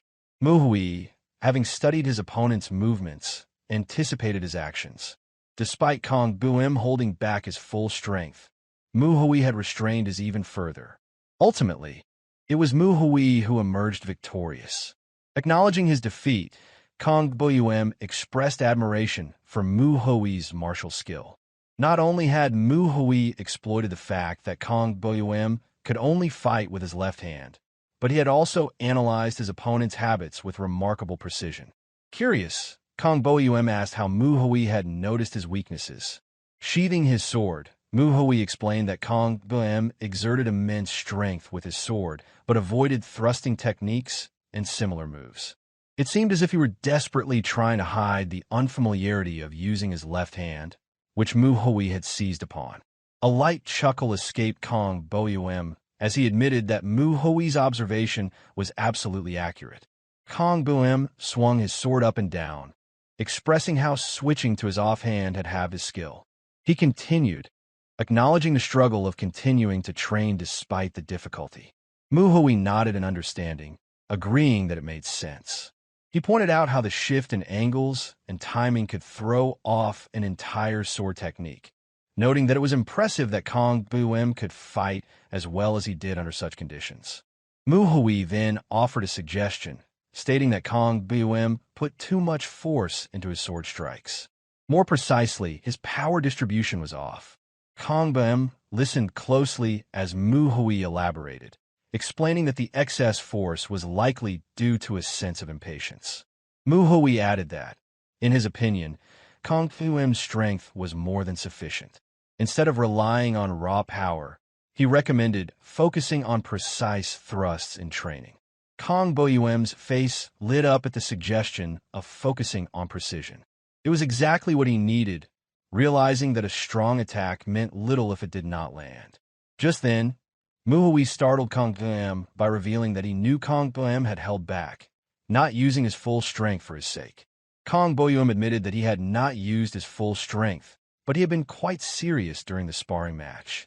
On the other hand, he noticed that Mu-hui had not even exerted half of his power.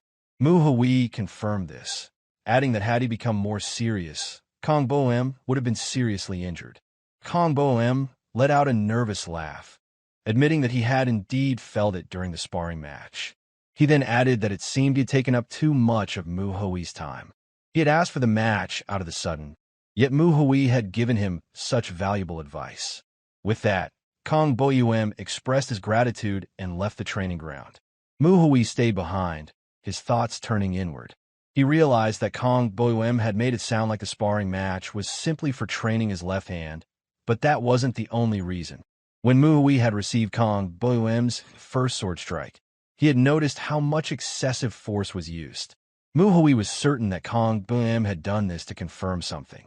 Mu-hui concluded that the Shining Radiant Sect leader had likely wanted to determine if Mu-hui had the ability to stand with him when the flesh demon arrived.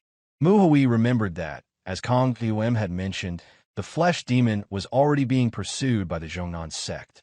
This led Mu-hui to wonder why Kong Bu-im had gone to such lengths to confirm Mu-hui's abilities. Mu-hui soon decided there was no need to overthink it. After all, Kong Bu-im did not consider the flesh demon to be an ordinary foe. If one truly understood what the flesh demon was capable of, Kong Bu-im's actions would make perfect sense. Mu-hui himself had encountered the flesh demon once before, but back then, the person had been known as the white-faced demon elder. The name Flesh Demon had come from that insane old man. Few people knew the true face of this master of disguise and mimicry techniques.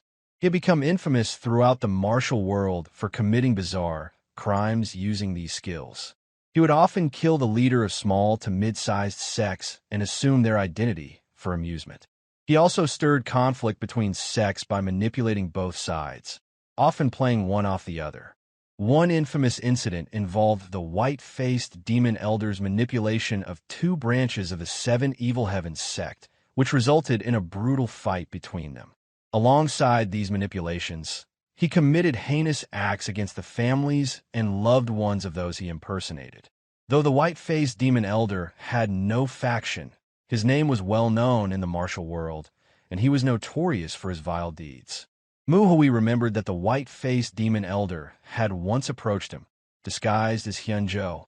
The two fought for some time, and Manhwa had managed to seriously injure him, but the elder had escaped using impressive light footwork techniques. Afterward, the Seven Evil Heavens sect had pursued him relentlessly, but he vanished without a trace. Rumors of the flesh demon's reappearance occasionally circulated, but in reality, they were little more than gossip, not worth the time to consider.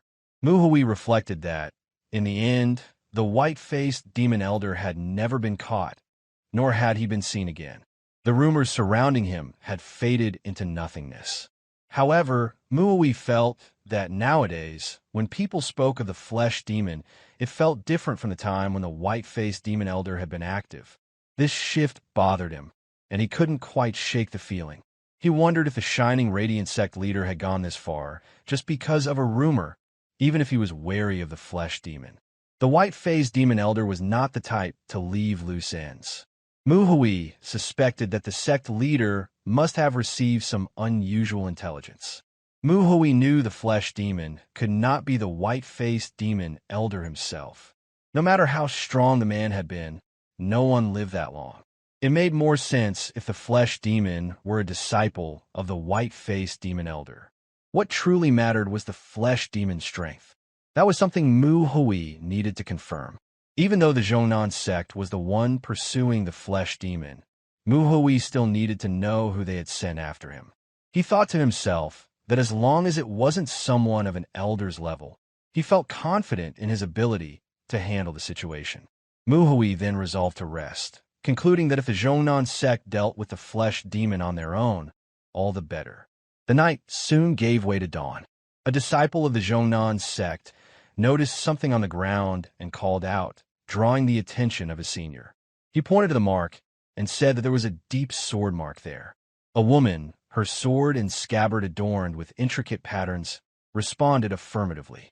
She confirmed that the flesh demon was definitely present and ordered everyone to stay on high alert. She added that they could never know when or in what form the flesh demon might strike. The woman, a first-generation disciple of the Zhongnan sect, spoke with disdain in her voice, noting that there was definitely the stench of the flesh demon present. From a rooftop, Manhwa observed them carefully. With a quick glance, he recognized them as first-generation disciples of the Zhongnan sect.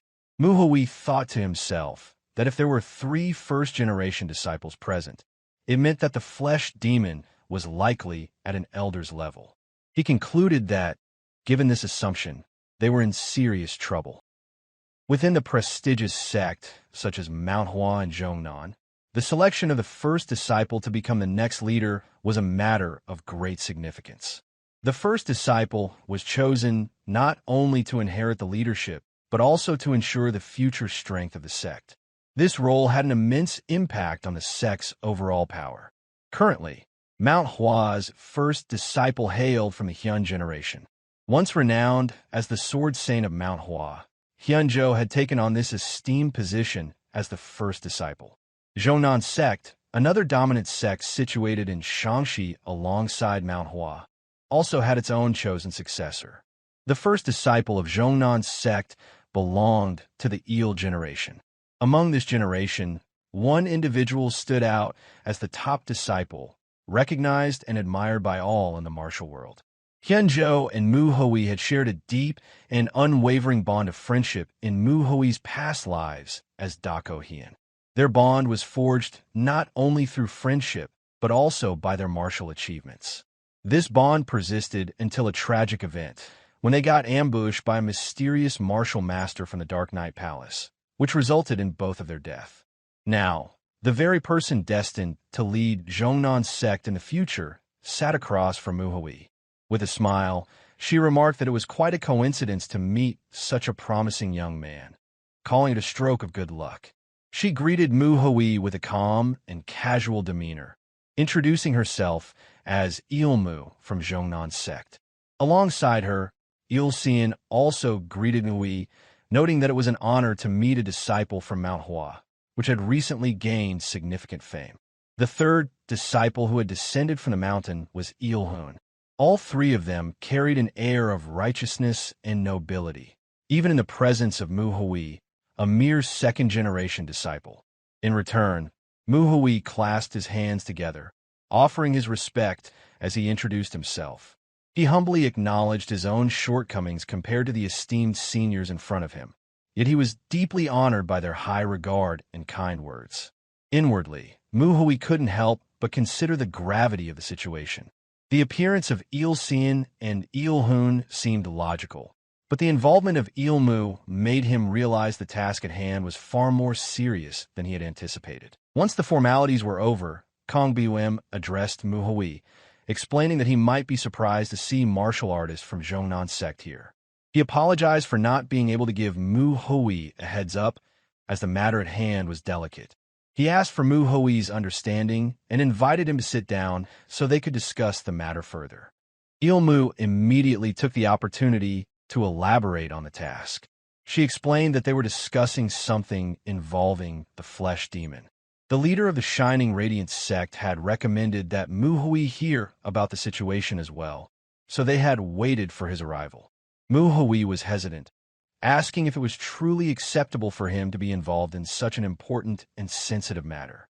Ilsean reassured him that if he listened and helped, it would be both an honor and a great assistance to them. Ilmu continued, providing more details. She explained that there were 5 flesh demons in total.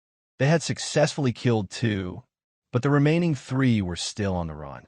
She further elaborated that the flesh demons had scattered in different directions, and there had been no significant progress in tracking them down. The main challenge lay in the flesh demons' exceptional skills and disguise techniques, making it difficult to identify them by their appearance.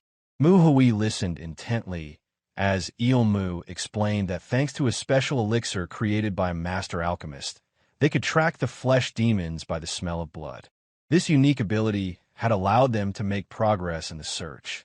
However, she noted that the scent of blood, while helpful, was not without its drawbacks. Although they could smell it clearly, pinpointing the exact source of the scent within a certain range was difficult. Without needing further clarification, Kongbim understood the implications of Ilmu's words. He asked her directly, and Ilmu confirmed that there was indeed a flesh demon currently hiding within the Shining Radiance sect. Ilmu continued her explanation, stating that identifying the flesh demon was the first and most crucial step. She mentioned that although it was difficult to pinpoint exactly who the demon was, that was why they had sought the help of the sect leader. With a slight chuckle, Kongbim responded, expressing uncertainty about whether a one-armed man like him could help, but reassured them that he would do whatever he could. He then asked what he should do.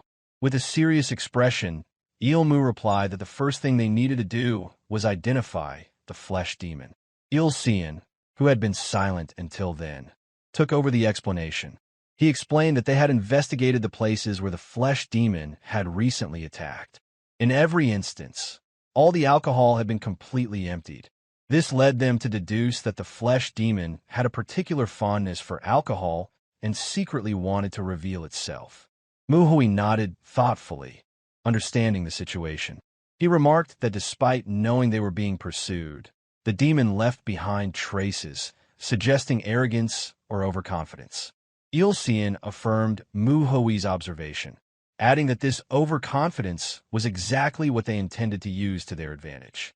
He elaborated that the plan was to create a festive atmosphere, a feast where everyone would drink together, hoping that it would flush the flesh demon out. Ilhun chimed in, offering his own input. He suggested that if the flesh demon was indeed as arrogant as they thought, it would surely react to a provocative action. Acknowledging the plan, Ilmu reached into her robes and pulled out something wrapped in parchment paper. She unwrapped it, revealing a small pill. She explained that this was a sleep bomb, which would release a smoke that caused everyone in its vicinity to fall asleep.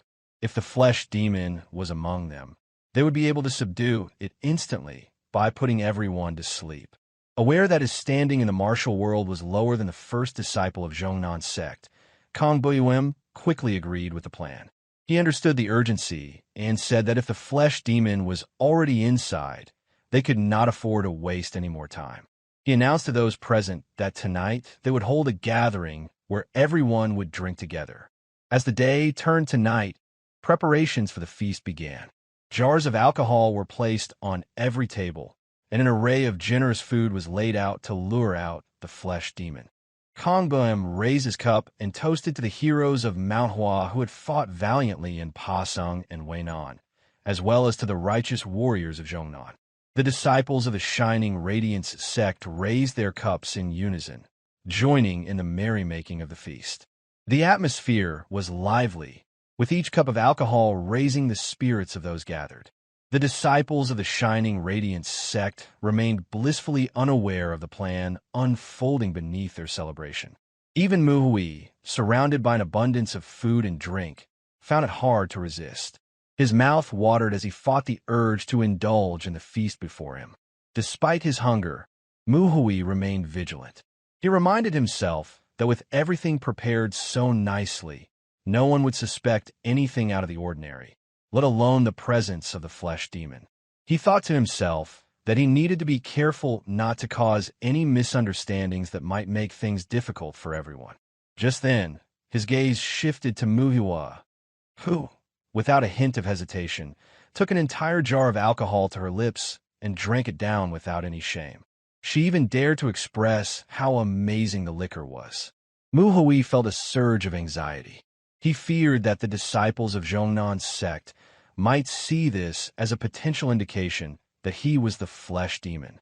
He quickly glanced at the table beside theirs, where the disciples of Zhongnan's sect were sitting. Despite the elaborate food and drink laid out before them, none of them had touched a single item. At that moment, Ilmu noticed Manhwa's glance. She looked back at him, offering a gentle and serene smile, with no hint of suspicion on her face. Manhwa felt a wave of relief wash over him.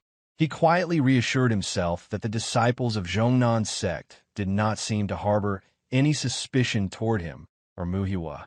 On the other hand, Muchiol and Mujin remained vigilant, holding off on eating and drinking too much, maintaining a steady pace.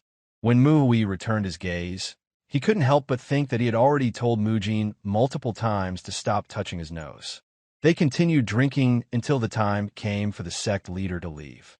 Manhwa glanced back just as Kongbum rose from his seat. As he prepared to depart, Kongbum spoke, mentioning that he would take his leave for tomorrow's training and advised everyone not to mind him and to continue enjoying themselves. Manhwa thought to himself that with the sect leader leaving the table, it was now up to them to begin searching for the flesh demon. But as Kongbum left, the disciples of Zhongnan's sect cast a sharp, calculating gaze after him. It was still possible that Kongbum was the flesh demon, an imposter currently posing as the sect leader. Meanwhile, the disciples of the Shining Radiance sect kept drinking, the liquor flowing without stopping. The atmosphere grew more relaxed and free with the departure of the sect leader. Even Manhwa's juniors, Manhwa, Mujin, and Muchiol, had all passed out from their excessive drinking. Along with them, the disciples of the Shining Radiance sect were all unconscious, victims of the banquet's excesses. The only ones left were the 3 disciples from Zhongnan's sect and Manhwa. Ilmu quietly observed the situation, stating through the voice transmission that no one was standing. This meant that either the flesh demon was not present or they had noticed their plan and was pretending to be asleep. Manhwa glanced at the scene, suggesting that perhaps Kongbum, who had left earlier, was the flesh demon. Ilmu quickly confirmed Manhwa's suspicion. A wave of shock washed over Manhwa as Ilmu stated with absolute certainty that Kongbum was the flesh demon. Ilmu added that while they could be sure of Kongbum's true identity, they could not rule out the possibility of other flesh demons being disguised among them. She resolved to stay behind, just in case there were more to deal with. She then ordered 2 of her junior disciples to handle the one disguised as the Shining Radiance sect leader. Manhwa offered to assist with subduing the imposter, suggesting he would fight alongside them, assuring Ilmu that there would be no major issues and reminding her not to let her guard down. In a swift and precise movement, Manhwa, Ilsean, and Ilhun disappeared from their seats and made their way to confront the shining radiant sect leader. At his office, Kong Bu-em paced back and forth, awaiting the arrival of the disciples. As the door opened, he greeted them, though there was no suspicion in his tone, asking if they had already figured out the flesh demon. However, his expression quickly shifted to one of seriousness as he saw who had entered his office. Mu Hui, Il Xian, and Il Hun entered with their swords drawn. Il Xian and Il Hun took the lead, their swords raised and their stances ready for a coordinated attack. Mu Hui stood at the back, prepared to offer support if needed. Mu Hui expressed his admiration, stating that he had almost been completely fooled.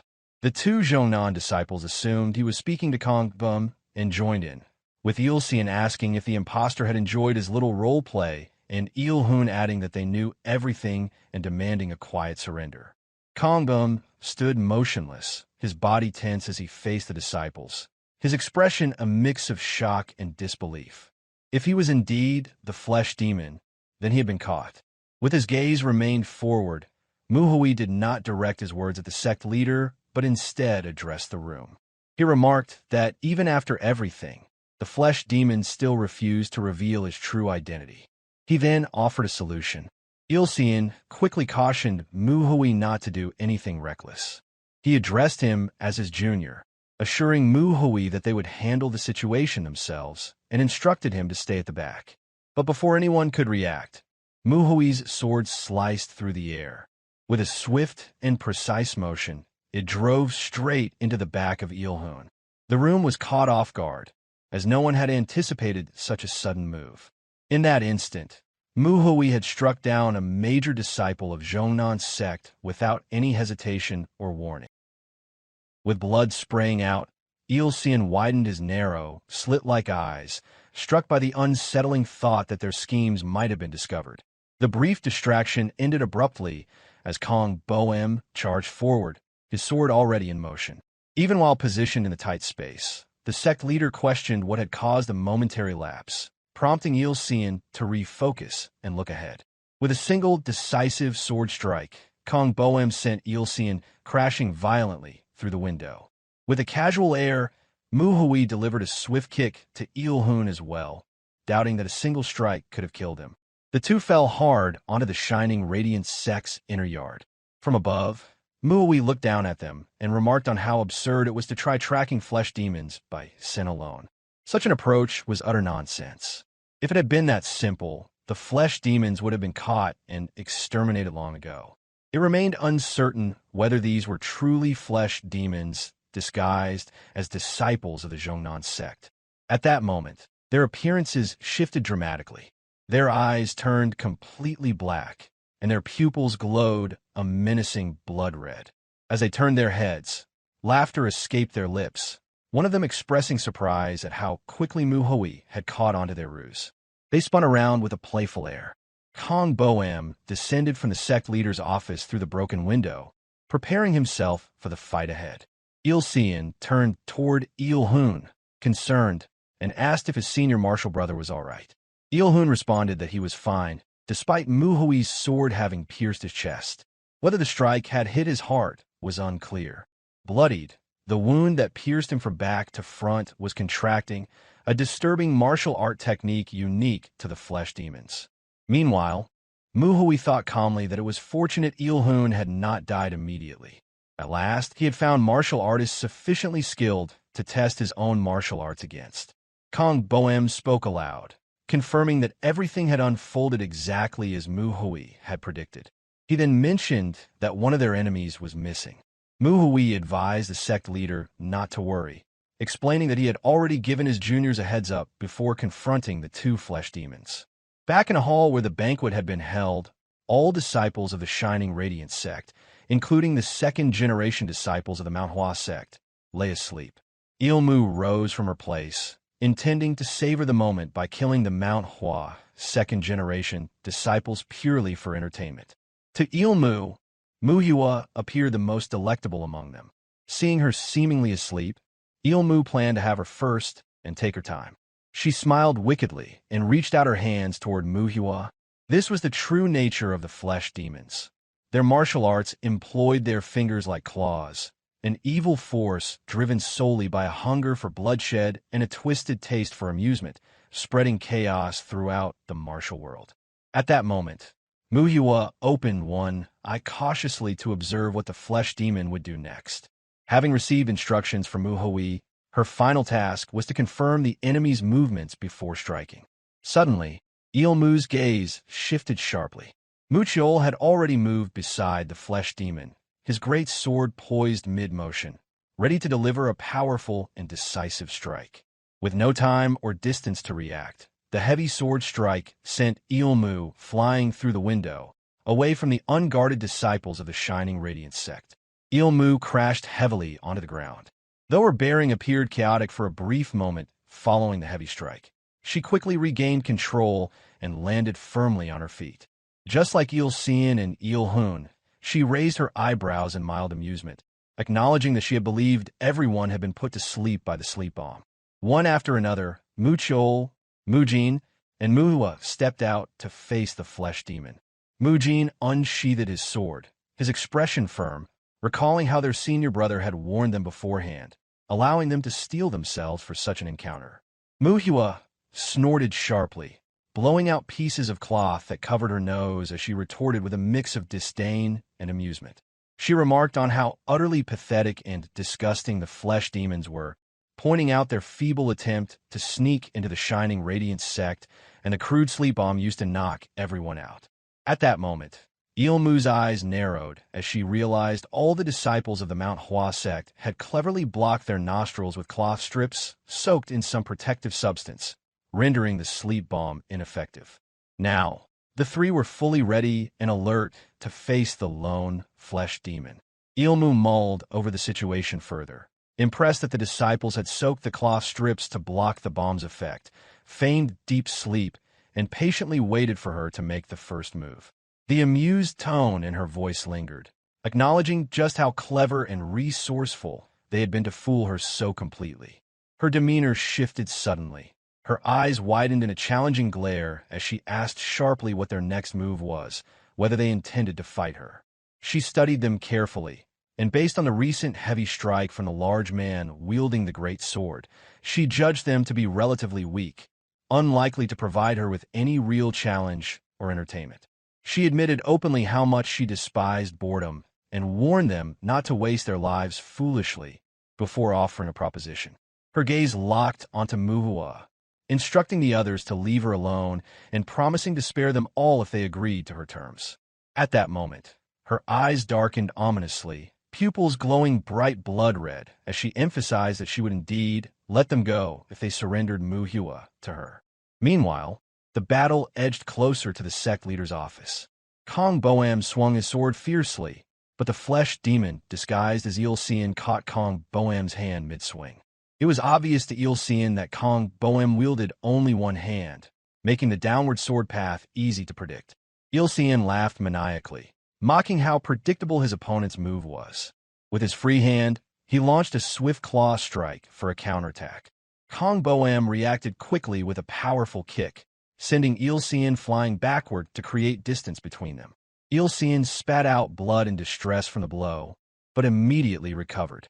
Kong Boam followed with a downward vertical slash, but Ilsean sidestepped just as swift, causing the strike to miss its mark completely. With a screech, Ilsean steadied himself and swung his hand once more, launching another attack. Kong Boam wasn't fast enough to fully dodge or block it fully. He raised his sword in a desperate attempt to defend, but the strike proved too powerful. The flesh demon's claw tore through the air, wounding the sect leader's chest. Despite the injury, the ferocious evil's tenacity showed as blood sprayed from the wound. Elsewhere, however, Ilhun still could not land a single hit on Manhwa. More ferocious than his junior, every attack Ilhun launched was effortlessly blocked or dodged by Manhwa with practiced ease. In the final exchange, after deflecting another strike, Manhwa immediately followed with a devastating fist blow. His strength overwhelmed Ilhun, pushing him several steps back with just one punch. Yet Ilhun remained alert, noticing that his opponent wasn't finished. Hui swiftly followed the punch with a brutal knee strike to Ilhun's stomach, sending him stumbling further back. With a heavy thud, Ilhun collapsed to one knee, coughing harshly as he spat out a mouthful of blood. Calm and composed, Hui observed how much worse Ilhun's martial skills was compared to his initial expectations. He noted that Ilhun hadn't hidden his true skill and wondered why they were capable of disguising themselves as Zhongnan's Sect disciples so effectively. Hui knew well that the transformation martial technique, composed of reversal and bone compression techniques, required direct visual contact with the target to be employed properly. The situation could only mean one thing. The flesh demons had previously encountered disciples from the Zhongnan Sect and imitated them. Hui explained that not only had these demons survived clashes with that level of skill, but they were even moving about confidently, masquerading as members of Zhongnan. Ultimately, he questioned what solid foundation or advantage they might truly have to rely on. Ilhun muttered that Hui seemed to know the flesh demons quite well and confirmed that Hui's insights were correct. He revealed they had faced one of Zhongnan's top disciples, a formidable warrior before whom two of their own had fallen in battle. Contrary to Hui's earlier assumption that they might have fled, Ilhun explained they had not run away. Instead, they had killed several disciples of the Zhongnan Sect. Hui countered, already having gauged their true strength, asking pointedly about the absurd lies they spun. Ilhun let out a hollow laugh, cursing Hui for his arrogant attitude. Then, shifting his gaze to the sword hanging from his waist, he questioned how to explain such a weapon's presence. It was at that moment Hui's focus sharpened, realizing the sword was indeed one belonging to a Zhongnan Sect disciple. Only after a careful, closer look did he fully understand that the weapon was no mere expertly crafted imitation. Ilhun smugly remarked that Hui was well aware, as was he, that few blacksmiths could forge a sword worthy of a prestigious sect like Zhongnan, let alone one as convincing as the one the enemy carried. He added that forging such a blade would take far longer than simply stealing it from genuine Zhongnan disciples. He elaborated, affirming that the sword truly was from Zhongnan, implying the enemy had stolen it. Yet Hui remained puzzled. Given their martial skill, how could they have slain Zhongnan Sect's first-generation disciple? The thought was bewildering, and he found no answer. Ilhun stood up with a bitter laugh, noting that he had seen Hui's disbelief and proposed an alternative perspective. He asked if Hui's martial prowess was on par with his fellow disciples. The question shocked Hui, causing his thoughts to race. Ilhun explained that, just as Hui was far stronger than he and others of their peers, so too did martial skill levels vary widely among flesh demons. He mentioned their senior, recalling how their master had admitted she had surpassed him in his youth. Suddenly, everything clicked for Hui. Among the two flesh demons currently in the yard, none possessed the skill to defeat Zhongnan Sect's top disciple. The realization of his own grave miscalculation settled heavily upon him. Ilhun muttered that it was their senior who had mercilessly slaughtered the Zhongnan Sect disciples. But before he could finish, a swift horizontal sword strike cleanly severed his neck, sending blood spraying into the air. Ilsean was locked in fierce combat with Kong Boem. He stammered as he turned his head slightly, noticing his senior brother had been slain. Ilsean's mind reeled at the sight, while Kong Boem's eyes widened in stunned surprise. Then, in a blur, Hui completed another precise sword strike.